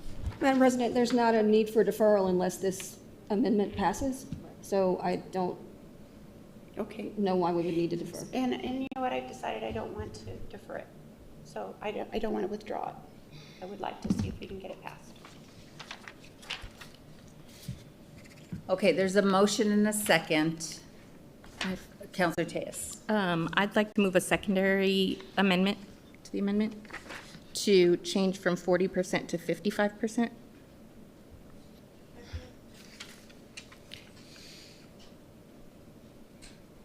So there's a motion and a second by Counselor Rogers to change the motion from 40 to 55%. Is there any discussion on the amendment, to the amendment? Counselor Feeble. Thank you, Madam President. So I have to say I can't support this. This actually gets people less money than they would be making today. And that is not the intent of this bill. I would be open to another number that is less than the current, but certainly do not believe that this body should be reducing anyone's pay. So Counselor Grout, it's my understanding that this does not reduce. So does it, if this, Ms. Couladon? Ms. Couladon, in the proposed ordinance that's before us, what does it say about tipped wages right now? What does it say? Madam President, Councilor Grout, the current version of the ordinance itself does not make any changes to the tipped minimum wage calculation. It would remain calculated at 60% of the Albuquerque minimum wage. Okay, thank you. Okay. Taking it right now. All right, I'm going to go ahead and withdraw this. So do we need a vote to withdraw since it's already been moved and seconded? So there's a motion by Counselor Grout to withdraw. Is there a second? Okay. There's a second by Counselor Davis for a withdrawal. All those in favor say yes and raise your hand. Wait. I know I blew it, but. It's okay. Okay, now I'm going to offer it again. Okay, you're going to offer it again. Yes. So. Okay, wait a second. Let me slow down. Let me slow down. Please. So all those in favor of the withdrawal, raise your hand and say yes. Yes. Opposed? No. No. Okay. So that was an 8-1? Yes. Okay, so that was withdrawn. Okay.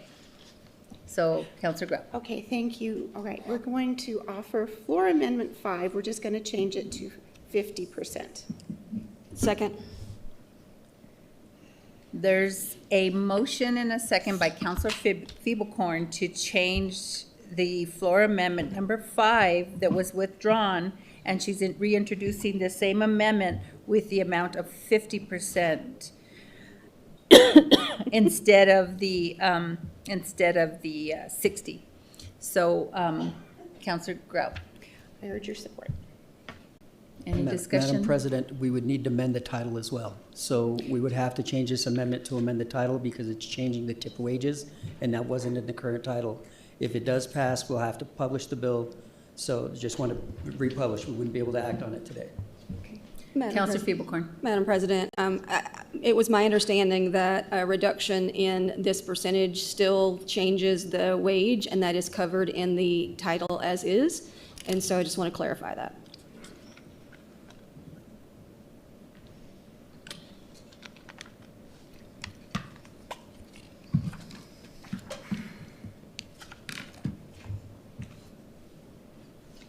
In fact, Madam President, if I can just keep going here, the title right now says to increase the minimum wage rate, and this does still increase the minimum wage rate. And so it just changes the calculation, therefore it should be fine under the current title. Madam President, Councilor Feeblecorn, while the amendment proposes to reduce the percentage calculation of tipped minimum wage, it would have the functional effect of raising the rate for tipped minimum wage, and so that could be captured within the current title. Thank you, Madam President. So it's my understanding that it's still a raise, Thank it's you. just a very small one, which is within the title. And I just want to quickly thank Councilor Grout for working to find a middle ground here. Thank you. Thank you so much. So with that, Councilor Grout to close. Here's your support. Okay, all those in favor of floor amendment number 5, raise your hand and say yes. Yes. Yes. Opposed, same motion.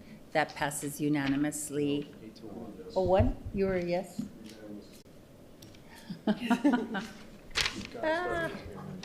Yeah, I So know. just to clarify, that vote was 8-1? Yes. No, unanimous. He's saying a yes. Okay. And just for decorum and council clarity, if we can please raise your hand and keep your hand up. The staff is having, this is something that they had asked me to make sure that we do that. So when I ask if you can raise your hand, say yes and pause, and then for the no, same action. So, okay. So with that, we are back on the bill, and before we go to the sponsors to close, are there any additional questions from councilors? Seeing none, councilors to close.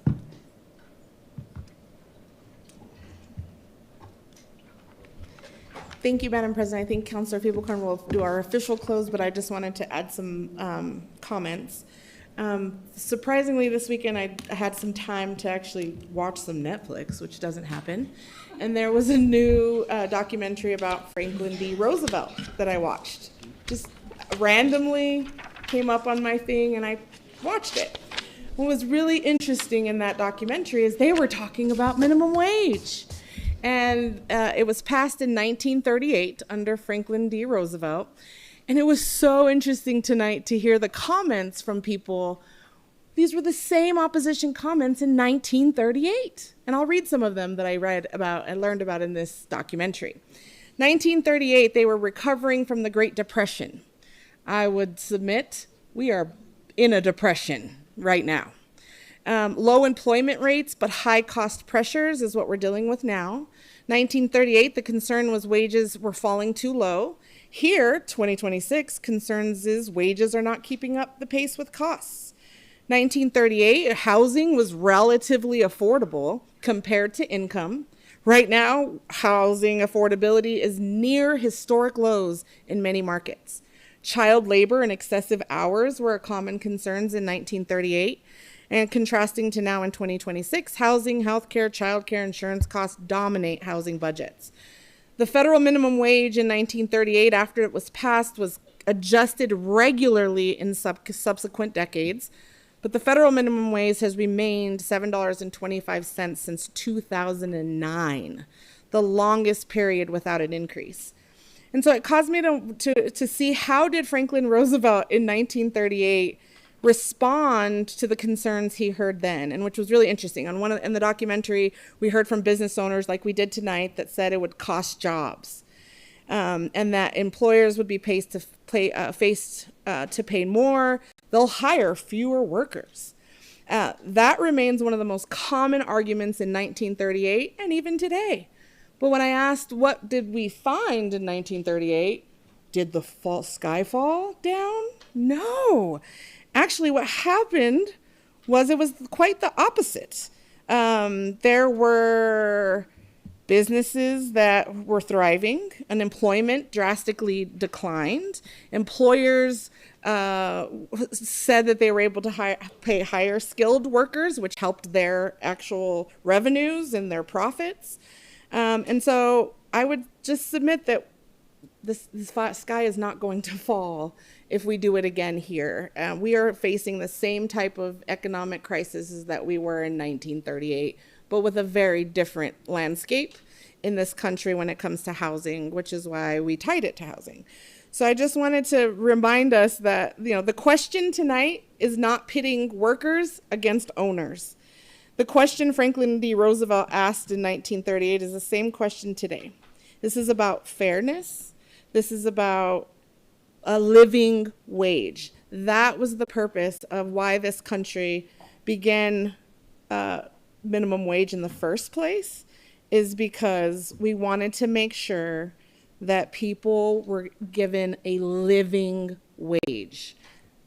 That's all I have to say. Thank you, Madam President. Counselor Tejas? Thank you, Madam President. I'm not going to talk about sort of the labor costs associated with this, but I do want to say I want to thank all of the people who came and spoke either in support or against the bill this evening. Thank you so much.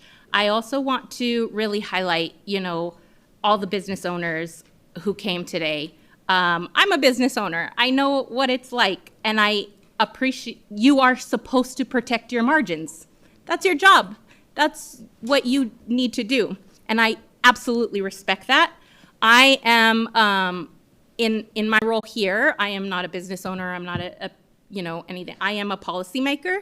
And so my job is to protect the conditions that allow sort of the broader economy to function. And I am not here to speak on an industry or one, category of people. I'm here to speak on the common good. And we had this great conversation earlier, George and I did, about the common good versus the greater good, and appreciated that conversation. So I'm here to speak on behalf of everybody and the common good. But what I really want to talk about is there is another issue that businesses and policymakers very rarely discuss in the context of wages, and that is occupational fraud. And it is internal fraud. It is the fact that small businesses lose billions of dollars every year to internal financial misconduct. And one thing that I want to point out is when you raise a wage, especially like this, when you raise a minimum wage, it's not just labor policy, but it is internal fraud mitigation strategy. It is, in New Mexico, it's not theoretical. Incidentally, I do this research every day. So fraud risk is not limited to outside scammers. It includes insiders. And when we talk about fraud risks in terms of wages, there's this thing called, this is getting a little technical, but it's the fraud triangle, okay? If there's fraud gonna happen internally at your business, there's three things that have to be present: pressure, rationalization, and opportunity. When we address those issues in a working environment, raising wages, better paid employees are more likely to stay, understand procedures, protect their jobs, report misconduct. Lower turnover reduces onboarding churn. That weakens segregation of duties, and it makes supervision harder. What raising a minimum wage does, low wages increase financial stress, higher wages take that stress away. So all of the pressures, all of the opportunity, and all of the rationalization conditions that make insider fraud threat more likely are removed. And this actually really protects small businesses from, oh, I don't get paid that much anyway, so I'm going to give my friend a free burger. I don't get paid that much anyway. I've been here for a really long time, so I'm just going to, I'm going to clock in my friend instead of, waiting for them to get here. They're running late. These are not abstract ideas. These are real. You can, I can provide you with all the data. So I promise in fraud risk terms, they are practical investments in loss prevention. And that is just one of the reasons, aside from the million other, that's just good public policy, but it is also a safe risk mitigation policy for small businesses, and it helps reduce the risk of employee theft and embezzlement, quite frankly. So thank you, Madam President.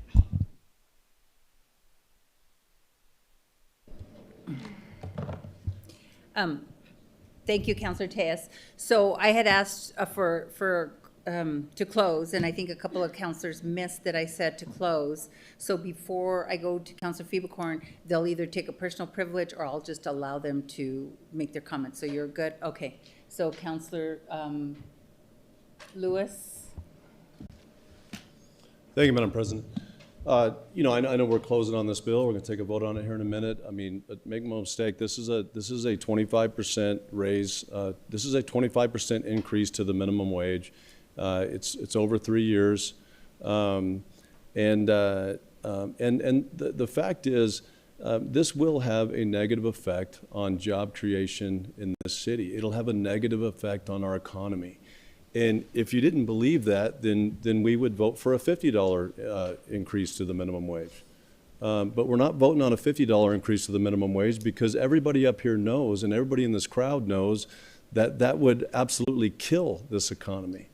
So if a $3 increase to the minimum wage right now and over the next few years has, you know, no harm, then a $50 increase to the minimum wage would have no harm as well, you know. But we know it'll have some harm. We know it'll hurt this economy, and we have a city, we have negative job growth. We have more people leaving this city than are coming in.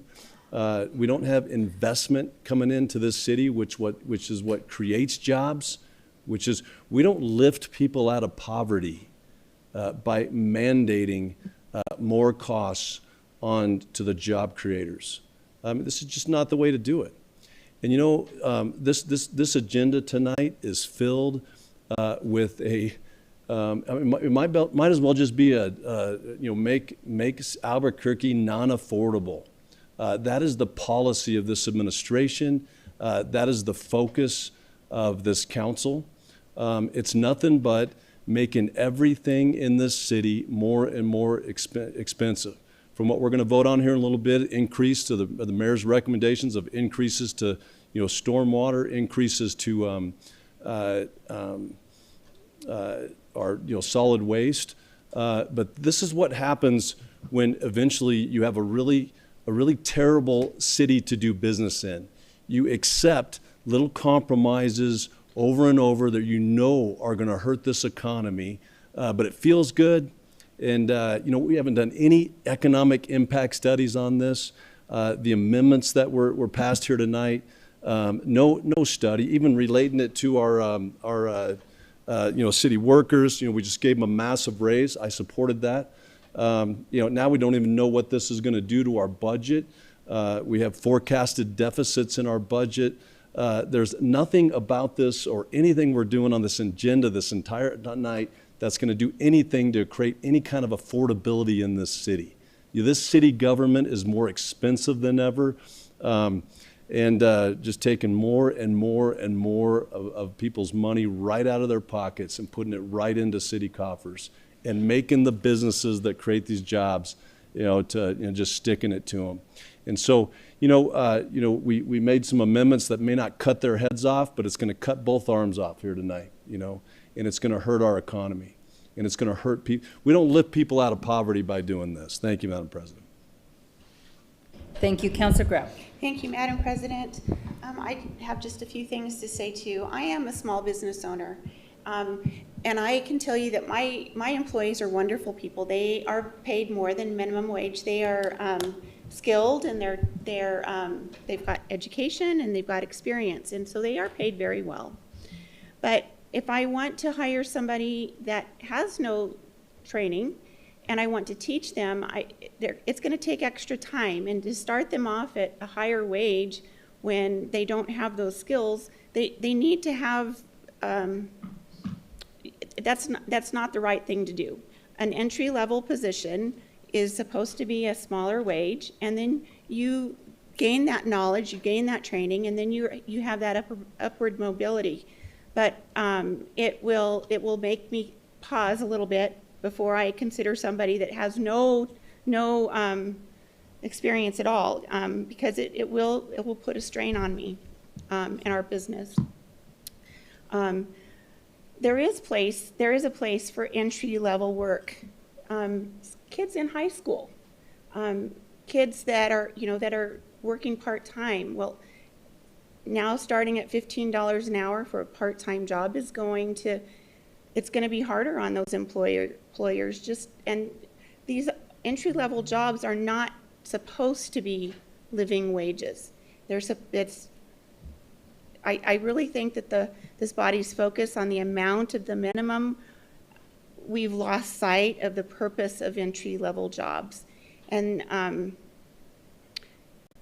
we want to lift you up. We don't want you to stay at $15 an hour. I want you to go up to 18 and 21, but you've got to start somewhere, and you have to gain that knowledge.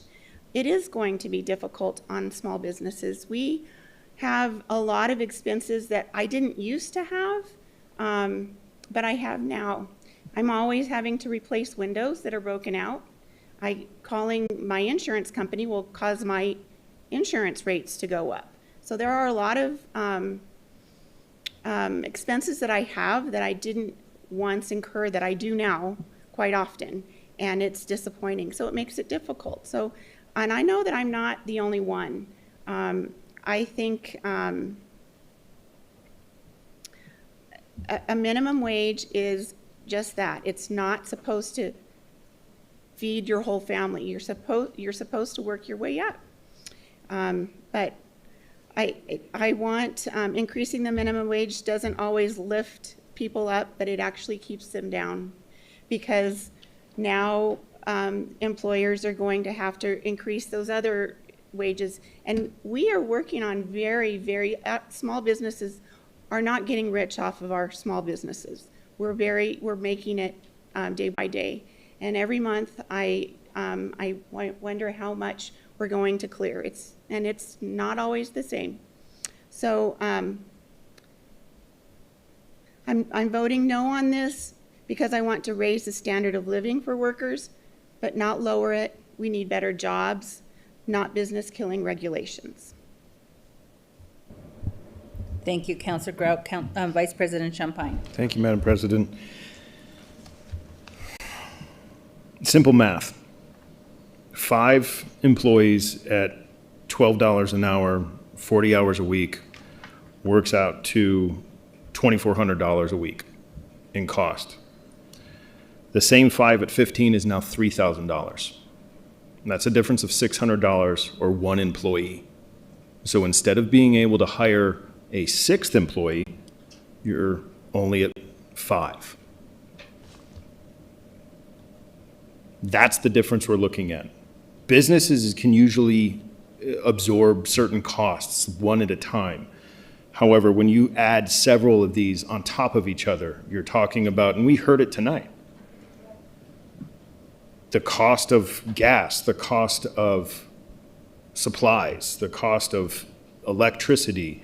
I talked to a guy today, he's a dry cleaner. The cost of hangers are going up. All of these are going up, and now we're adding this.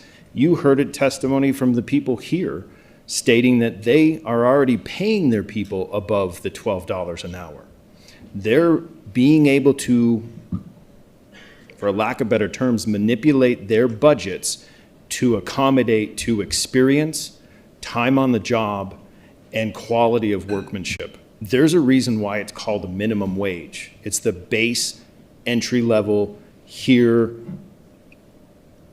a job, here's to start off with. Here's your probation period. After 90 days, we look at seeing how your progression is, how your talent is, and we adjust your wage based off of that.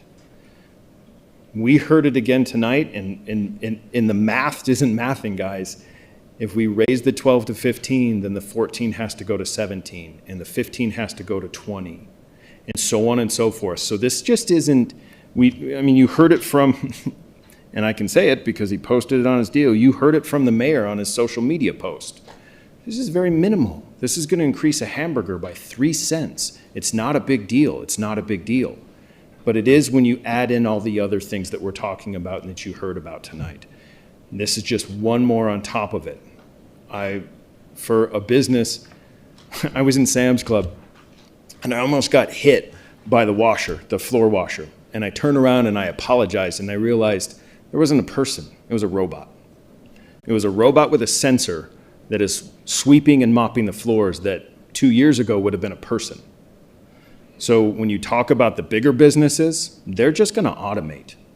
That's why you have self-checkout lines. When you talk about a small business, they're going to employ 4 people instead of 5, because on top of the cost of food and insurance and wages and unemployment insurance and all the other things. You're going to add all those up, and what's going to happen? You're going to have what you had last year. 24,000 people moved out of this city. It didn't increase, it decreased. So we see the writing on the wall that this will pass tonight. I can't support it, but watch and see what happens. I hope I'm wrong. I really do. I hope I'm wrong and it does thrive. You know, in 1938, and then 2 years later, we had a war, which probably helped economy there.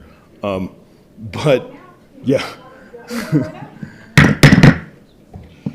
I apologize that I directed it. I apologize, Madam President, but I hope I am wrong, but thank you. Councillor Baca. Thank you, Madam President. I'll be brief. I think we already all know where we are on this. Just want to say, there's always reasons not to change anything. I've heard the same arguments for and against on the same issue my whole life. Meanwhile, the only thing I've seen change is the increased cost of life. And what we do know is the current economy is bad for all of us. Everybody's hurting, whether it's a business or a minimum wage worker or anyone else. I wish I could lower the price of gas right now. I wish I could change the national policies that are causing all these increased costs. Maybe we'll get our tariffs back. I doubt that.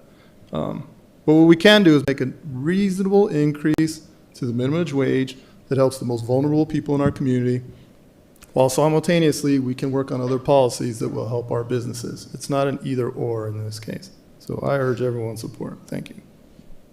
Thank you, Councillor Baca. Councillor Feeble-Corn to close. Thank you, Madam President. So I will just say, we've heard a lot of talk tonight on both sides, and I will just remind us all that minimum wage is literally the floor. It is the least you can pay someone, and it costs a certain amount to live in our community, and we are not covering those costs with our minimum wage now. And when I started working, it was a very long time ago, minimum wage was $3.35 an hour. And I worked a full-time job on $3.35 an hour. And I made $580 a month. And I was able to afford my rent because my rent was $75 a month. And I could afford groceries because I spent about $20 a month on groceries. That is no longer what people are experiencing in our community. People in our community cannot make their way on $12 an hour. Now, don't get me wrong, it's not like I think they're going to make their way on 13 and then 14 and then 15, but this is a step in the right direction, and I think it's important. I do want to talk a little bit about the lack of economic research, because we have tons of economic research. We have decades of peer-reviewed evidence from cities and states that have already raised their wage floors, and that data tells the same story over and over again. Increases in minimum wage fail to result in business losses. It just doesn't happen. Everyone likes the knee-jerk reaction, but it doesn't happen. And it's not going to happen here. What we're going to see is people have a little bit extra money to make those choices of choosing food or groceries or rent.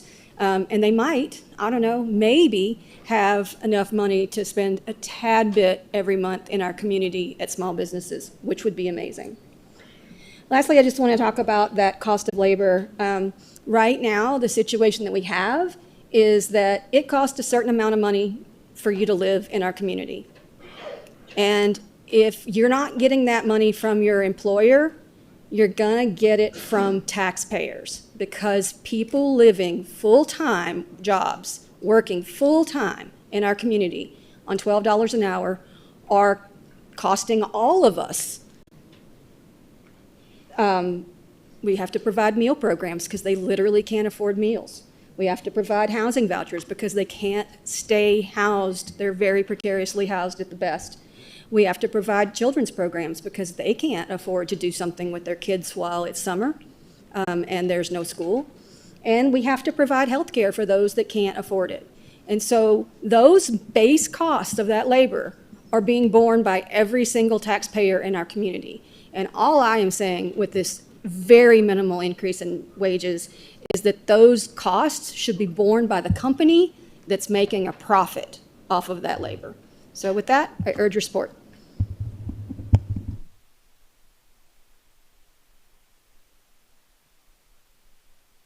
Thank you, Councilor Feeblecorn. So we are back on 033 as amended 4 times, is my understanding. And with that, all those in favor say yes and raise your hand and pause. Opposed, say motion. No. That passes on a 5-4. Madam President. Oh, Lord. Oh, yes. Vice President Champagne. I'd like to suspend the rules, make a motion to extend this meeting to midnight. Second. There's a motion and a second to suspend the rules until midnight. All those in favor say yes and raise your hand. Yes. Yes. Opposed, say motion. That was on a 6-3, passes on a 6-3. Okay, we are now on 024, and this is Councilors Feeblecorn, Rogers, Tejas, and Baca. Thank you, Madam President. 024 is the rental unit habitability enforcement ordinance, and I move a due pass. Second? There's a motion and a second for a due pass of 024. Can you guys please exit the chambers quietly? Thank you so much.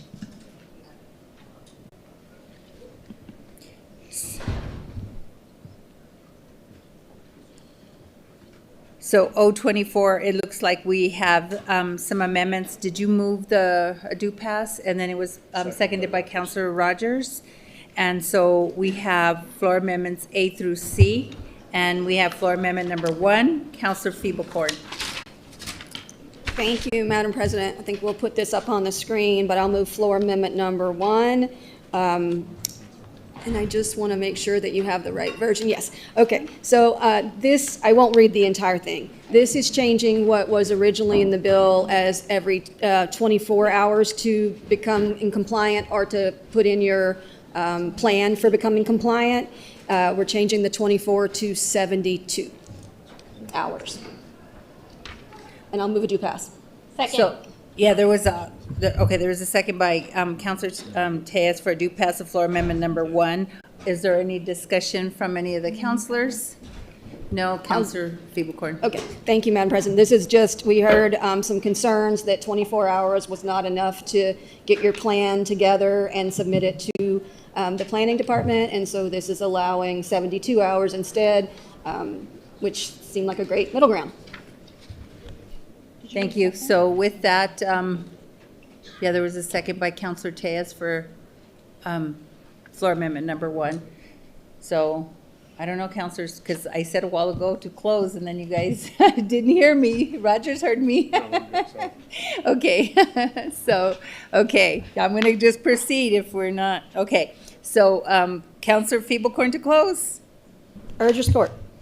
So there is a motion and a second for floor amendment number 1. All those in favor say yes and raise your hand. Yes. Yes. Opposed, say motion. That passes, yeah, 8-0. Okay, so that's for floor amendment number 1. So now we have floor amendment labeled B in your packet will become floor amendment number 2. Councilor Feeblecorn. Thank you, Madam President. Floor amendment number 2 is on page, oh, can we do the other one? Yeah. On page 2, line 23. There we go. Insert a new section, and this is, the new section says obligation of occupant of rental property. The occupant of rental property shall provide notice to the responsible party of the rental property prior to notifying the planning department of habitability violations. I'll move that amendment. Second. Thank you.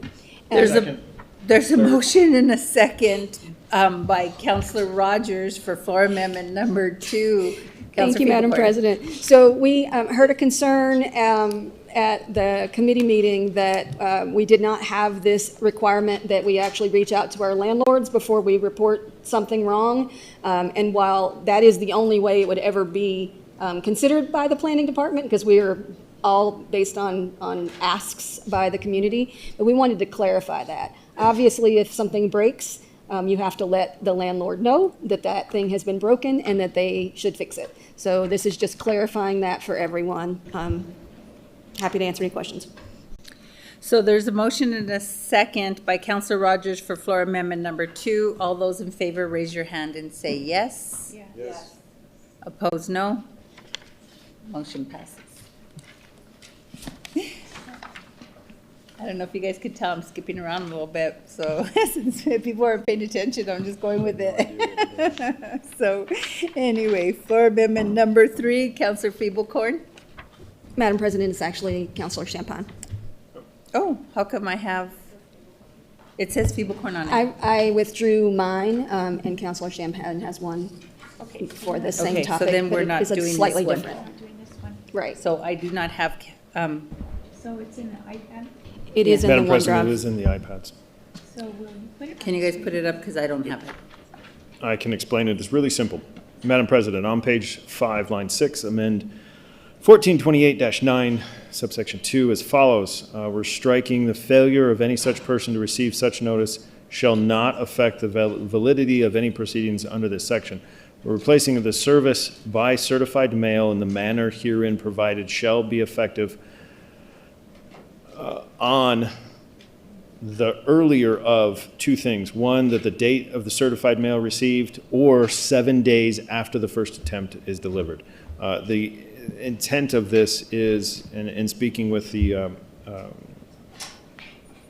with counselor, with the sponsor, was kind of finding a middle ground and a reasonable deal. The way it was written, if someone doesn't, and not to say we don't affect the bad players of this, but if someone on a good standing doesn't receive that certified mail, it would be, for whatever reason, on a good intention. This gives them a little more time to actually, because I looked it up, and the U.S. Postal Service says that if they don't give anybody in the first one, they get a notice, they have 15 days to go pick it up at the post office. This allows them 7 days to go pick this up and actually fix the issue and be alerted of the issue instead of immediately being fined the $500. So we're giving them, the good players, a leeway to actually go pick up the certified mail if they don't receive it.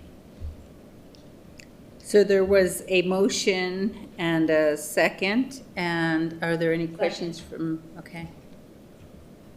Who said, yeah, I thought Feeblecorn, okay. No, Feeblecorn had already said, yeah, it doesn't matter. We're a hot mess tonight, so, hey. So, okay. So there was a motion and a second by Councilor Bassan then. And are there any questions from any of the councilors? Seeing none, all those in favor of floor amendment number 3, raise your hand, say yes. Yes. Opposed, say motion. Motion passes unanimously. So we're back on the bill as amended 3 times. Councilors, so are there any questions from any of the councilors? I think we do have some people signed up to speak. I don't have any more amendments.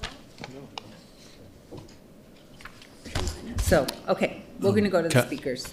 Council President, I believe Councilor Champagne may have another amendment on OneDrive. He's saying no, so No. I don't know. Apparently I I give do. up. Oh, I do. Okay, Thank you, Madam President. okay. We're gonna Vice go to President midnight. Champagne on floor amendment number 4. Yes, ma'am. Madam President, on page 4, line 4, amend the following. We're going to place in there, the responsible party fails to relocate the tenant within 7 days. The city shall administer the relocation, and relocation costs shall be paid in full. We're adding in that it says that a lien could be placed if they don't pay back the city to move the 7 people. We wanted to place the lien first upon the subject property and put in there that we're moving first, and then also second may subsequently placed on the asset. There's a motion and a second by Councilor Feeblecorn for floor amendment number 4.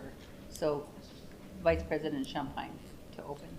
Yes, ma'am. Again, thank you, Madam President. This is just basically saying that the way it was written before is that it actually left it up to choice, that if someone wanted to put a lien, or the city wanted to put a lien on the subject's property, or they could choose another property of that owner.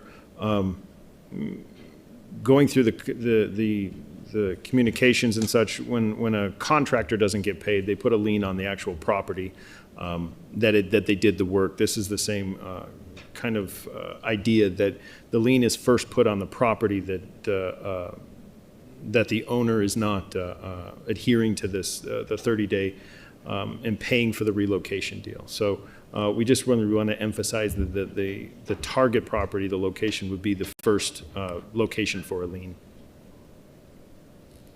Thank you. Are there any questions from councilors? Council Vincent. Madam President, so is it my understanding that even if this were to pass, that it still means that a property manager or somebody other than the property owner could actually be subject to the lien, being that it still says that a lien may be placed on any asset owned by the subject property's responsible party?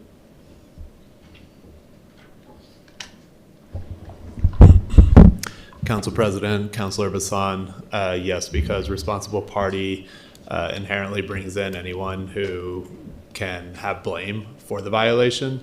Then in this way, yes, you may go after their assets as well. So then hearing that, it sounds that there could be a property manager that might not necessarily be the one to blame for not repairing something or not doing something in order to rectify this situation, but yet now they could lose their assets personally, and I don't support that. Thank you. And Mr. Cox, can you clarify something, or maybe it missed to be Ms. Kuladon? When you go under contract with the property management, as an owner, you sign a contract with the property manager, and there are disclosures in there saying, waiving those rights and such. So a contract with the property manager would supersede this, saying that they waive their, or there is no liability sent on them per se? Madam President, Councilor Champagne, that may be something that is addressed in a property management agreement. However, that would not prevent the city from moving forward with placing a lien on the responsible party's property. And so one edit that could be made to address the concern raised by Councilor Bassan would be to amend the language in subsection B in this proposed amendment to say that it would only apply to an asset owned by the subject property's owner instead of responsible party, as it is reflected in the amendment to subsection E below. So mirror that wording. Madam President, I am okay with putting that clarification in there to make sure. Do I need to make a motion of that?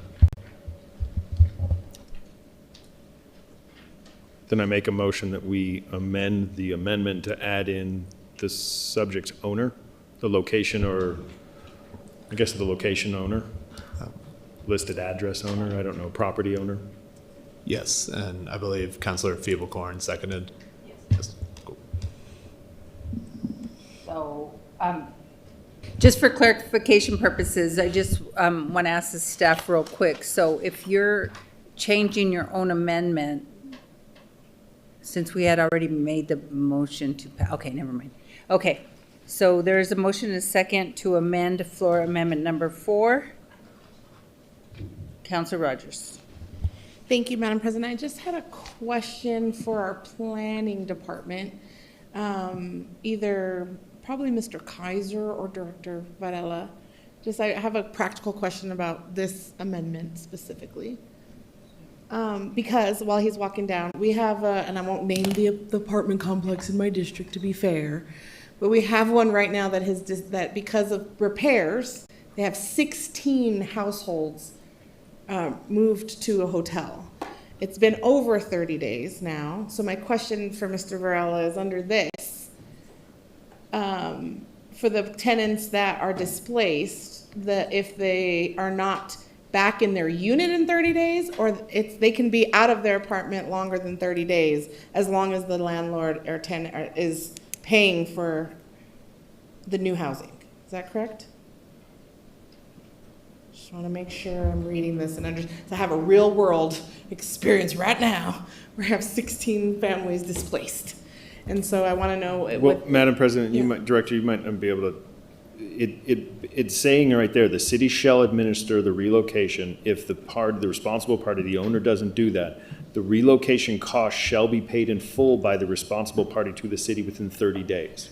So if it's not paid within 30 days, that's when a lien would be placed on it. Right, I understand that. Okay. But what I'm asking the department is is it only 30 days? So are they allowed to be out of their units longer than the 30 days is what I'm saying? Are we giving them a time limit that you have to have the repairs done in 30 days? No, it's just saying the cost. Okay, so my question still is what happens after that?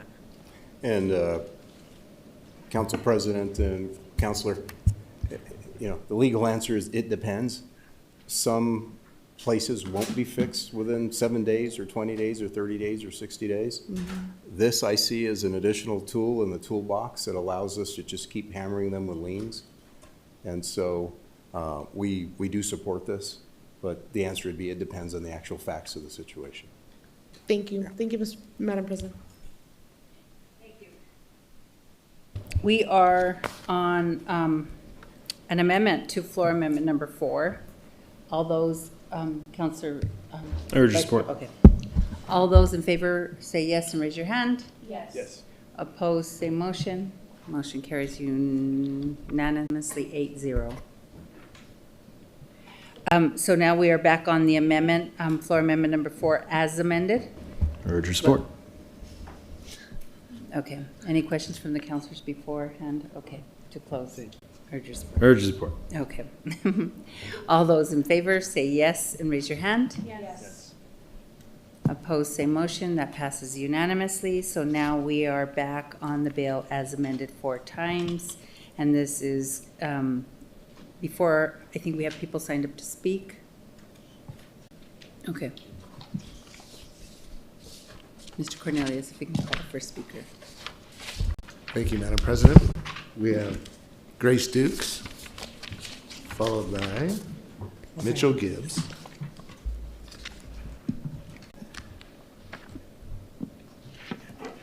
Overhead, please. No worries. All right, can you zoom in a little bit, please?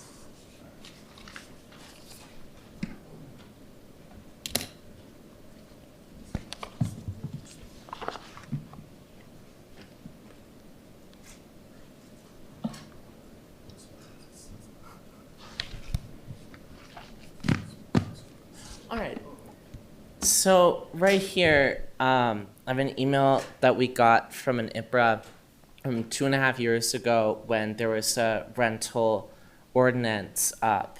And Madam Chair, this shows that your colleague, Councilor Lewis, sent the public comment list to NAOP, the Albuquerque Chamber of Commerce, Associated Contractors of New Mexico, those are developers, and a real estate lobbyist.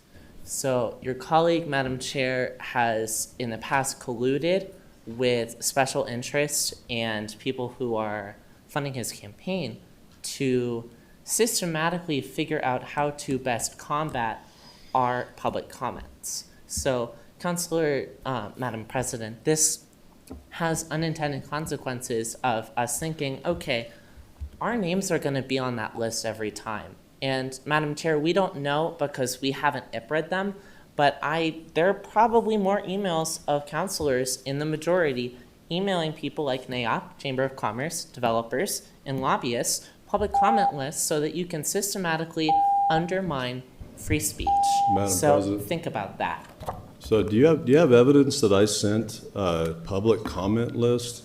Yes, I do. If we can put it back on the overhead. Show me that. There's an attachment, public comment 11-6-23 revised.docx. This was sent from Mr. Cornelius, actually, to Councilor Lewis. Here you go, Councilor. From Councilor Lewis, here's the latest. The ordinance still has room, and general comment should have room as well. BTW, we will be moving the 2 bills to the first 2 items in final action tonight. That agenda change won't be made until the meeting starts, but Davis agreed to it. When was what's the date of that email? This was, let's see, November 8th, 2023. Oh, what, like IPRA knows all, Counselor Lewis. 3 years ago, and you IPRA'd this? 2.5. So you IPRA'd this? I didn't personally. Where'd you get it? I have sources. Okay. Well, I mean, give me a copy of it. You know? Yeah, I don't I'm remember happy ever to- doing that. happy to But send I'll tell you. you this: if I sent that from a city email, I'm proud of that. I don't send emails from a city email that I'm not willing for anybody and everybody to see. And so if that is in fact an email that I sent, I'm fine with that. I knew that anybody could input it. In fact, if you'd asked me for that, I would have sent it to you. Yeah, that's so, fine, but- so you know, I mean, I don't know if you're exposing anything. I guess you have the ability Yeah. to make whatever comment that you want, and make whatever conclusions that you want about it. Doesn't mean it's true, or doesn't mean it's, you know, something that's wrong. But anyways, I'd like to see a copy of that, and I'd I'm like to know happy where to you send got you it. that, Counselor Lewis. Because if you're going to say something that may not be true, then you're going to be accountable to that as well. If you put I something will- up there that I didn't send. I will send you this email, Counselor Lewis. This was in your city email. And What- if you look what back, email you was can it in? probably said find it was this It was a email. city email, so you would have IPRA'd it. So it was another email? This was your city email, It was Dan my Lewis city email, at so the only way you got cabq.gov. it would have been IPRA'd it. And Yes, if I didn't IPRA it myself. One of my friends did. You don't get to know that name. Hey, no problem, no problem. Well, I mean, you don't get to verify that it's true either then if you don't, so, thanks. Thank you, Councilor Lewis. Councilor Bassan. Madam President, today we received an email from Thomas Abeta that it has that attachment included in it, and it went to all councilors. Okay, good. I'm glad to see it. And again, Madam President, anything that I send from a city email, I absolutely know that it could be IPRA'd. And if you ever wanted any of my emails, just call me. I'll send you any email that I have, any email that I've sent, or any email that's been sent to me. And I'm glad to, if I need to defend it or explain it or whatever you need to do. Thank you. Thank you. So, Mr. Cornelius, can you call the next speaker? Thank you, Madam President. I'm not sure a lot of these people are here anymore, but I'll continue with the list, Madam President. Okay. Mitchell Gibbs, followed by Joe Cardillo.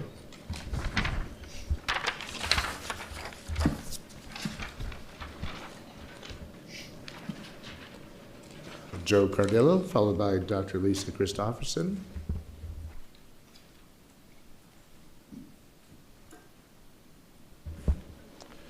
Dr. Lisa Christopherson, followed by Marceline Costner.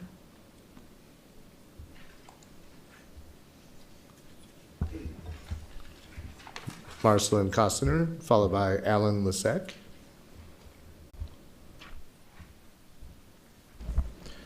Alan Lasek, followed by James Shanley.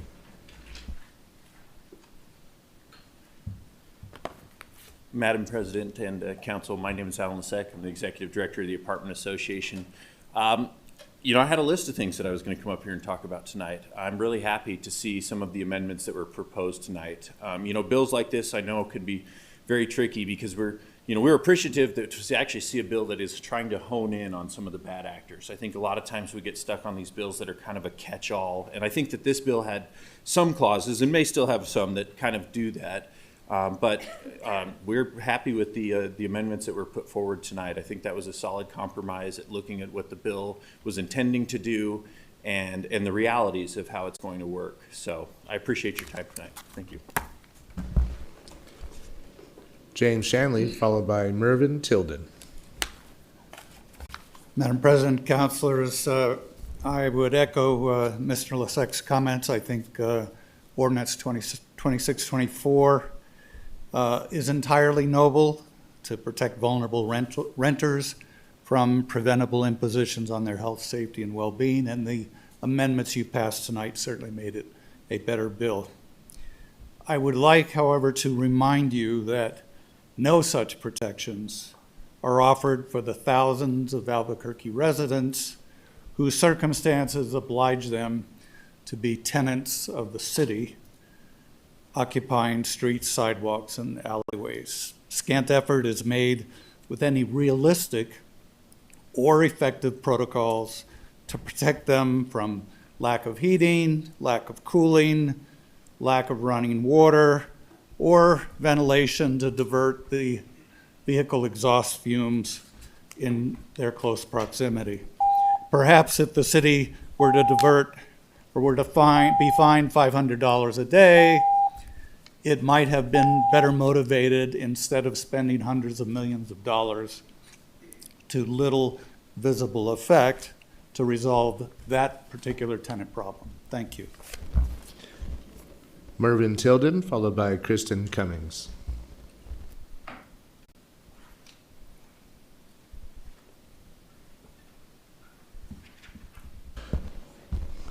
Kristen Cummings, followed by Joseph Greenwood.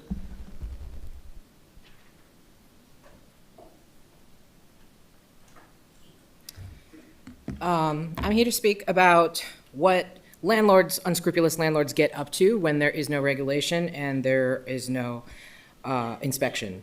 I've lived in an apartment where the window frames rotted and the glass panes fell down into the wood, exposing 2-inch gaps to the outdoors.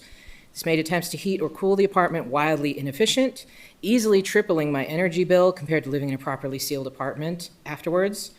My landlord didn't always pay her contractors, and one disgruntled contractor threw a brick through my window simply because he knew she owned the building. Thankfully, no one was in the room at the time. She also didn't replace or repair the roof for months, even when leaks caused our ceiling to sag and black mold to proliferate. 2 of my friends had it far worse. A portion of the drywall in their living room ceiling tore away completely from water damage and dangled almost to the floor. Despite frequent complaints, their landlord never addressed it for months, prompting my friends to finally give up and move in with family because their apartment was no longer habitable.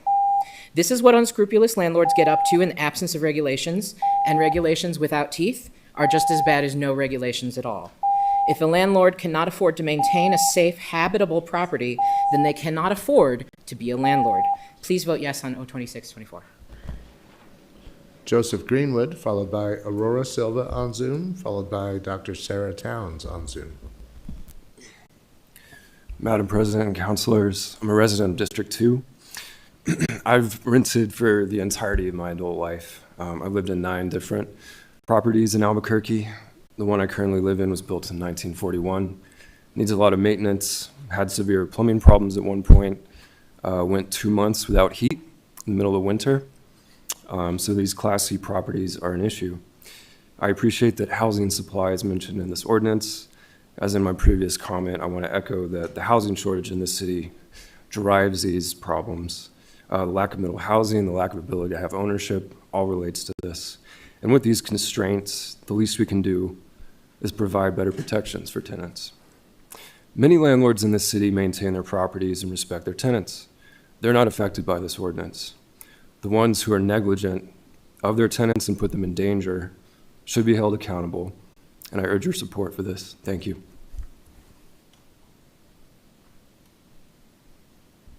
Aurora Silva, followed by Dr. Sarah Towns. Hello, my name is Aurora Silva. I'm speaking supporting the ordinance to enforce rental unit habitability. I want to relate a personal anecdote from one of my closest friends. He and his fiance live in a rental unit pretty far from here in another city. Their unit is constantly in a state of poor repair, and over the years they face a number of structural problems, machine failures, including washing machine failing, heating failing, problems with air quality, humidity, amongst others. Seldom does a landlord address these issues with any level of urgency. When the landlord does, they do so taking their frustrations out my friend and his fiance. These have led to a lot of stress and health issues, and I don't want others to have to face those stresses. And I think this ordinance can help to protect tenants and keep landlords accountable. I think it's critical to make sure tenants are protected from neglect and poor living conditions, protected from things like black mold, as well as ensuring they can survive ever worsening heat in the coming summers. Thank you very much for letting me speak at this council meeting. Have a great day, everyone. Reverend Dr. Sarah Towns. Good evening, Madam President, councilors. I'm Sarah Towns. I'm a Christian pastor in the far Northeast Heights. I also rent a property in District 7. I've personally had nothing but great landlords in Albuquerque. And I noticed when I was back there with y'all that none of them came to oppose this. Those of you who are landlords on the council will not take a hit from this. No good landlord will. The only people who should be worried are the ones who are consistently breaking the law. So please vote yes on 24 and protect our hardworking tenants who are playing by the rules from that small minority of bad actors that aren't. Thank you so much. Up next, Madam President, we have Brittany Means. Hello, I'm back again, urging you to vote yes because renters have what feels like no protections, to be completely mistreated by landlords in this city. I personally lived in a house where the swamp cooler stopped working in the middle of summer. It was 90 degrees inside the house. We called, we asked them to fix it. Nothing was ever done. We spent the whole summer miserable, and I personally have chronic migraines, and it was really hard to bear. And everywhere I looked, everywhere I called, there was no recourse. And that is just one of many, many examples. Basically, everyone I have talked to in this city who has had to rent has dealt with some kind of issue, whether it was their water not working, their appliances breaking, not having livable temperatures in their house. So please vote to give us some more protections. Thank you. Madam President, that concludes comment. Thank you.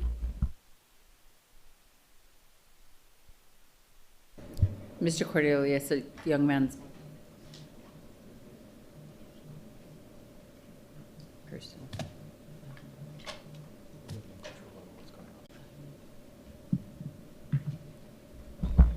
He mistakenly signed up for R20, so we're going to call Justin Rogers. Madam President, thank you. Thank you, Mr. Cornelius.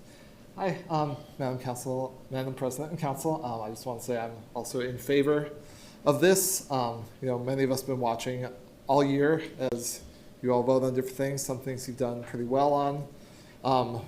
Renters and housing protections have been something that we are looking to see improvement on. A lot of the IDO things that would have created more housing stock didn't pass. And a previous ordinance that would have simply enforced state laws to protect renters did not pass.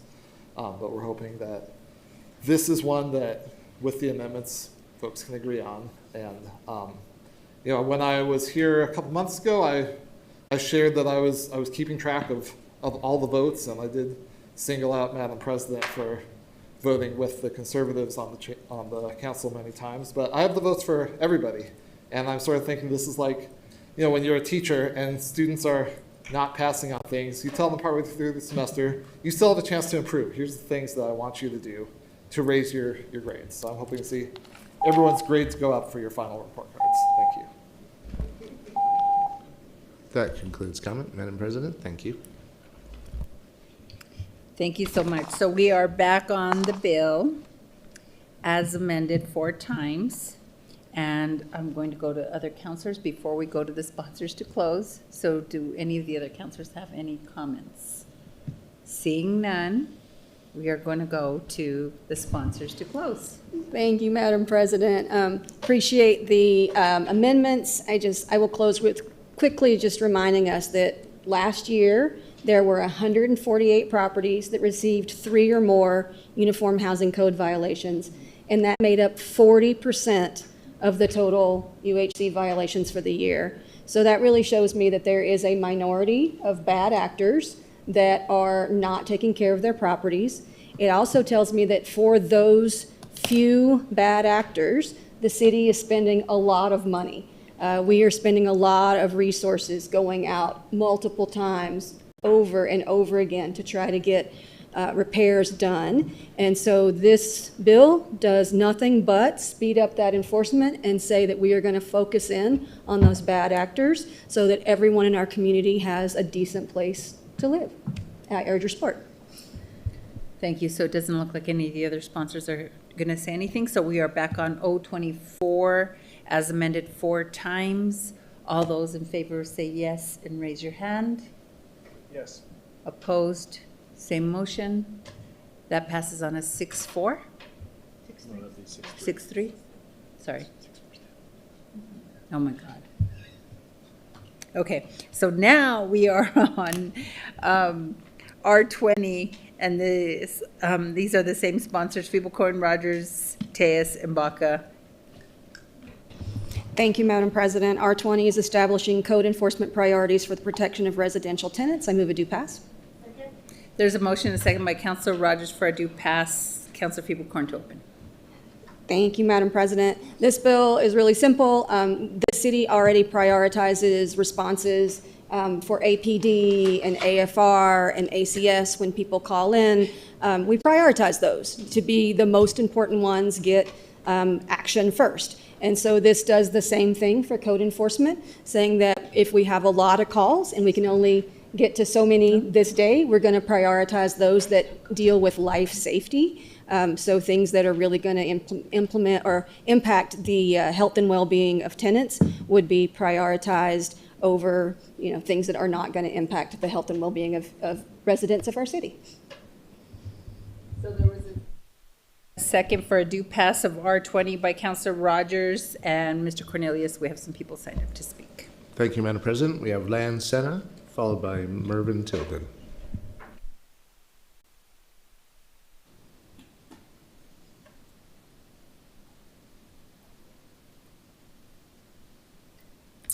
Madam President, members of the council, my name is Lan Senna. I'm the Chief Strategy Officer for the Center for Civic Policy. I'm here in support of R2620 and urge your support. In my first meeting in this chamber as a council member, I quoted, "If all men were angels, government would not be necessary." And I thought that meeting was spicy.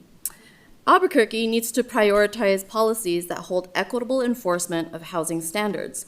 This is not a blue or red issue, it's a human issue that asks our city and our code enforcement to ensure renters are able to live in spaces that they are renting. Importantly, the bill ensures that code enforcement checks on rental units that are not meeting habitability standards, but prioritizes code violations that have risen to the status of imminent hazard. I urge your support as a matter of public safety and humanity. Mervyn Tilden? Don't think he was here last item. That concludes comment, Madam President. Thank you. Thank you so much. So, any councilors have any comments beforehand? Vice President Champagne. Thank you, Madam President.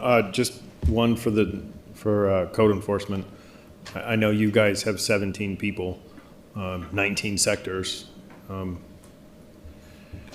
I really want to ask the question, is this really going to put an undue burden in, but I know the answer is going to be no, we'll do what we can, and we're always going to do the best we can, and so on and so forth. But how much of a burden is this going to put on the other issues that you guys face? And Council President and Councilor, you are correct on both counts. We will, this to some degree codifies what we do. When it's truly a life safety issue, we know that we need to not respond to those, somebody's got a wall height that's bothering me because it's 2 inches too tall, or there's a car that's been parked in a yard and I don't like the way it's parked because it's partly on their lawn or something, which some people get very heated about those things, but those will fall to even a lower priority. We've said repeatedly that we could probably keep 100 code enforcement officers busy, and especially over the last few years as the recognition of the function of the civil law enforcement aspect in this town has grown. So we can always use more help, but we will of course take care of this because this is kind of how we do things now anyway. Okay. Yeah, and again, I kind of knew the answer. I just wanted to make sure, Madam President, that if we're going to be passing these things, we want to make sure that we're not setting you guys up for failure, that it's just not going to, that these things that we pass, these rules that we pass are just never going to be adhered to, So I want to make sure that we can progress through this and actually do some good. So. And Council President and Councilor, being that this is not an ordinance which says do something entirely new, we are okay with it. And it, like I said, it codifies what we do. What we've talked about in the past is when we add a new requirement without funding that's where it gets really tough, because then it is we have to stop doing something in order to do this. But we're already doing this. We believe in it. We think that renters and even family members who aren't renters who happen to be staying in the house of a relative, they need to be taken care of. Your home should be a safe, healthy place for you. Perfect. Madam President, Director, thank you for the candid comments. Thank you, Councilor Bassan.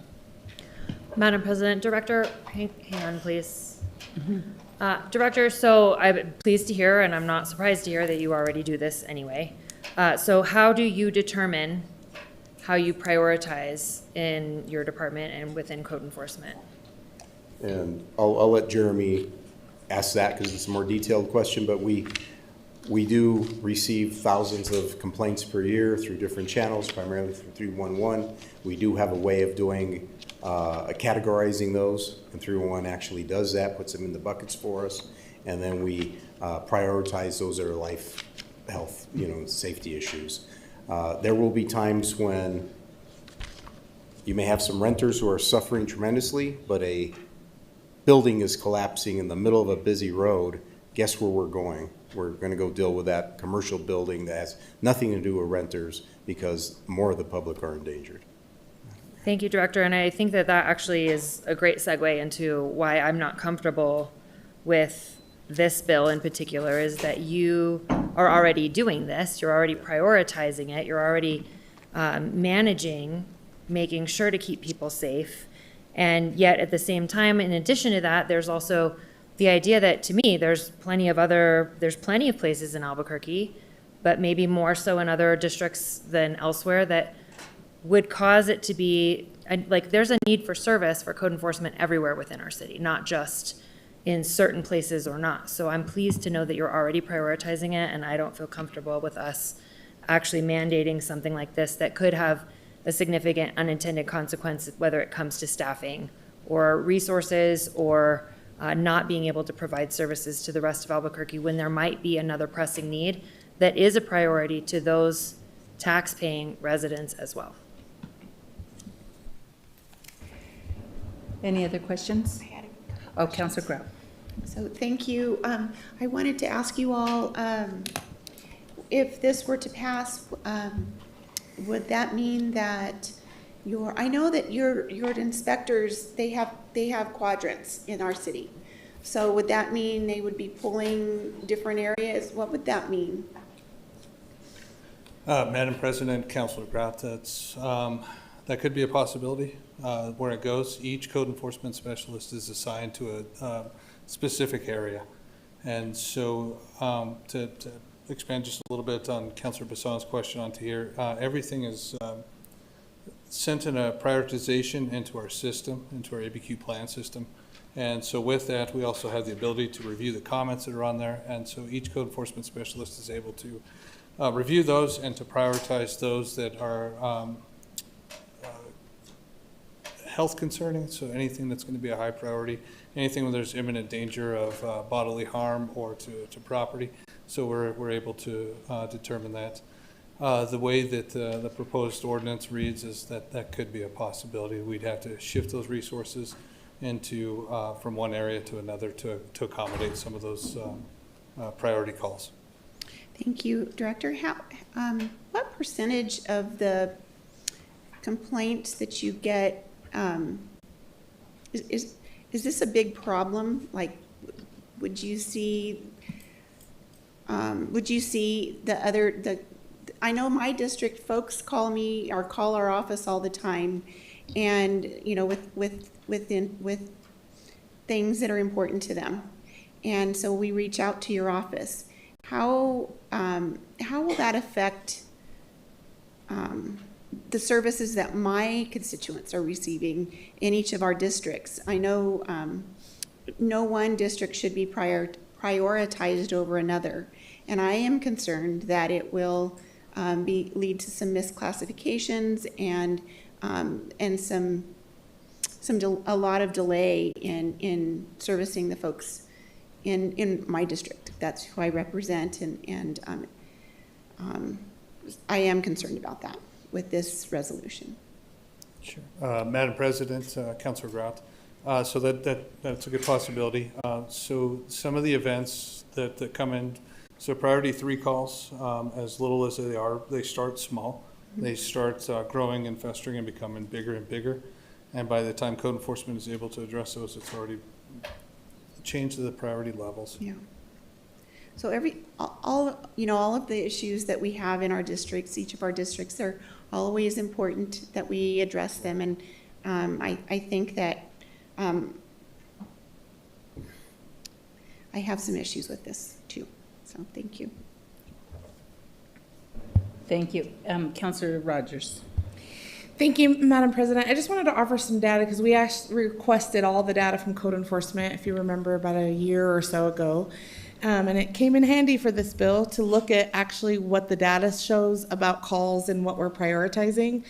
And looking over the data, and I'm happy to send this to you, but we have a priority breakdown. We looked at kind of what are the top violations that we're actually acting upon.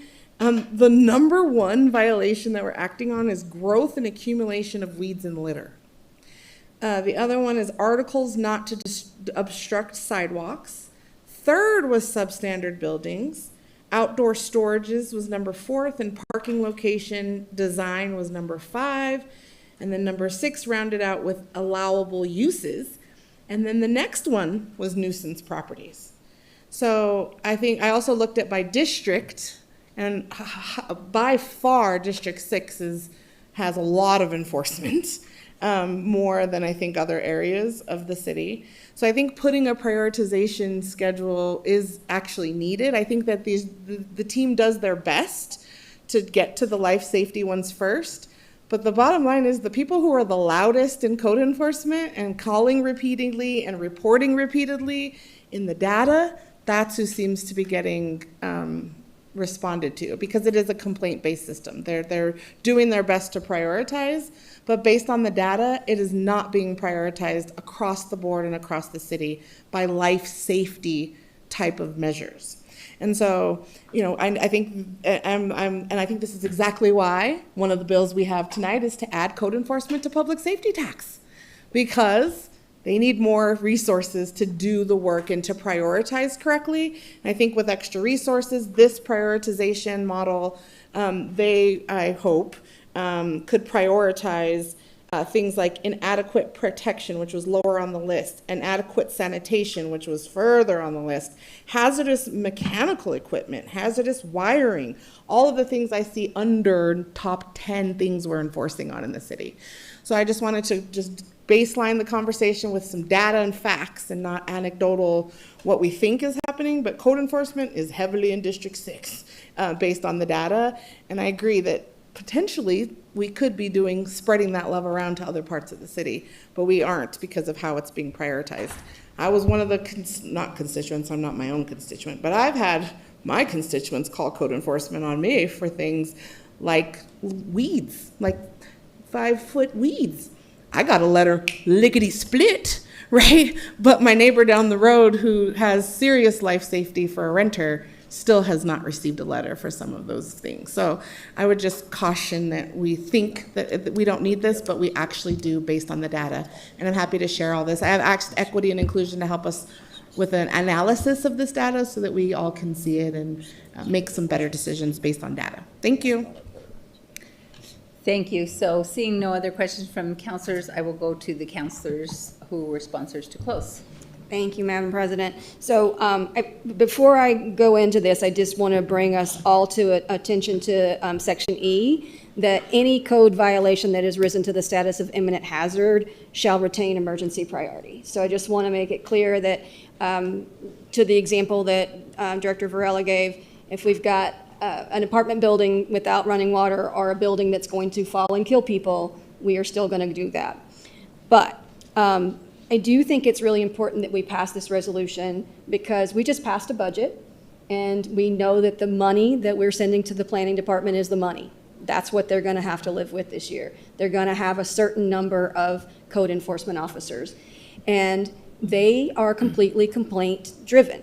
And so we need to give them the backing of this body to say, you can prioritize, you shall prioritize things that have to do with health and safety over a wall that's 2 inches too high. I thought that was a great example. I know that when we had folks that were calling around lack of running water. Last winter, I had some folks that were calling me repeatedly. They didn't have heat, and it was the middle of winter. And we were just stretching our code enforcement officers very, very thin. And I don't want them to be in the position to have to say, I know that you've called me about weeds 4 times, but I want to go over here and help these people. They should be able to legitimately say, with the backing of City Council and of the administration, I hope, that I can't come deal with your weeds right now because I have to help these people. And so I think, I don't care what district they're in, but if there are people without running water, without heat, without a door that locks, with stairs that are falling and they literally are very unsafe in their own rental unit, I want them prioritized. I want the code enforcement officials to feel backed in that so that they can provide that help to people who need it. Hopefully we got you a few more code enforcement officers, and hopefully we'll be able to cover all of the things, but I want to ensure that life and safety takes priority. So I urge your support. Thank you, Councilor Feeblecorn. So with that, there was a second motion, a second for a due pass of R20. All those in favor say yes and raise your hand. Opposed, say motion. No. Motion passes on a 5-4. So we are now on item D. This is O26, adopting a new article in the revised ordinances of the Albuquerque 1994, Chapter 6, adding Article 12, to be known as the Storm Water Utility Ordinance, amending Chapter 6, Article 11, Stormwater Quality Ordinance, Section 2, definitions to include a definition of arid adapted green stormwater, and adding new Section 15. I'm going to move a due pass. Second. There's a motion, a second for a due pass of O26, but I'd actually like to defer it. The only reason I'd like to defer it before we do the amendments are the packet, everybody can look them over. It's just that we have such a long agenda, and we are actually going to do 2 things that are going to impact our budget. One of them is going to be the solid waste, and then this one with the stormwater. So I think that if we can get this done at the next meeting, it would be preferable. So if there's any comments on the motion, do we have anybody signed up to speak? So there's a second on the deferral by Vice President Champagne, but we'll ask the people who are signed up to Thank you, Madam President. We have one person present, and that would be James Shanley.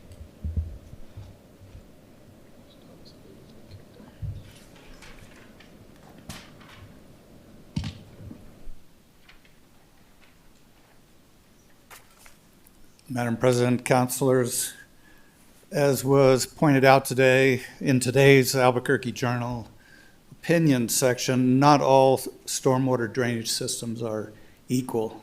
When underlying substrate is an impermeable layer of clay, as is true at a site currently undergoing significant GSI construction right now on Summer in the near Northeast Heights, the effect can potentially exacerbate stormwater threats to property.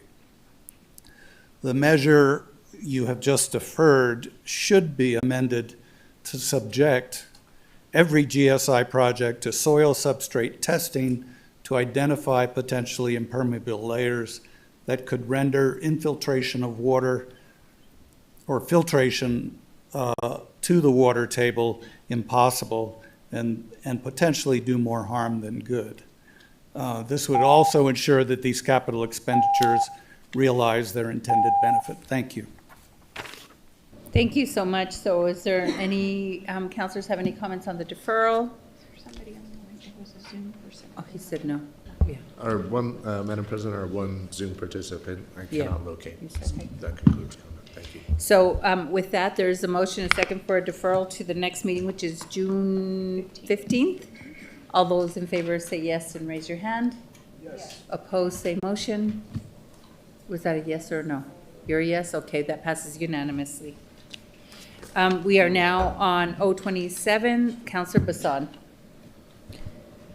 Madam President, O27, amending Chapter 2, Article 6, Part 1 to add a new Section 9 to be known as the Sunset Review Clause to mandate periodic review process to evaluate the continued necessity, efficiency, and effectiveness of every board, commission, or committee established by the City of Albuquerque. I move it do pass. There's a motion and a second for a due pass of O27 by Committee of the Whole Chair, Counselor Grau. Counselor Bassan to open. Madam President, we had created what is unofficially called the Boards Commission to evaluate the excessive or not excessive and figure out whether or not they are amount of boards and commissions and committees that we have in the City of Albuquerque, and they have undertaken looking at doing a review of a third of each of those. In that, they have discovered that we don't really have something in place for a sunset on anything that becomes inactive or that hasn't ever even begun. We have some that have they've been established and never seated and never done anything. So in that, they have recommended this sunset review clause in order to say that after a certain amount of time, that if nothing happens, or even if it does, that these boards and commissions will automatically sunset and terminate unless council takes action on keeping them going. And I know that Mr. Chavez is here to be able to explain a little bit further, but first I'd like to move a floor substitute. Please. There's a motion and a second for floor substitute to O27. Thank you, Madam President. The floor substitute is some technical cleanup changes that were identified after we had already introduced the bill. But again, if there's some more detailed questions that the council may have regarding the sunset review clause, Mr. Chavez is here that he is part of the commission as well. Thank you. So if there's no questions on the floor, substitute Counselor Bassan to close. I urge your support. All those in favor of floor substitute to O27, raise your hand and say yes. Yes. Yes. No, same motion. That's 8-0. So Counselor Bassan. Madam President, if any of the councilors have additional questions on the bill, and then Mr. Chavez is here to be able to identify and answer some of them if necessary. Oh, I'm sorry. I thought the amendment was yours. It's actually Counselor Feeblecorn, so I apologize for that. Counselor Feeblecorn, floor amendment. Madam President, I was not aware of the deferral when I put the amendment in, so it is not on the floor sub, so I will just ask a question about the bill and I will bring back an amendment at the next meeting if needed. Okay. Any other amendments, questions from councilors? Counselor Feeblecorn. Thank you, Madam President. I do have a question. I definitely get the point of this bill and the need for winnowing out some of these unused boards and commissions. My only concern is that as written, it really does take away the authority of the council to review and decide whether something's going to continue or not. It literally says if there hasn't been any meetings, if say the mayor, not this mayor, but any mayor doesn't appoint people to this committee, it would automatically cease being, which means that a mayor would have the authority to really not appoint people, even for a board that the council thinks is important.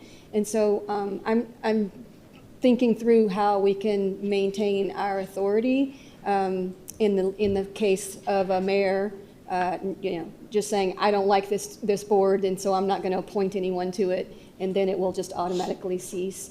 And so that was what my amendment was for, but again, I did not format it for the floor sub, so I will bring it back. But just that's my concern, is that I really want us to be able to make those decisions as a council, not us per se, but the city councilors when that happens, rather than allowing a mayor to make that choice.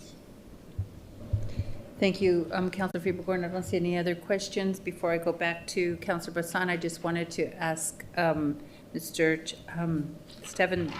Chavez if you can explain this a little bit to everyone. It's just that, I hear what Councilor Feeblecorn is saying, but it just seems as though if we have the option to bring them back, we always bring them back, and then they they continue forever. So I think this is you've done a lot of work to try to identify these ones that are just kind of obsolete. So if you can talk about some of those, appreciate it.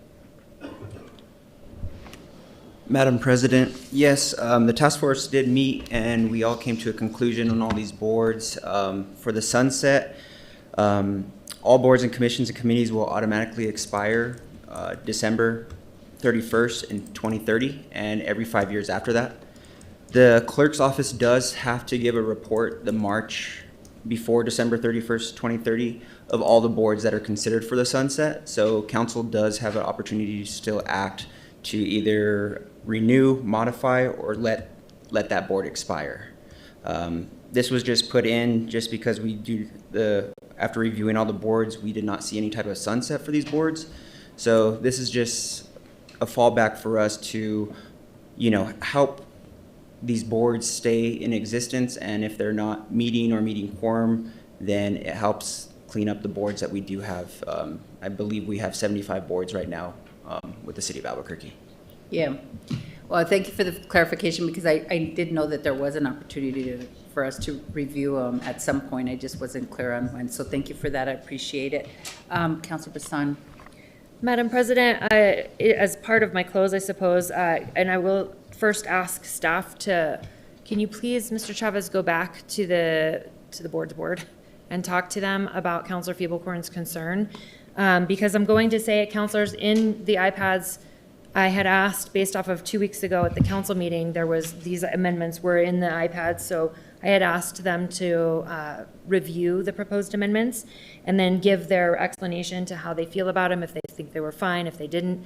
So they submitted a memo, and I had them add it to the iPads for all of you to review for their reasoning. But hearing what Councilor Feeblecorn just said, I don't really know if the way I was understanding the proposed amendment and what I just heard tonight are actually aligned.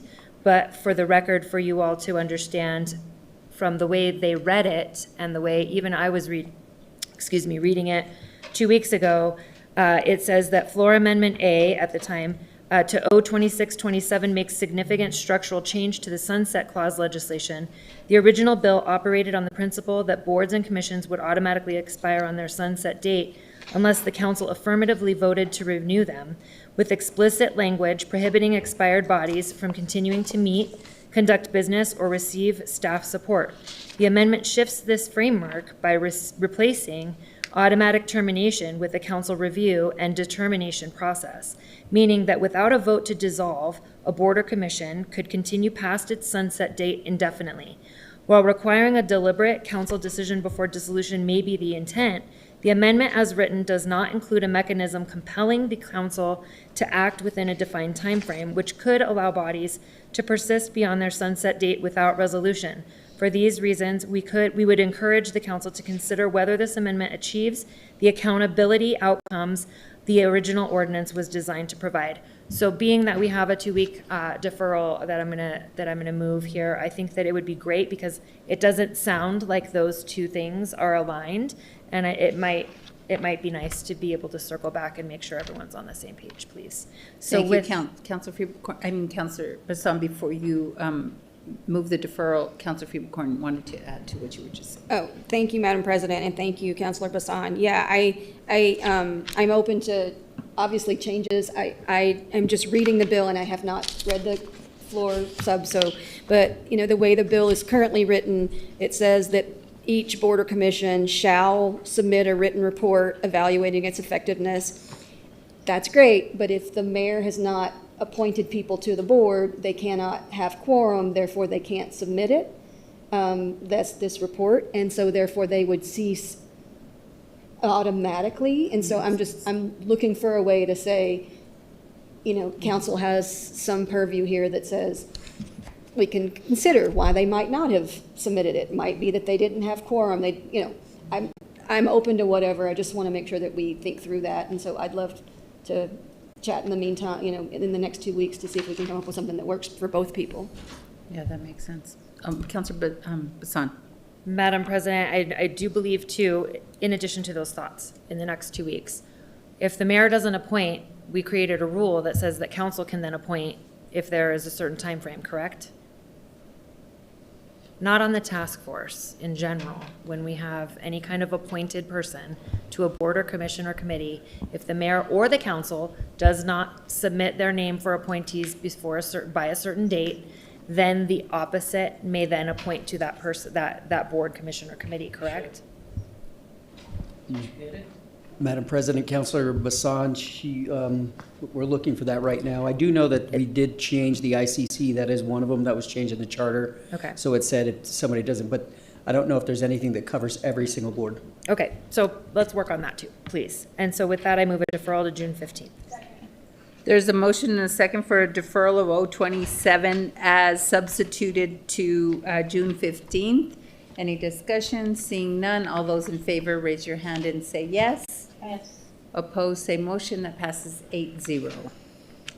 We are now on 028, which is like a companion bill, right? No, ma'am. Oh, no, it's not. Okay. Councilor Bassan, 028.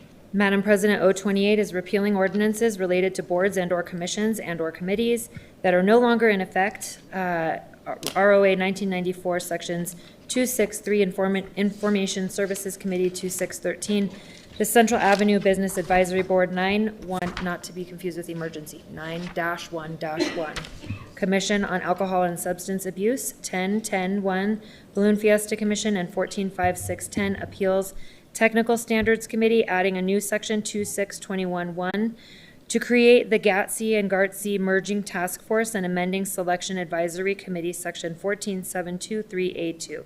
I move it do pass. There's a motion and a second for a due pass of 028 by Committee of the Whole Chair, Councilor Grout.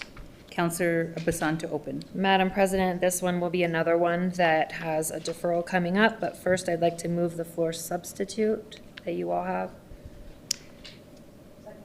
There's a motion and a second for floor substitute to 028 by Councilor Feeblecorn.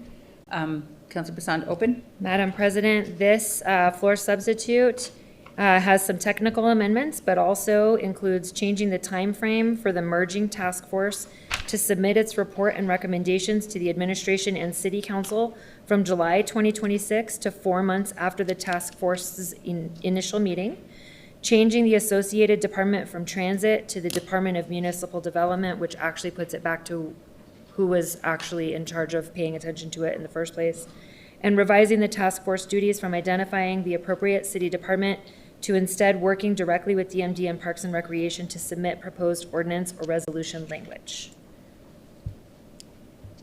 So there was a motion and a second by Councilor Grout for floor substitute to 028. Any discussion? Councilor Rogers. Thank you, Madam President. I just, I know we're deferring it, so I would just ask on any amendments, and I'm happy to work with you on it, just that we actually spell out the acronyms, because I had to look them up myself when I was reading through this bill to know what these even were. And just for the general public, GAATC or GATC is Greater Albuquerque Active Transportation Committee, and JRTC is Greater Albuquerque Recreational Trails Committee. So just wanted to make that clear, because I was confused and had to look it up myself. Thank you. Any other discussion? Councilor Feeblecorn. Thank you. Yeah, I'll go ahead and say this. I had an amendment, but it's not formatted for the floor sub because I didn't know there was a floor sub. And I just would love to think through this. I got several people from both GATC and GART reached out to me. They are currently serving members on those two committees, and they were not aware that this was happening, and they're a little alarmed. They think that those two committees should not be merged, and so my proposal that I will bring back properly formatted next time is to say, rather than having it a done deal, and that they're required to come back with a work plan to merge, I am just asking if we could consider recommendations on whether to merge or not merge that comes out of this committee, so that folks on those committees that are serving right now would have an opportunity to provide input. Thank you. Seeing no other discussion, Councilor Bassan. Madam President, I urge your support on the floor substitute. So there's a motion and a second by Councilor Committee of the Whole Chair Grout for floor substitute to 028. All those in favor say yes and raise your hand. Yes. Yes. Opposed, no. Motion passes unanimously, or I should say, I guess. Yeah, but is he still here? Okay, so Counselor Bassan. Madam President, I would like to ask staff, but if we need to do this, I would like to move an amendment to change the title to include the full listing of the name instead of just the acronym, so that when we have a deferral, it will still be appropriate since we have another 2 weeks. Madam President, Councilor Bassan, if we did that, we would have to republish, which means you wouldn't be able to take action. Or is it? Madam President, Councilor Bassan, that's related to the title of the bill itself, but we could spell out those acronyms within the text and the body of the ordinance, if that's maybe a middle ground. Yes, I would like to move Amendment 1 to the floor substitute to spell out the acronyms of GOTSI and GARTSI. There's a motion and a second by Vice President Champagne for amendment number 1. Councilor Bassan. I urge your support. Any discussion? Seeing none. All those in favor of amendment number 1, raise your hand and say yes. Yes. Opposed, same sign. Motion passes unanimously. We're back on the floor substitute. Madam President, I think we finished the floor substitute. Oh, I'm sorry. We're back on 028 as substituted. I did write that down. So close? Mm-hmm. Okay. Before I move the deferral, I just want to, in the same memo that's in everyone's iPads regarding the same proposed amendments from a couple weeks ago, for everyone to start thinking about for the next 2 weeks, please.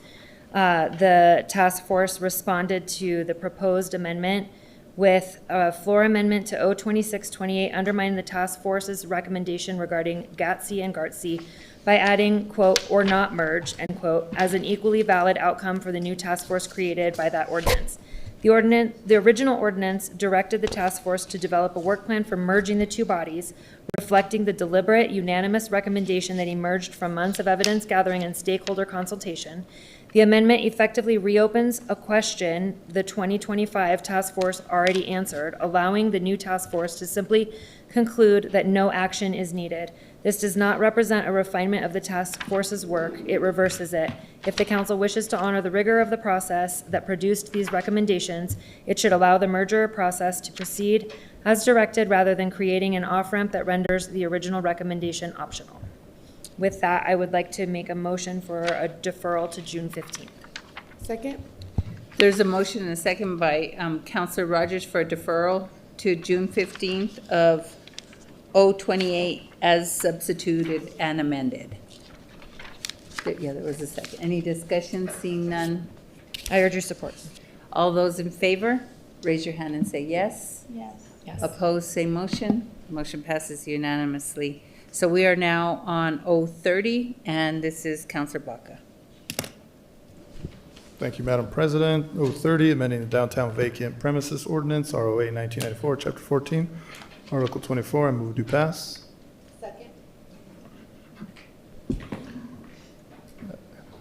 So there's a motion and a second for a due pass of 030 by Councilor Rogers. Councilor Baca to open. Thank you, Madam President. This is, we all know Lindy's is about to be demolished, unfortunately. Who knows what comes up in its place, if anything, for quite some time. That still leaves several vacant buildings that people worry about downtown. Downtown just happens to be a little bit different than other parts of the city where we literally have buildings vacant for 40 years without any kind of oversight. And so this amendment to the ordinance was looked at a year ago, and working with the administration, we have a floor amendment that I would like to move. So you made a motion for a due pass. Who was the second? I'm sorry. Councilor Rogers. And so you're making a motion for floor amendment labeled A, which will now become floor amendment number 1. And is there a second on that? Councilor Rogers. Councilor Baca to open. Thank you, Madam President. This amendment we worked out with the Planning Department. I'd like to ask Director Varela to come up and speak on all this. Thank you. Any discussion? Councilor Baca, close. Oh, you asked Varela to speak? Oh, I'm so sorry. Director Varela. And Council President and Councilor Baca and City Council, we were very appreciative of the deferral that was granted a couple of weeks ago on this to give us a chance to help improve the bill. We had an excellent meeting with the sponsor, and we are very satisfied with the result here. Councilor Baca. Thank you, Director. I urge your support. Unless there's discussion. I have a question, but Oh, yeah, please. Yeah, well, we are on the amendment. Yeah. Yeah. Okay. So, do you have a question on the amendment? Okay. So all those in favor of floor amendment number 1 to 030, raise your hand and say yes. Yes. Opposed, no. Motion passes.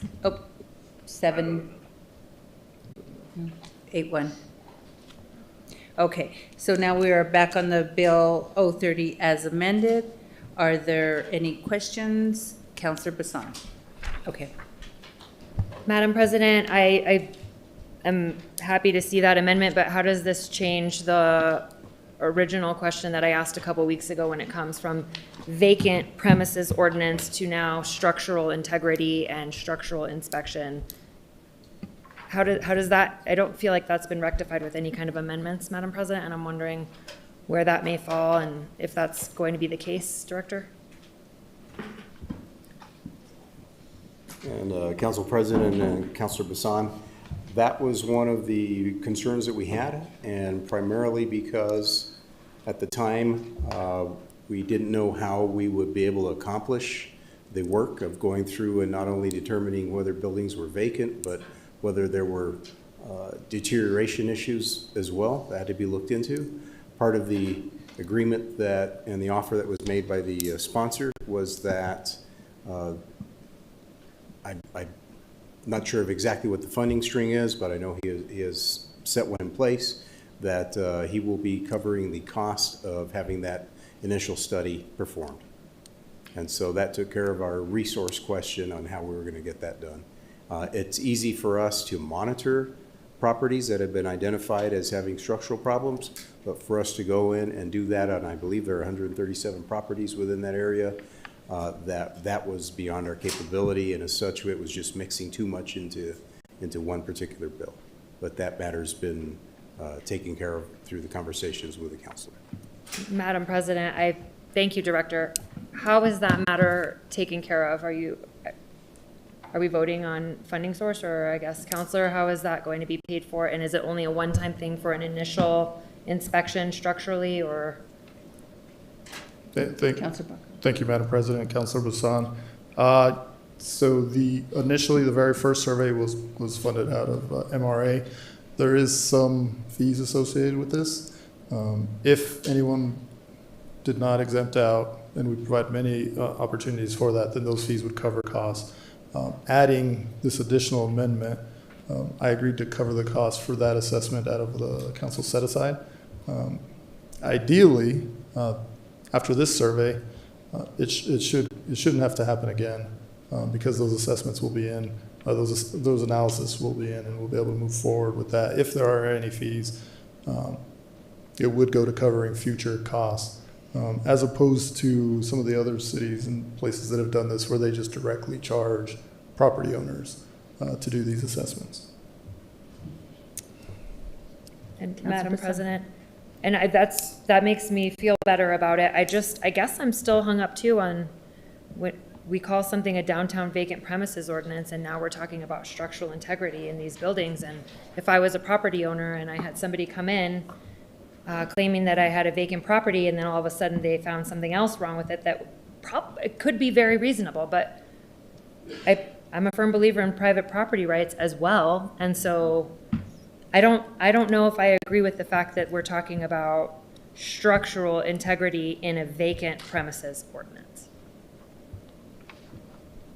Councilor Baca. Thank you, Madam President, Councilor Bassan. The intent of the bill, as originally envisioned last year, did include not just the vacant, but the intention was to assess structural integrity. As you know, you and I worked together many years ago at your family's property in the area. A lot of these buildings are really, really old, and they're not maintained. And in many cases, we don't even have good contact with the owners of these vacant buildings. The original intent was to cover this. We took out a whole lot of those provisions. We're adding in one more provision, which is the second floor. And if you want the exemptions, which there are several exemptions, you have to be open to making sure structurally you're okay with the building's okay. It's not going to collapse into your neighbors. So this is just adding in part of the original intention by adding in the second floor, which is, you know, with the Lindy's folks, right after it was assessed, while it was full on the first floor, it was vacant on the second floor, and that's where the problems came from. And the city inspector directly told me, if I'd been able to see the second floor, we could have mitigated some of this, potentially. And so that's all this does. When we look at other studies and we talk with some of our staff, if your first 2 floors are good, then anything above that should be fine. My personal opinion, I wish we could do an entire structure, but that's also not really practical in itself. So adding in a second floor and putting in some structural, which was the original intent of the bill, provides some assessment. It provides safety to the other neighbors who regularly ask, because all these buildings are connected, or at least quite a few of them. This is a reasonable update to hopefully mitigate what just happened. You know, we just lost a historic property downtown. Unfortunately, we had a family lose their livelihood, potentially their retirement. You know, people who are part of this community. You know, it's terrible that happened. It's terrible that the streets are still closed and businesses are being affected by this closed street. It's not just the neighbors who are worried that their building was going to collapse, the neighbor next door, but all the businesses that are being lost right now because of all these road closures that have to take place, because this building is still falling apart, to be frank. So hopefully that answered your question.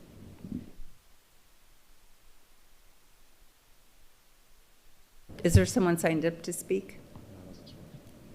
Yes. Yes, Madam President, we have Francesco Arias signed up to speak.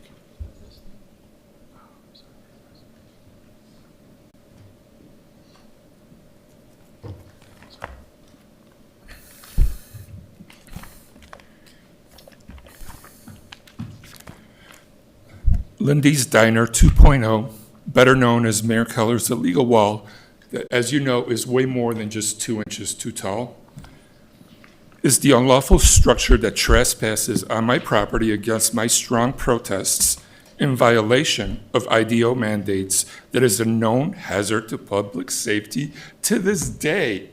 To this day. I've been screaming about it for years, and to this day, it's literally leading into my house, and nothing is being done about it. Fraudulently permitted to stand by the city of Albuquerque in malicious violation of sunshine laws while recklessly engaging in ethical sabotage. And it won't be fixed by smoke and screen committees. You all need to be aiming higher, much higher. And that's just the tip of the iceberg. So if I could please get some updates on why do we have to wait until this monstrosity falls into my house to do something about it?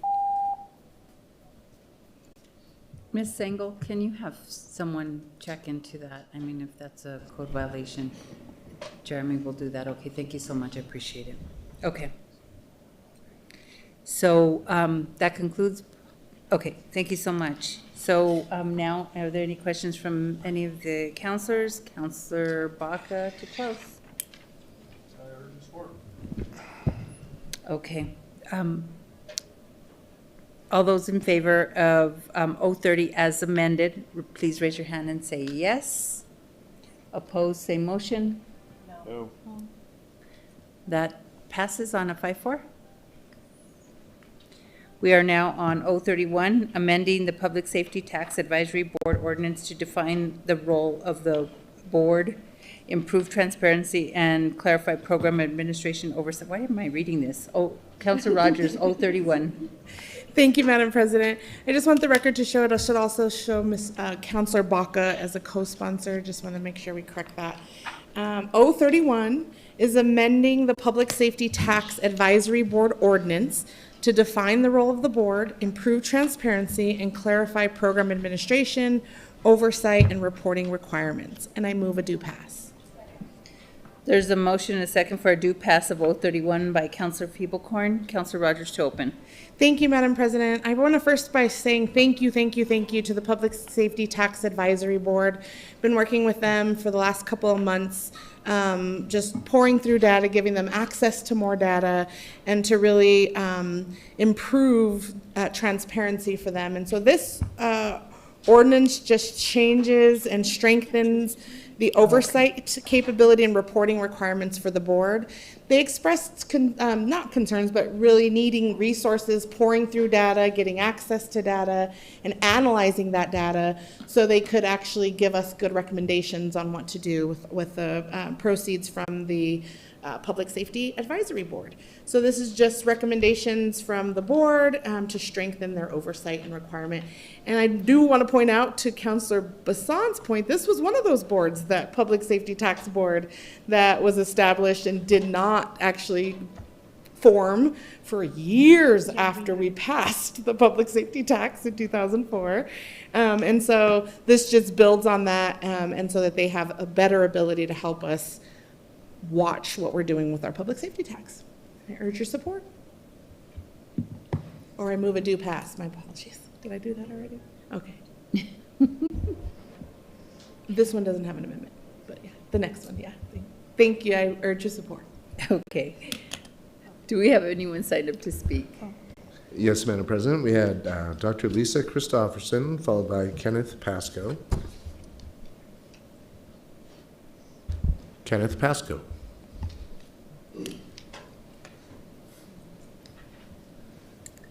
Madam President and councilors, I'm Ken Pasco. I'm the chairman of the Public Safety Tax Advisory Board. The board was created to provide advice to the mayor and the city council on the distribution of funds from the public safety tax.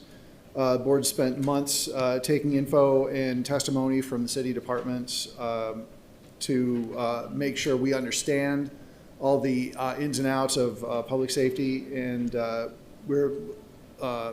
and how to properly provide funding for Albuquerque community safety, as well as all the other public safety, all the other departments involved in public safety. We reviewed the ordinance. We didn't spend a whole lot of time on the ordinance. We did not have a board vote on the ordinance. Maybe we should have, but we had no negative comments and a lot of positive comments. So I think the sense of the board is that this ordinance is good, and we urge you to pass it. Madam President, that concludes comment. Thank you. Okay. So we're back to the councilors. Councilor Grau. Thank you, Madam President.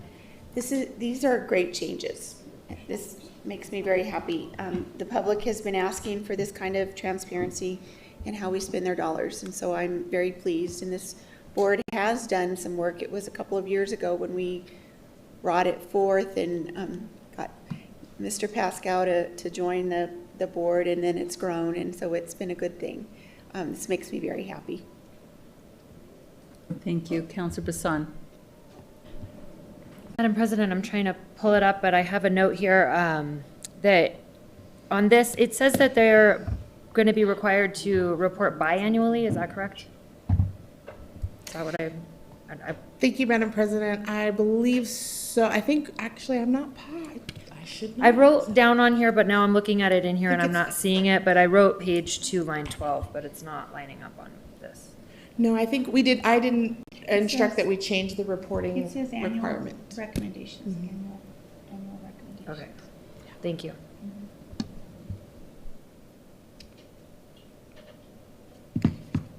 Thank you so much. Any other councilors? Councilor Baca? Thank you, Madam President. I urge your support. Thank you so much. So seeing no other questions, there's a motion second for a due pass of 031. We added Councilor Baca as a co-sponsor, and it was seconded by Councilor Feeblecorn. All those in favor say yes and raise your hand. Yes. Opposed, no. That passes unanimously. So we are now on Rogers Baca. It's listed R29, And I will not read this. I'll ask the sponsors to take over.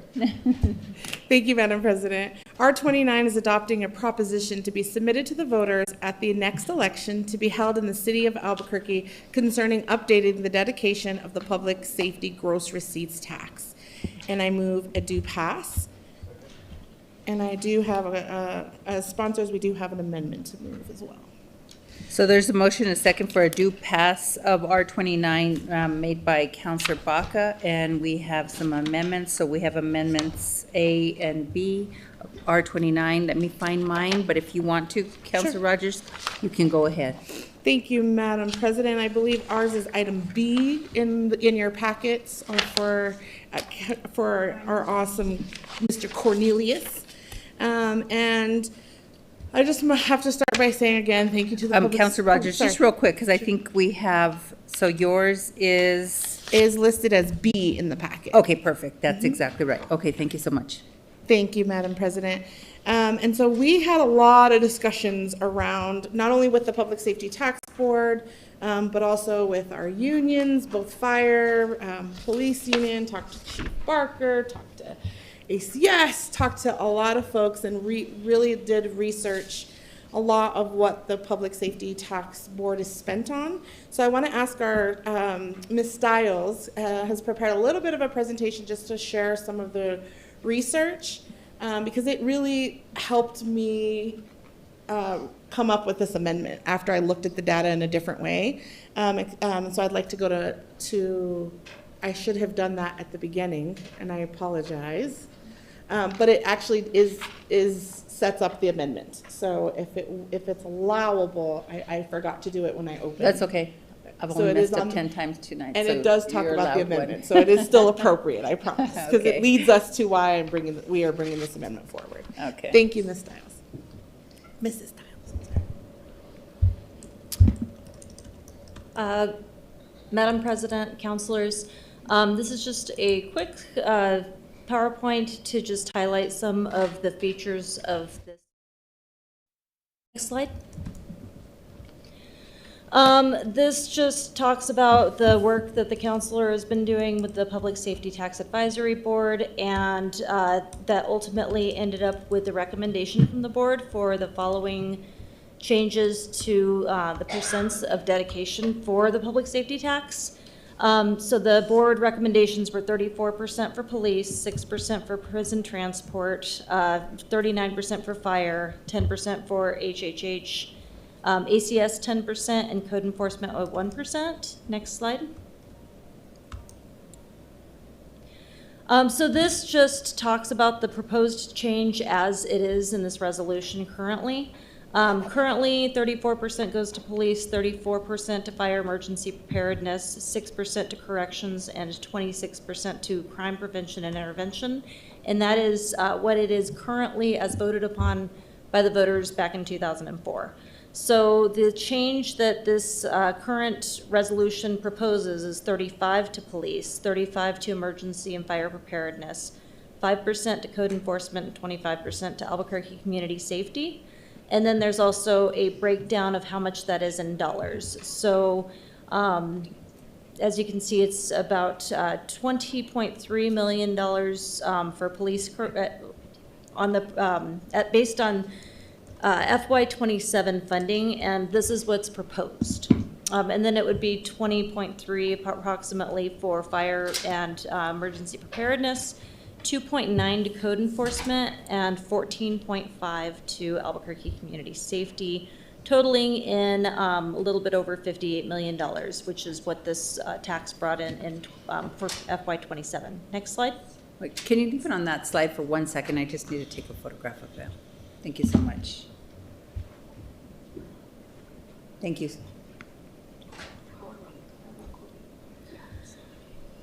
So this is also just showing the percentage of the department's budgets that are based on the public safety tax. So currently, 14% of AFR's entire budget is made up from this tax, 8% for APD, 27% for HHH, and 3% for youth and family services.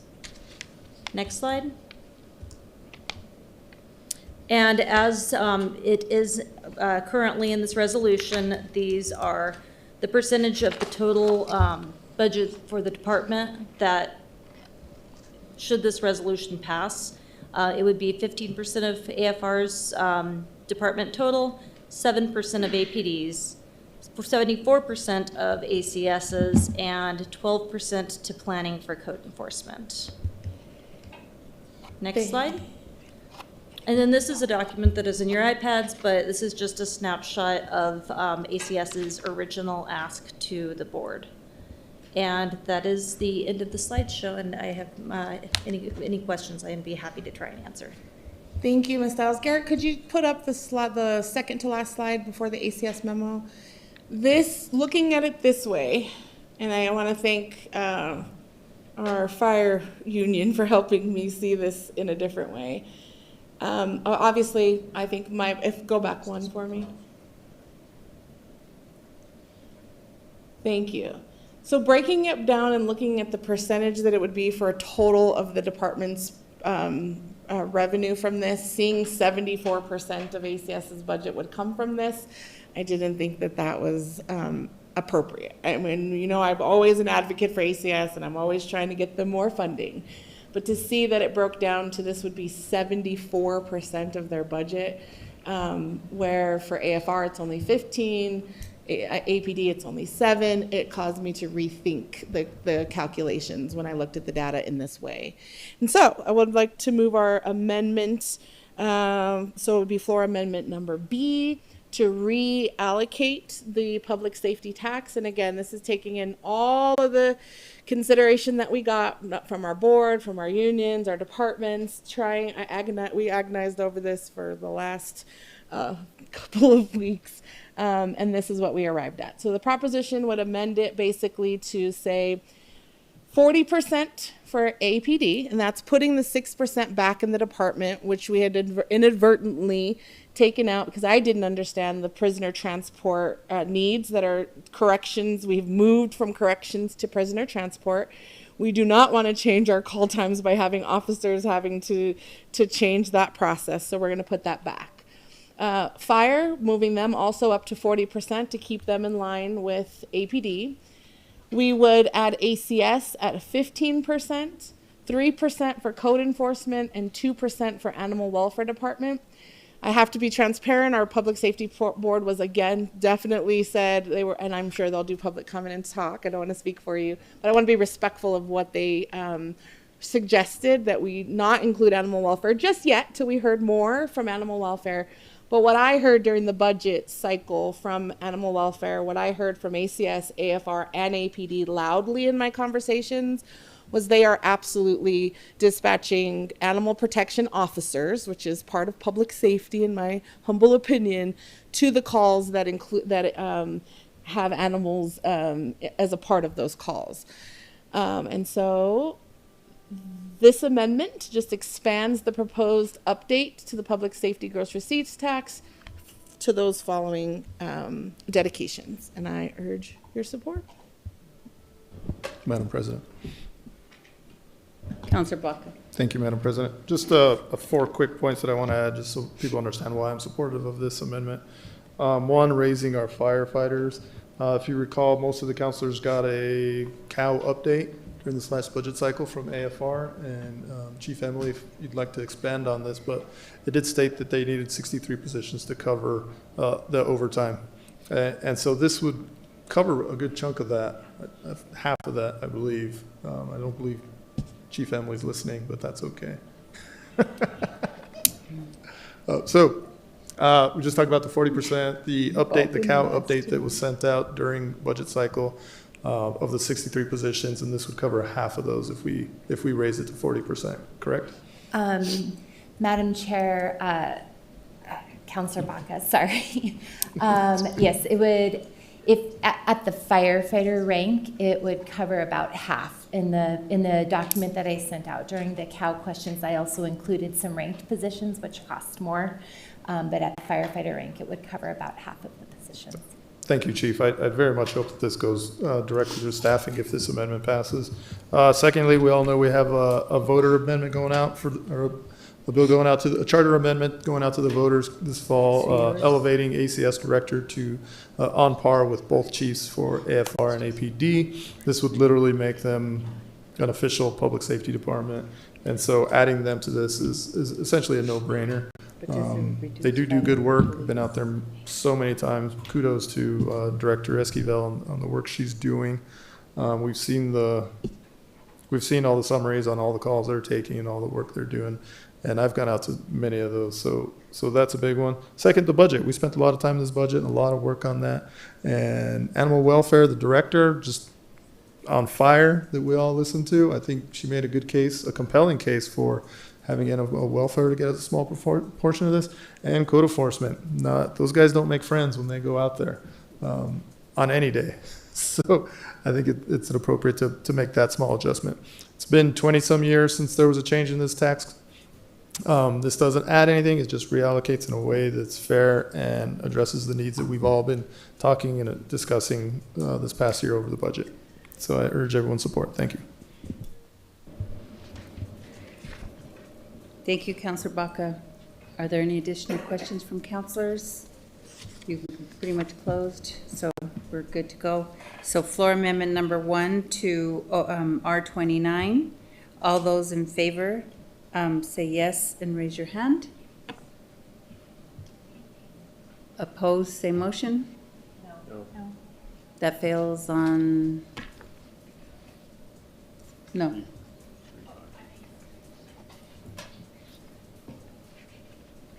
Madam Staff's gonna President. have to give me the number on that.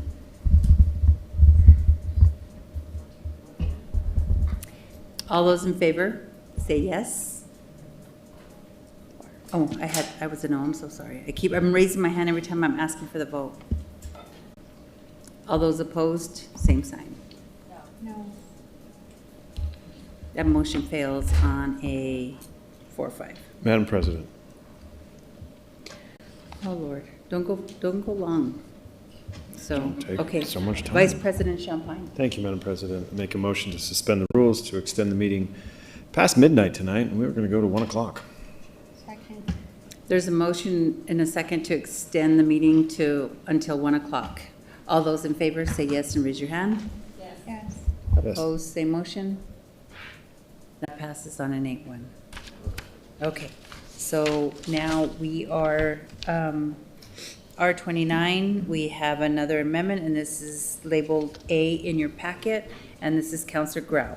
And this will be floor amendment number 2. Thank you, Madam President. Floor Amendment 2, I'm not going to read through it. Well, I guess I can. It changes the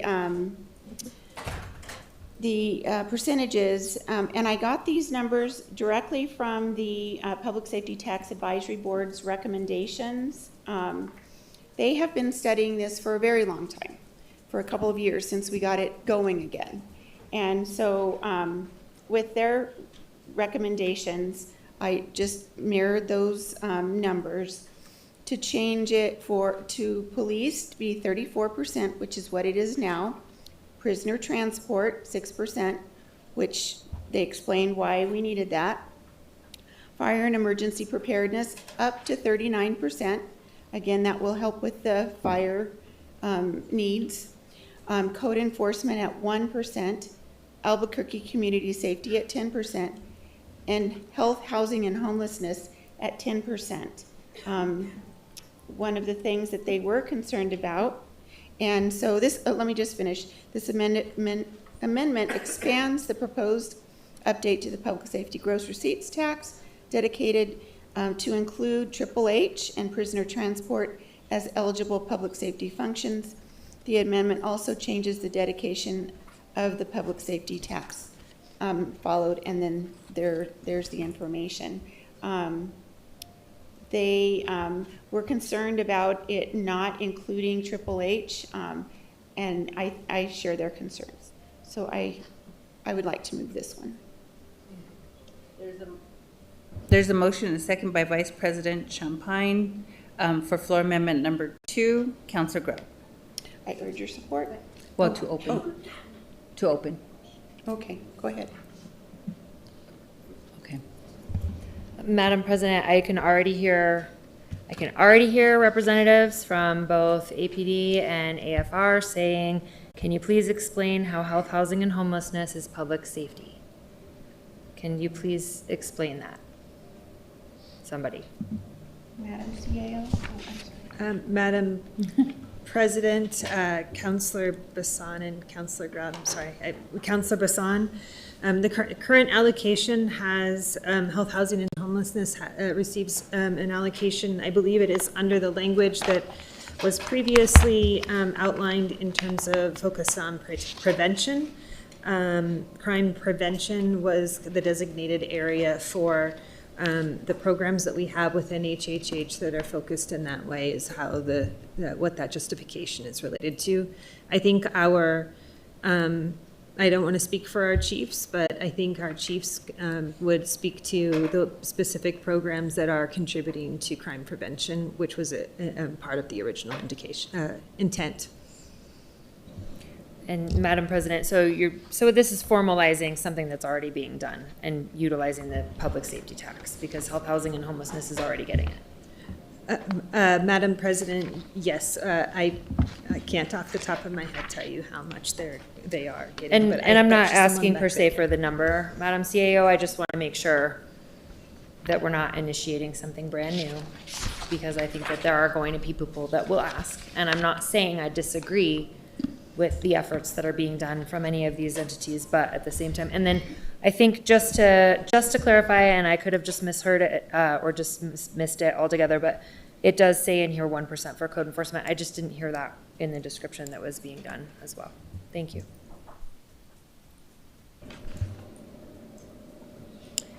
Yeah. Councilor Rogers, go ahead. Thank you, Madam President. I just want to point out we poured over what the Department of Health, Housing, Homelessness uses for this funding on. $6 million of it is for Gateway. And I've heard this body talk a lot about where we're pulling from. I know it's a shell game, right? I'm learning that we pull things from different places for different things. So this wouldn't defund the Gateway by making this change. I do not agree that health, housing, and homelessness should be named under the public safety tax. And I think we're not eliminating any of those programs. It would just be they would take it from a different place. Because personally, and I've had the same people reach out to me and say ACS isn't public safety, that it's public health, not public safety. We continue to add things to code enforcement. We just added more work for code enforcement, but we never fund them. The reason I really felt strongly about code enforcement specifically is we have over 300 abandoned and dilapidated homes that code enforcement only has $300,000 a year to board up, to demolition. And in my district, our abandoned homes and abandoned commercial properties are absolutely a public safety nightmare that is tracked by fire and code enforcement. And so 1%, I think I also need everyone to understand what 1% means in dollars. It's about $590,000 per percentage. So what we're saying is we only value code enforcement at 1%, which is $590,000 added to their budget to do the demolitions and the hard work that we need to do in the city around abandoned and dilapidated homes. And so for me, I would just ask for more for code enforcement for that reason, because it's just a huge need that is absolutely a public safety nightmare, especially in my district. Thank you, Madam President. So I don't know if I'm asking for a friendly amendment or what that would look like. But can you put the amendment up one more time for me? No, the amendment. Never mind, we're past that. Thank you. Are we on the amendment or are we on the bill as amended? No, Sorry, it's late. I'm crashing. We're on the amendment, so thank you. We're actually on the amendment. Councilor Grout wanted to ask something related to your first set of comments, so. May I, Madam President, Mr. Pascal, can you tell us a little bit about, I know that you serve on the board, I took these recommendations. You know, we have boards. We need to be listening to our boards and commissions. And so how did you all come up with these numbers? What did you all discuss? Okay, Madam President and Councilor Grout, we added we met a week or two ago. We saw an earlier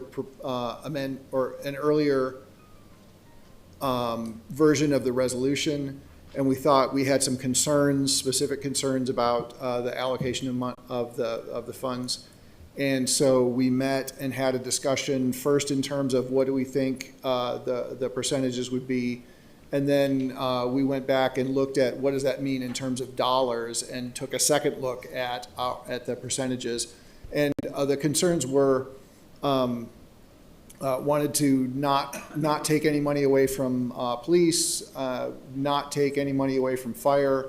And so we ended up adding money to fire. We have never had a discussion with code enforcement or animal welfare, and so we weren't comfortable putting large portions of the public safety tax toward those organizations until we had a better understanding of what their role was and their impact on public safety. We looked at the crime prevention and intervention portion of the budget that today goes to youth and family services and health, housing, and homelessness. And in the interest of crime prevention, we saw that HHH still has a role, and we weren't ready to zero that out. We thought HHH is complicated, got to tell you. There's a lot of different things that they're doing, and it's largely contracted out, and there's a lot of we're still developing an understanding of that. So we wanted to not zero out HHH. Also, a concern I have, I've seen this when I was in government, in the federal government. If you throw a giant bucket of money at a small organization, they won't be able to use it effectively. You may need to ramp up the money. So we weren't ready to take a huge portion of the public safety tax and just give it to ACS because of absorption, is what we called it in the federal government, which is, can they really use the money that we're giving them? So we wanted to have an intermediate step where we give them a bunch of money now because they are absolutely doing public safety work, and it's perfectly reasonable to give ACS a sizable chunk of the money. We just felt like 10% was about right. And so I hope that answers your question, Madam President and Councilor Grout. Thank you. Thank you. Councilor Grout. Thank you. I just want to make a comment. Did you want to add something, Councilor Bassan? Yeah, I have a question. Okay. Maybe an amendment. Okay, because I have an amendment too, so I'll let you go. As president, I should wait. Madam President, can I find out a little bit more information about fire/emergency preparedness? I feel like it's a little redundant with AFR, APD. Like, don't they do emergency preparedness on all aspects? Madam President, Councilor Bassan, I raised this because I think it's important. At the time in 2004, when the public safety tax was passed in the city's management, emergency preparedness was a division within AFR. I think I have the right word by saying division, section. Since then, operationally, we have made it an Office of Emergency Management within the city, and we have moved it out independently, and then now, most recently, we have moved it within the operations of APD for the opportunity we have for consolidation of administrative overhead. Mm-hmm. So my recommendation would be that, the emergency preparedness portion next to fire might be no longer relevant. It doesn't change any intent in terms, I believe, in terms of the intent of the funding going to the fire department, but it prevents any ambiguity related to that specific language at the time that it was passed being something that was within AFR. So, Madam President, I would like to move Amendment 1 to Amendment 2 to delete /emergency preparedness in both of those sections. So there's a motion Second? There's a second by Councilor Rogers to delete emergency preparedness on both sections. Any discussion? Seeing none, Councilor Bassan to close. I urge your support. All those in favor of floor amendment number 2, raise your hand and say yes. Yes. Yes. Opposed, say motion. That passes unanimously, so amended. Okay, so I'm going to go ahead and take a stab at this. I'd like to make an amendment, and maybe a comment first, because I was trying to remember the history on this, and I think it passed in 2004, and then we allowed it not to sunset in 2012 or something like that. And was it 12 or 13? No, it was 14. It was a 10-year sunset. It was a 10-year, right? 2014, because I think I was here. If it was 12, I wasn't here. Was it 14? Because I'm trying to recall. Okay, well, I'm just trying to recall, is that, you know, at the time, and this is just a little bit of history, you know, I remember arguing, so I'm a little disappointed about the 26% for crime prevention and intervention going away, only because at the time, what my memories, if my memory serves me correctly, and it was then when it, in 2014, is that crime prevention, I know had some discussion, and it was told that some counselors probably wouldn't support, but at the time, I really believed that crime prevention and intervention, and it was changed to crime prevention because what I wanted to put in there was prevention and intervention, because I really thought that public safety isn't just, as other counselors are saying, just about police and fire and homeless and housing. And for me, you know, we've even passed a resolution to really do some more things for youth in our community. And I really looked at that as an opportunity for us to be able to use public safety money to create avenues and opportunities for youth. So, I mean, it didn't happen, it's not happening. So with that, even though I'm bummed, just want to say that I'd like to make an amendment to floor amendment number 2 to say this proposition, and this would go to both sections. And I'm just going to read the first one, which is this proposition would amend the city's existing public safety gross receipts tax to dedicate funds to the following uses. Police, rather than the 34 as proposed in this amendment, back to the 35. And then prisoner transport would remain the same. The emergency preparedness is deleted as through the other amendment, but then put fire to, rather than the 39, to 38. And then code enforcement to 5%. And then Albuquerque community safety to 6%, and then leave health, housing, and homelessness alone at the 10%. And that would be reflected, as long as the math works out, that would be reflected in both sections. Second. There's a motion and a second. And Mr. Padilla, looks like you want to tell me something. Yeah, Madam President, we need to actually get this down properly because it's going to go on the ballot. So we're working on it right now just to be sure. Okay. So there was a motion and a second as an amendment to floor amendment number 2.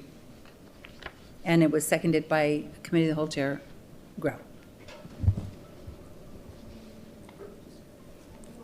So would you like me to read it one more time? Yeah. Okay. This proposition would amend the city's existing public safety gross receipts tax to dedicate funds to the following uses. Police, 35%. Prisoner transport, 6%, stays the same. Fire would go down 1% to 38%. Code enforcement would be 5%. It would go from 1 to 5%. And then the Albuquerque community safety would go from 10% to 6%. And health, housing, and homelessness would remain the same at the 10%. And that's for both sections. And there was a second by Committee of the Whole Chair Grau. What is this? No.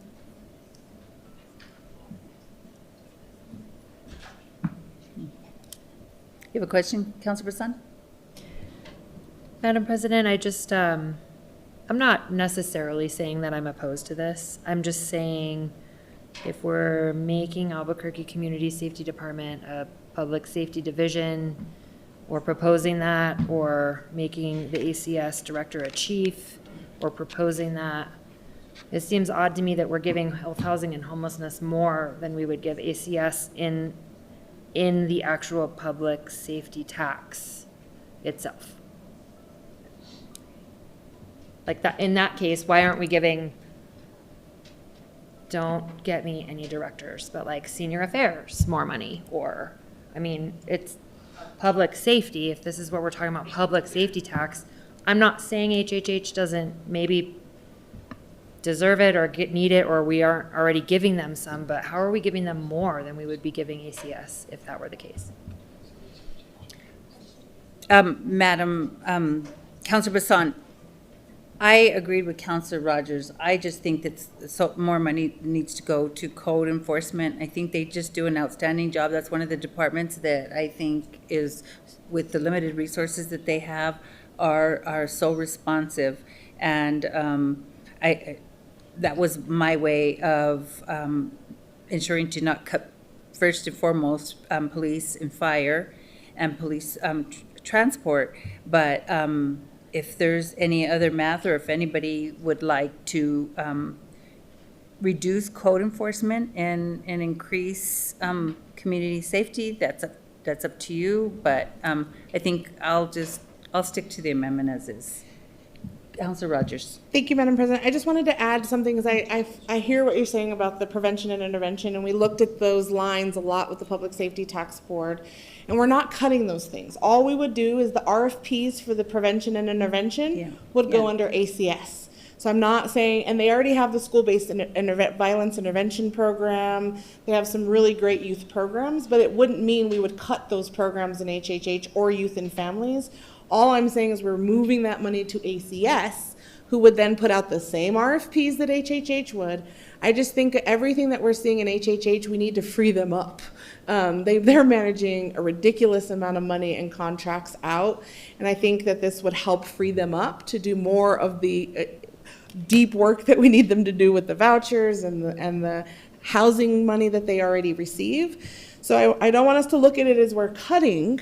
We're just moving it from one department to another. Those RFPs would still go out. Youth and families, we could still, support the YDIs and the other ones under the prevention and intervention. Just would be under ACS. And so I would see if you'd be open to a friendly amendment to take some from HHH and put it back in ACS, knowing that we wouldn't be cutting those things. We would just be, the RFPs would come out of a different department. And we wouldn't, those same providers would just apply under a different department. Yeah, I'm open. We're just doing these numbers here on the fly. So yes, I'm open to some changes. I think I would like to ask, I want to hear what Vice President Champagne has to tell me, but I think I would like to find out first, did the numbers work out? So if the numbers worked out, they did.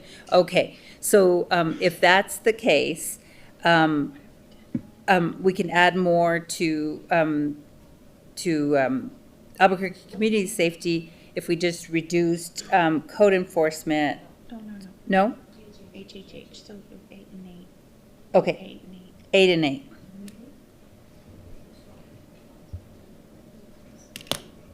8 and 8. Thank you, Madam President. I appreciate that friendly amendment. I think that gets us closer to a good dedication. So that would be the amendment. There was a second by Councilor Grout. And is there any discussion on the amendment to the amendment? And Councilor Bassan is asking for some clarification. Madam President, I just want to, the amendment to the amendment is 35% to, correct me if I'm wrong, this is I'm asking, not telling.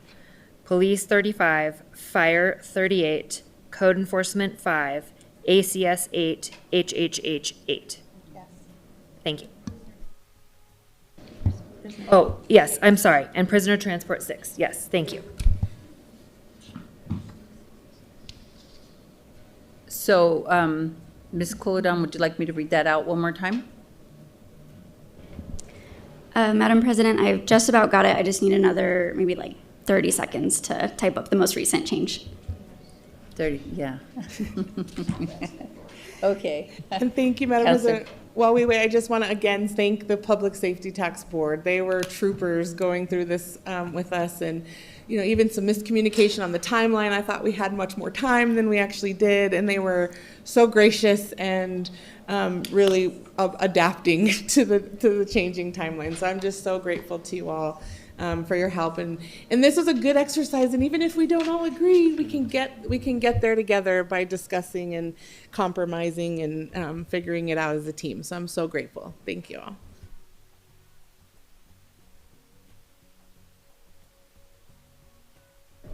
Tick tock. No, just joking. Yeah. Yeah, no. So thank you all for your patience. We just, again, as Councilor Bassan just stated, we want to make sure we get this right because this is what's going on the ballot. So Patience, people.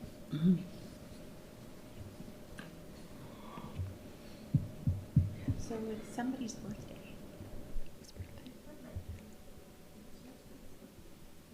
whose birthday?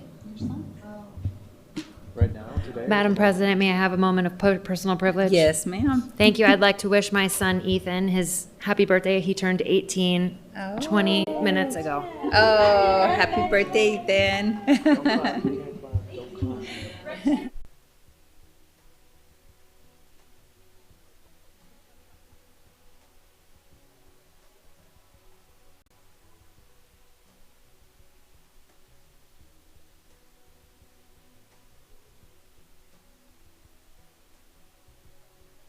And thank you, Madam President, for reminding us this is going to the voters, and this does not increase the tax. It's very important for voters to know. Including our new voters. Exactly. Okay, so I'm going to read it. I think we have it. If you want me to read it, or you should read it so that we make sure we get this 100% right. What do you think? Madam President, I will do my best Okay. to read it out.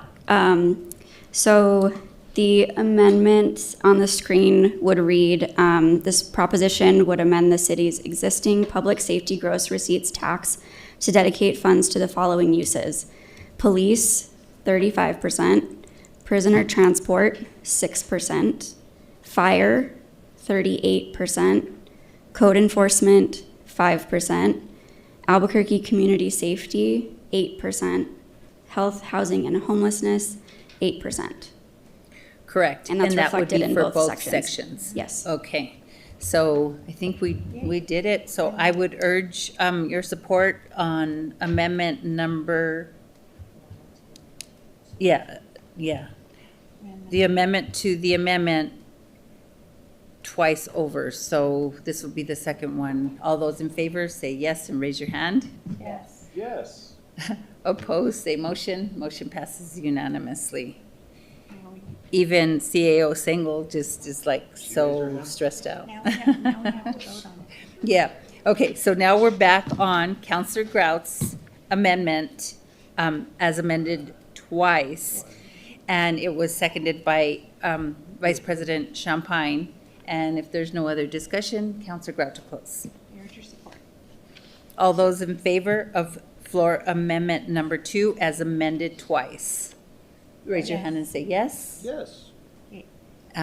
Opposed, same motion. Motion passes unanimously. Okay, so now, public comment, are you serious? Okay, we have, I think 4 people signed up to speak. Mr. Cornelius, will you call the first speaker? Thank you, Madam President. First up is Deborah Quides, followed by Kenneth Pasco.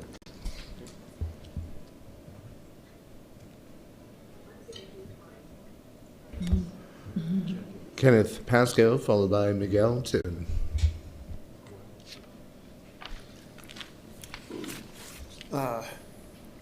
Madam President and councilors, I'm Ken Pasco. I think you might remember me from speaking recently.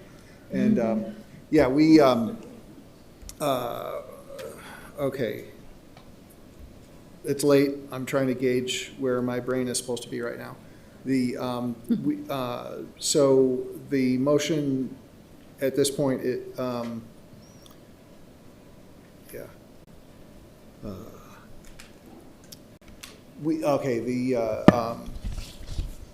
Public Safety Tax Advisory Board was, let me reiterate that we never really discussed anything in any of our meetings with code enforcement, so this is not an area that we're really familiar with. And so we're trying to understand the exact role of code enforcement and why they're now being given a 5% share. And maybe that's the best idea ever. I'm not in a position to say that we all agree with that. I think I'm out of time. I'm available to answer any questions if there are any. Thank you. Thank you. Miguel Titman, followed by Lan Senna. Madam President, councilors, thank you for this time. I represent 700 firefighters in Albuquerque. I want to start with gratitude. Thank you all for staying up late. Happy birthday to your son. Gratitude for not only all of you doing this, the people's work, gratitude to the people out there working right now. We got firefighters, 179 of them on a daily basis, working 24 hours a day, 365 days a year. And I want to come back to gratitude towards the people that voted for this in 2004. I think it was actually 2003, implemented in 2004, for investing in public safety. So this investment is very, very important to our ability to operate at the highest level possible. And every department that was discussed, and I appreciate all of these discussions. I learned a lot tonight about how far this public safety tax goes. And I want to acknowledge about the adaptation, as fire has done countless times over the years.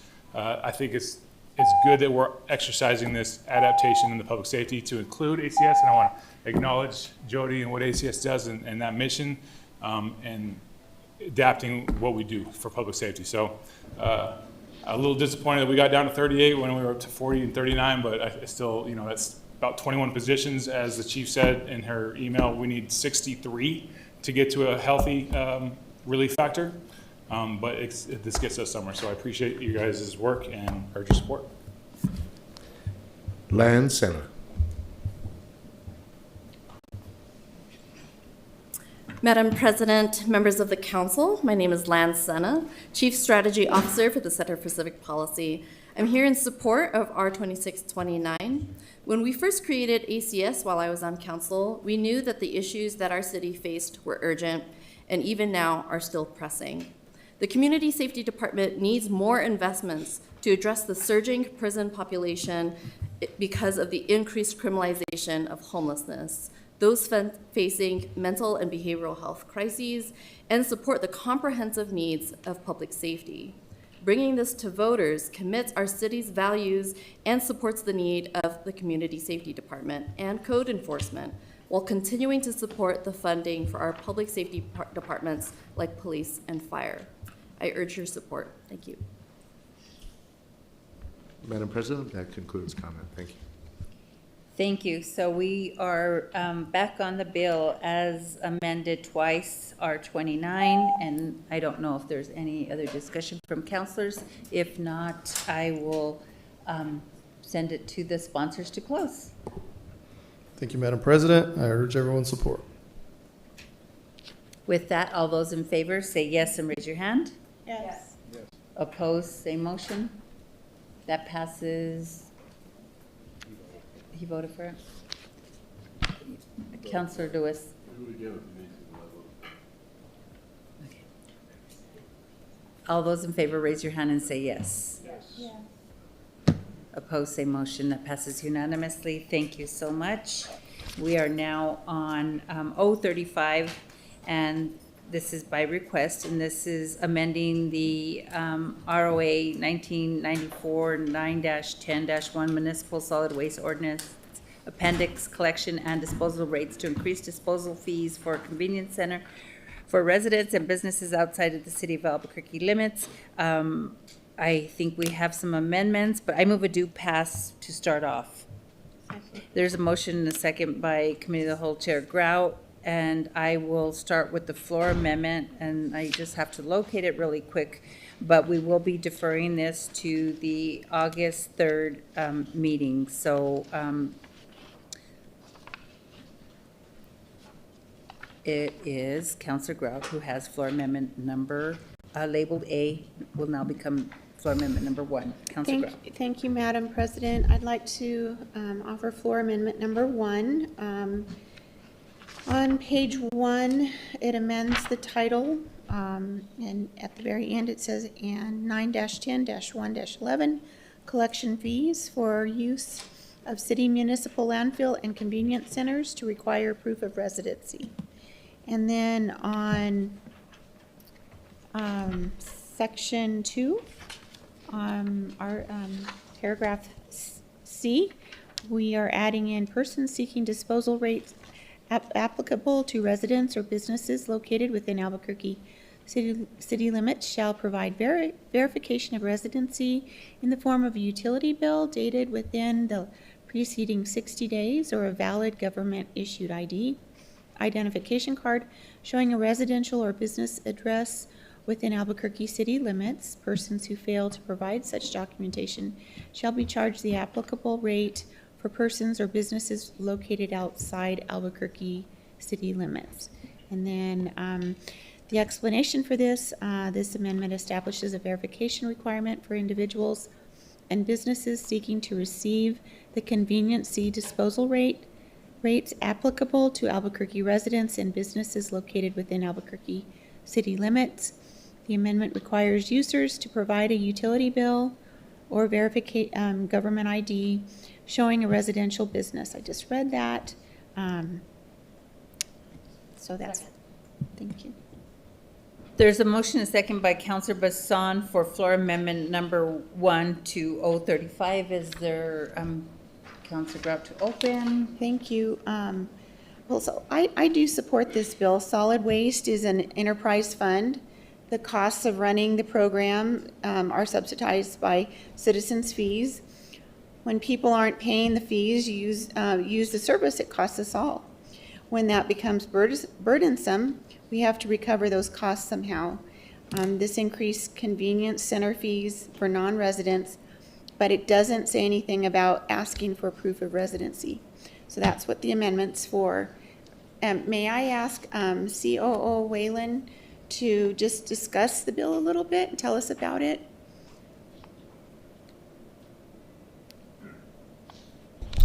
Madam President and Councilor Grout, this bill is just to recover some of the cost of what it actually costs based on our cost of service for each load that is taken into one of our convenience centers. Currently, we charge $5 plus tax per load. As of our recent cost of service, it averages about a little bit over $24 per load. So $19 is subsidized by ratepayers, and only $5 is covered by the actual person or people bringing things to the convenience center. Thank you. I think solid waste does some great things for us. They pick up our trash all the time and our recycling, and they take care of our medians, and they take care of graffiti. They pick up large item pickups. That's pretty cool. We don't have to pay extra for that. Clean cities, that's a big part of what solid waste, the responsibilities they have. But because they're an enterprise fund, they can't, they have to make sure that they're staying within their means. And it has been difficult. They also have to buy equipment to be able to pick up those things. And so when Albuquerque residents go and they spend $5 to empty their trash at the convenience center, I think it's appropriate. But there are also people that outside of our city that use it. And so $10, and you know, if it's twice a year, that's not much, but it adds up. So I think it's reasonable. And so I think if you just ask for the zip code that you live in, pretty soon they're going to get wise to that, and they're going to figure out that which zip code to say. So that's why I thought this was a good idea. Okay, any other questions from councilors? Oh, CAO Single. Thank you, Madam President. Councilor Grout, we're not opposed. We actually agree that proof of Albuquerque residency is important. We were just looking at it and wondering, if this will create a burden for residents because they'll not have remembered to bring their utility bill, and then whether or not we're creating, so we're trying to figure out if address on driver's license could be a more expedient. I'm just trying to make sure we don't slow down the convenience centers for everybody. And so that was all our perplexed look, was we were trying to come up with a solution. Madam President? Yes. The ID is in there, the government ID. So you can bring, because when I was talking to my husband about this, he said, well, people need to bring their utility bills. And I said, Jim, I don't think people have their utility bills with them all the time. Once they understand the process, they will. But that's why we have an ID. Are we good? Thank you, Madam President. Yes, I just needed to read further in the sentence. Okay, this late at night. Thank you. So, see no other questions, Councilor Grout to close. I urge your support. So there was a motion and a second by Councilor Bassan. Did you make the second? Yeah, that's what I thought. I just didn't write it down. There's a motion and a second by Councilor Bassan for floor amendment number 1 to 035. All those in favor say yes and raise your hand. Yes. Opposed, say motion. So now we are back on 035 as amended. And then, do we have anyone signed up to speak on this? No. So we have no one signed up to speak. I think I'm just going to end. So some of the questions I'm going to ask for the admin, solid waste. I mean, this is another department. I think you guys do some incredible work with everything that you guys do. It's so much more complex than what people think, and you operate 365 days a year. So, but I just want to ask, Bernalillo County, are they going to be expected to pay the higher rate? And let me ask you why. I mean, let me tell you why, and then let me tell you why I'm confused and concerned. Just because we reside in Bernalillo County, and so then how are we going to ask people who are in the unincorporated area to pay that higher fee if that's included in it? And if it is included in it, it kind of concerns me because it's primarily the unincorporated area is the South Valley, which is, if you live in the South Valley, your address is 123 Isleta, Albuquerque, New Mexico. And I really have some concerns about some of the poorest people in Bernalillo County having to foot that extra fee. So, Mr. Whalen, can you just? Madam President, Councilor Benya, yes. Well, the issue is, if they were they're not part of the residents for the city of Albuquerque, so they don't pay the city of Albuquerque. They currently are charged a solid waste fee, which is higher than our fee by Waste Management. So we're not seeing any of that revenue, and they already are having to pay that amount. So that revenue is going to another company that is picking up their trash on a weekly basis, and they're recycling on a biweekly basis. And so they're being subsidized by the residents of the city of Albuquerque who are paying our solid waste department. So for us, it's a minimal cost for them, an extra $12 or $7, because they currently would pay $5 if they attend our convenience center. That extra $7, we have to be able to recoup that at some point, because that extra money is going, that they're paying, to another enterprise fund. So, Mr. Whalen, so what do they pay to Waste Management? Madam President, I believe currently they're a little bit over $21 or $22. It could be a month for their weekly trash and bi-weekly recycling. Okay. So not necessarily germane to this bill, but I know APS has Waste Management as their collection, but by charter, we are the ones that are supposed to be picking up their trash as well. So I think that's revenue lost for us, so. Madam President, that is something that we have looked at in the past, and I know that Santa Fe went through this about 5 years ago because they were in the same situation. So it is something we are continually looking at that we probably should need to address. Okay, thank you so much. So, Councilor Grout, did we amend it already? We did amend it already, okay. So with that, and there's nobody signed up to speak, if there's no questions from the rest of the councilors, I will move deferral to August 3rd. There's a motion and second by Councilor Bassan for a deferral. Tejas? To August 3rd of 035. So all those in favor, say yes and raise your hand. Yes. Opposed, no. Motion passes unanimously. Vice President Champagne. Thank you, Madam President. I believe it's P2 goes first. P2, P26-2 is adopting a proposition to be sent to the voters at the 2026 general election, proposing to amend Article 5 of the Charter regarding the appointment, removal, and independence of the city attorney and city clerk. I move for a due pass at this time. There's a motion and a second by Councillor Bassan for a due pass of P2. May I open, Madam President?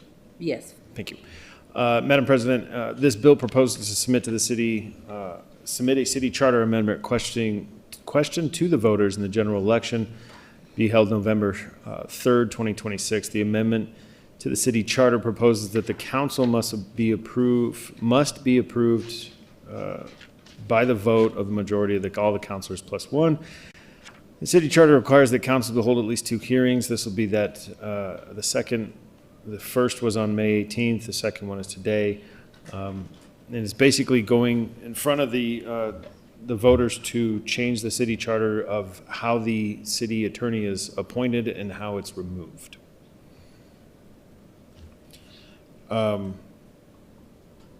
I do have a few questions about this, but my intent, honestly, truthfully, tonight is going to be moved for a deferral till next meeting on June 15th. But I do have a few questions for our attorney at this point. Ms. Kuladon, and in any, if it's either you or whoever can best answer this, but what's the current hiring process for the city attorney? Madam President, Councillor Champagne, the hiring process for the city attorney is outlined in the city charter.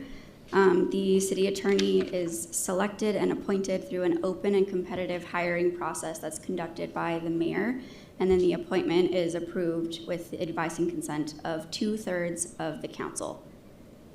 Okay, and Ms. Kuladon, based on that, saying that it's a hiring process for the mayor's office or the administration, whoever he appoints to do this, can the mayor fire the city attorney at any time? Madam President, Councillor Champagne, no. The charter covers removal of the city attorney as well and says that the city attorney can only be removed for office for cause by the mayor with the concurrence of 2/3 of the membership of the council. And cause must be determined by the director of the Office of Internal Audit and Investigations, which is now the Office of the Inspector General. So there has to be, Madam President and Ms. Kuladon, so there has to be a process of an investigation. Then the mayor has to submit this to city council, and the city council has to approve it with his or the mayor's approval as well. Madam President, Councillor Champagne, yes, removal would require both the mayor and 2/3 of the council. Okay. Madam President, Ms. Kuladon, is there a process for able to remove the city attorney from the councilor side? Madam President, Councillor Champagne, it would be the same process. There would need to be a finding of cause, and then 2/3 of the council plus the mayor would have to approve of the removal. Thank you. And Madam President, Ms. Kuladon, just out of curiosity, if we don't have an attorney, like we have a interim attorney, is that same process? Madam President, Councillor Champagne, the charter is silent. It does not differentiate between interim and appointed city attorney removal process. And so that is not something that's currently outlined in the charter.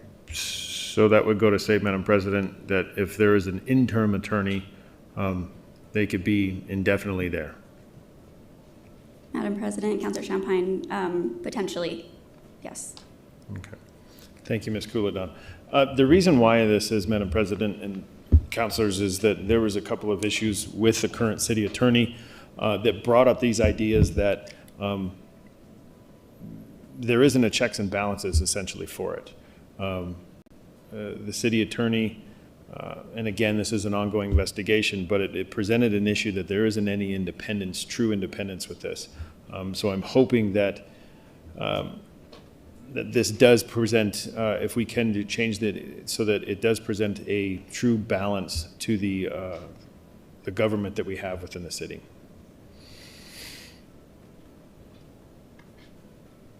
Thank you, Madam President. Thank you. Are there any questions from any of the other councilors? Is there anyone signed up to speak? Yes, Madam President. We have Francesco Artist signed up to speak.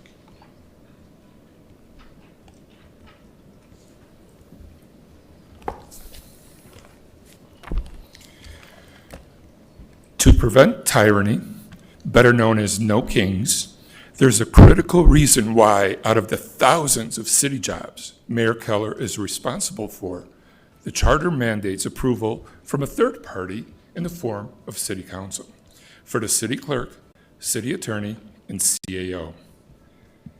A fancy phrase for it is holding the purse strings. So yeah, you can do 2/3 this or this. All you got to do is just cut off the money train. If you see someone that's doing something really bad, you don't have to keep paying them to keep doing the bad stuff.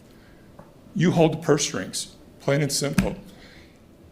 If they sit here, look you in the eye and said, I'm not going to be involved, and then you find out by accident they're stabbing you in the back, totally involved, you should be able to say, nope, get the blank out, no question.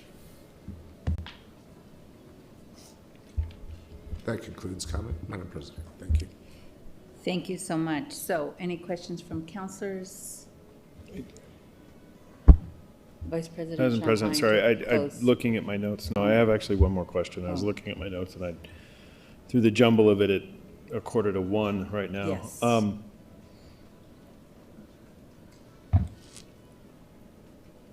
Madam President and Ms. Couladon, actually, is there a deadline for the appointment to be sent down from the administration?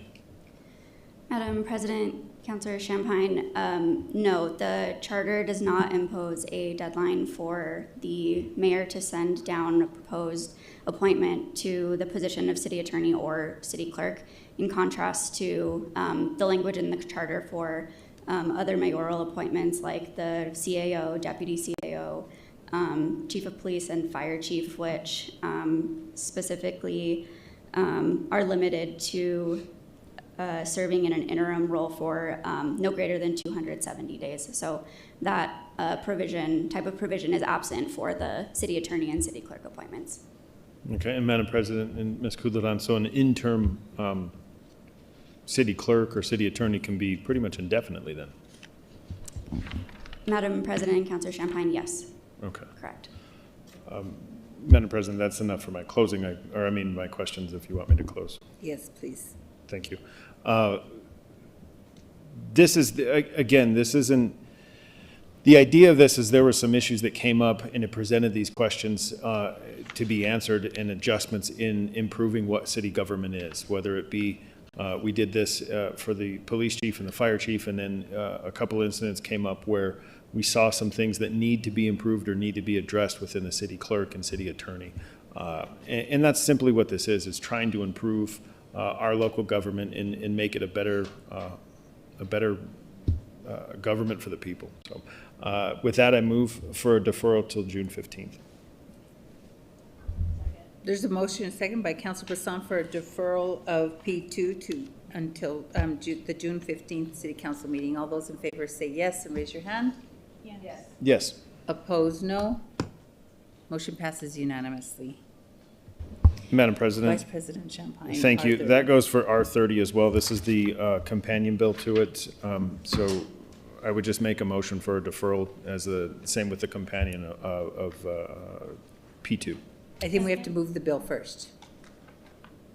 We have to open it with us? Okay, Yes. so I move for A due pass. on R2630. There's a motion and a second for a due pass of R30. Vice President Champagne. Thank you, Madam President. Again, this is just the companion bill to the P bill as set before. I make a motion to defer. There's a motion and a second by Councilor Grout. All those in favor of the deferral to the June 15th meeting, of R30, raise your hand and say yes. Yes.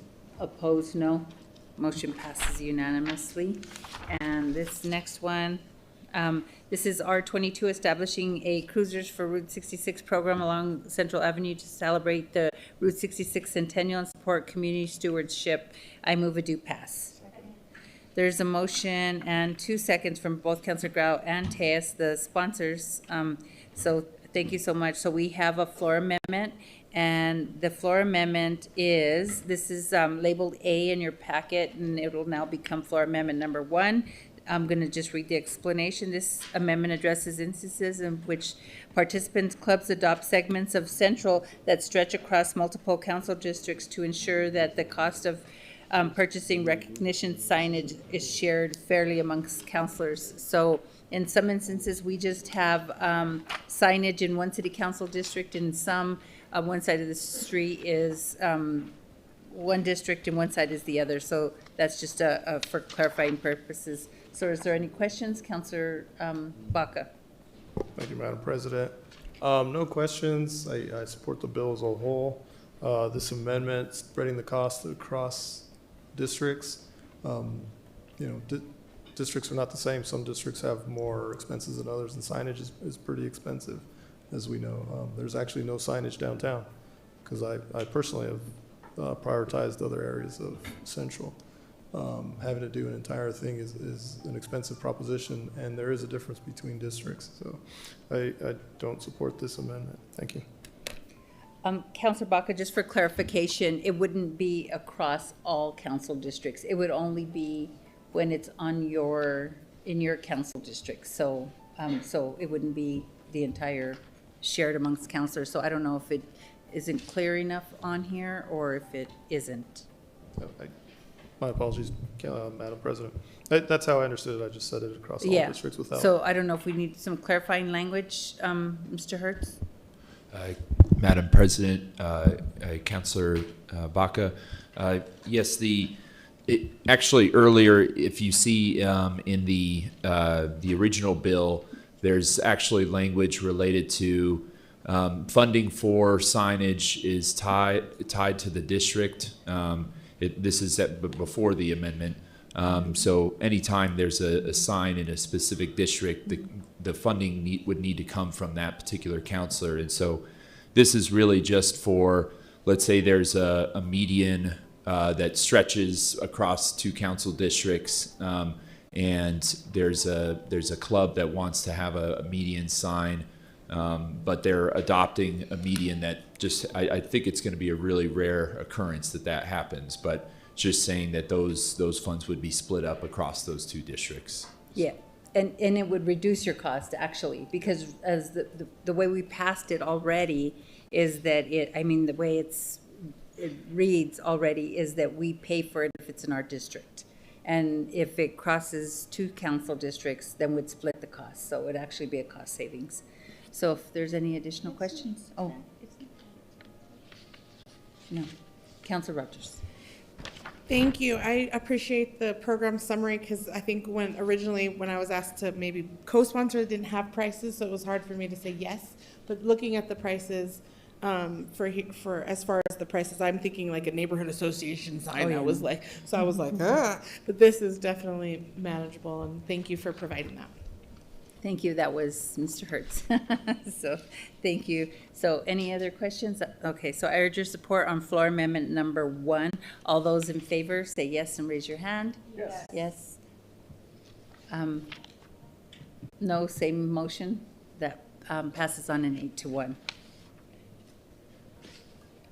So now we are back on, where am I? R22 as amended. And let me write that down. And then is there anyone signed up to speak? No one signed up to speak. Any additional questions from councilors? I'll close and say I urge your support unless Councilor Grau or Tejas want to add anything. No. So, well, thank you so much. So all those in favor of R22 as amended, say yes and raise your hand. Yes. Yes. Opposed, say motion. Motion passes unanimously. We are now on R33, Councilor Grau by request.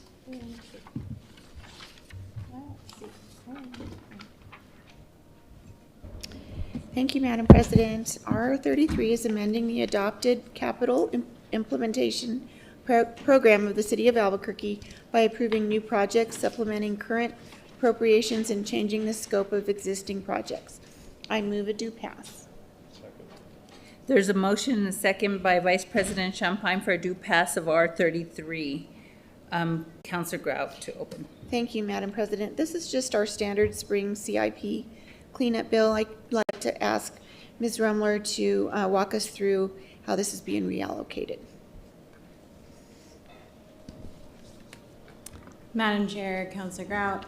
As you said, Councilor Grout, this is our standard cleanup bill, so you're going to see a lot of interest that's being moved into projects. You're going to see transportation tax as well as the biopark tax going into mostly our projects that are already in there. There is a cleanup at the end for 265, just for some old grants. But if there's any questions on specific projects, let me know. Thank you, Madam President. Thank you. So I have an amendment, and this is labeled A in your packet. It's floor amendment, will now be floor amendment number 1.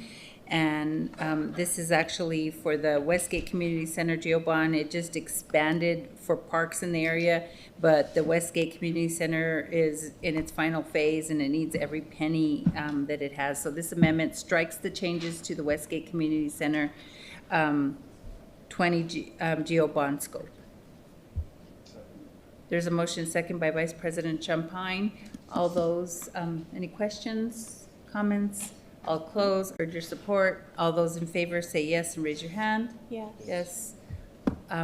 No, say motion. That passes unanimously, or 8-0, whatever you want to. So we're back on the bill.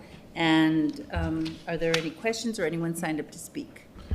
We have no more public speakers tonight, Madam President. Okay. Thank you. Okay. So anyone have any questions? Seeing none, Councilor Grout to close. I urge your support. All those in favor of R33 as amended, raise your hand and say yes. Yes. Opposed, say motion. Motion passes unanimously. Thank you, Councilor Grout. Vice President Champagne, R37. Oh.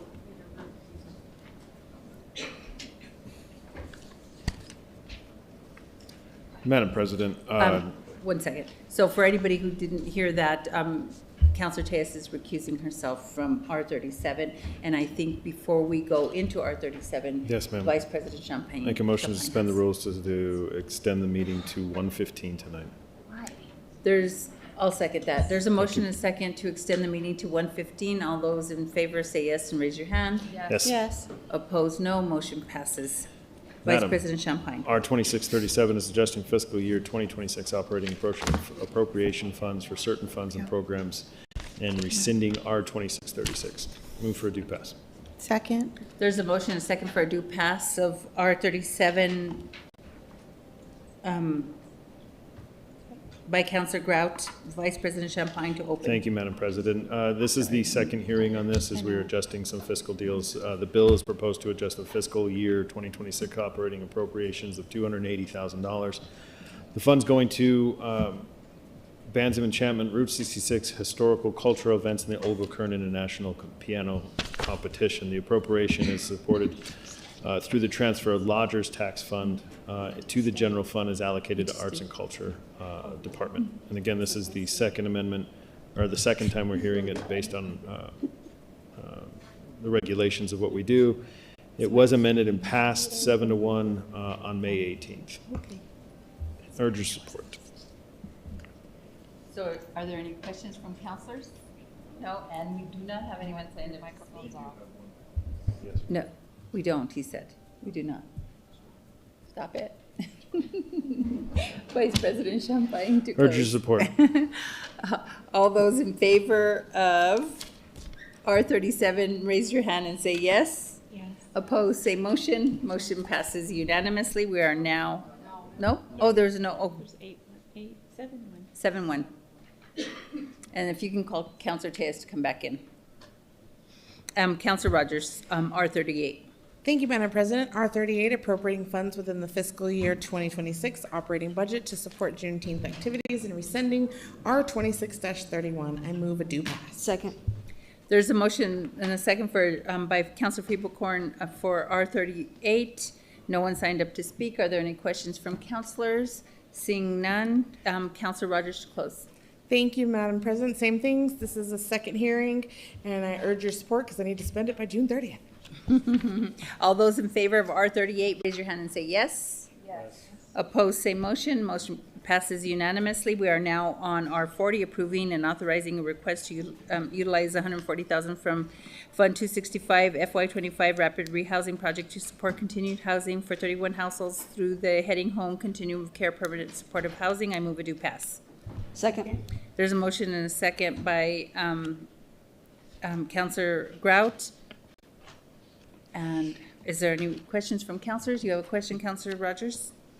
Yes, thank you, Madam President. I think my question is just for either our staff or the administration. We just did this for to protect permanent supportive housing vouchers for Heading Home. So what happened? Why we didn't get the number right the last time? We just did this. I'm wondering what happened. I think that this is going to be a better question for the administration. Council President, Councilor. Hi, Madam Chair, Councilor Rogers. This is actually for a separate program. This is funded through HUD dollars through the COC grant. We had a provider who indicated they were not able to carry the contract into the next fiscal year. Heading Home said that they could do that, but that they required additional funding for the transition. So it is a separate project than the one we had brought previously. Thank you, Madam President. So are we just adding this to an existing contract? Are we doing a new contract? I don't see a contract attached. So. What this does, I'm sorry, Madam Chair and Councilor Rogers, this is authorizing the request of utilizing $140,000 from Fund 265 for the COC program. So for a contract for Heading Home. So no, it will be a new contract with Heading Home. That it's adding $140,000 to it. Thank you, Madam President. So adding additional dollars to an existing contract. This will be a second contract in the amount of $140,000 of general fund to a COC contract. Thank you, Madam President. And so just making sure there's no procurement rules that this is an emergency procurement then? Madam Chair, Councilor Rogers, this is, and we also have to get this contract approved through the COC as well, since it is COC funding the larger contract. Thank you, Madam President. Any additional questions? Seeing none, I urge your support. All those in favor of R40, raise your hand and say yes. Yes. Opposed, same motion. No. That passes on an 8-1. Thank you. So, Councilor Feeblecorn. Madam President, I make a motion to reconsider O2633. Second. There's a motion and a second by Councilor Grout to reconsider O26, what was it again? 33. Oh, Councilor Rogers, second. She'll be the second. So, Councilor Feeblecorn. I'm sorry, we don't have to vote on Oh, reconsideration? to reconsider, Okay. yes, I'm so sorry. It's late. All those in favor of the reconsideration of O2623, raise your hand and say yes. Yeah. Yes. Opposed, say motion. Did I say that wrong? 33. Yeah.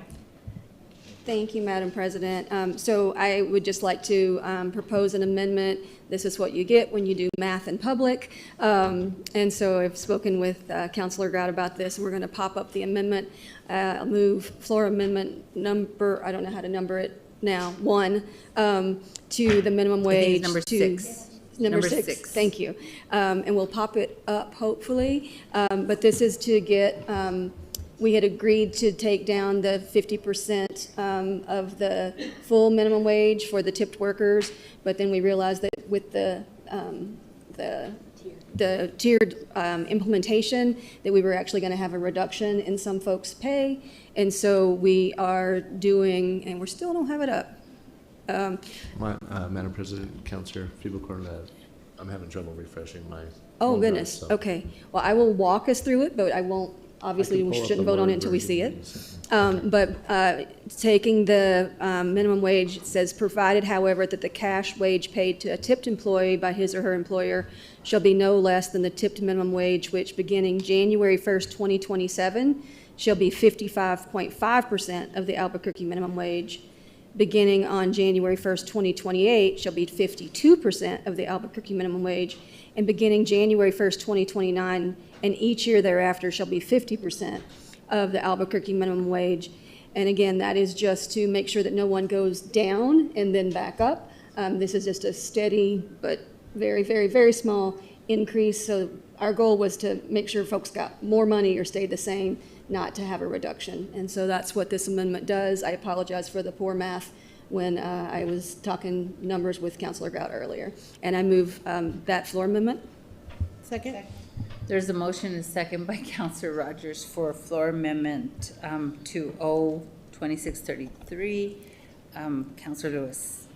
Madam President, so, I mean, if we missed that, we probably missed some other things. So I move a deferral of the bill 2 weeks.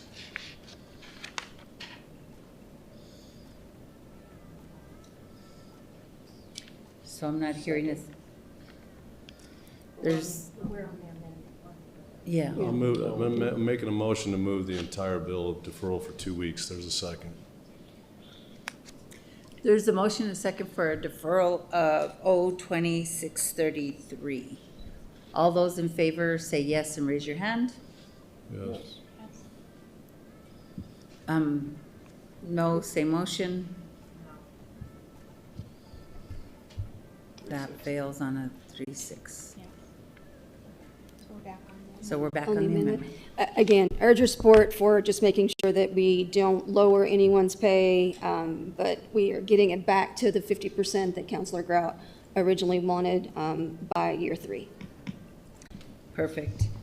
Okay, any questions? Obviously, no one signed up to speak. All those in favor of amendment to O-2633, raise your hand and say yes. Yes.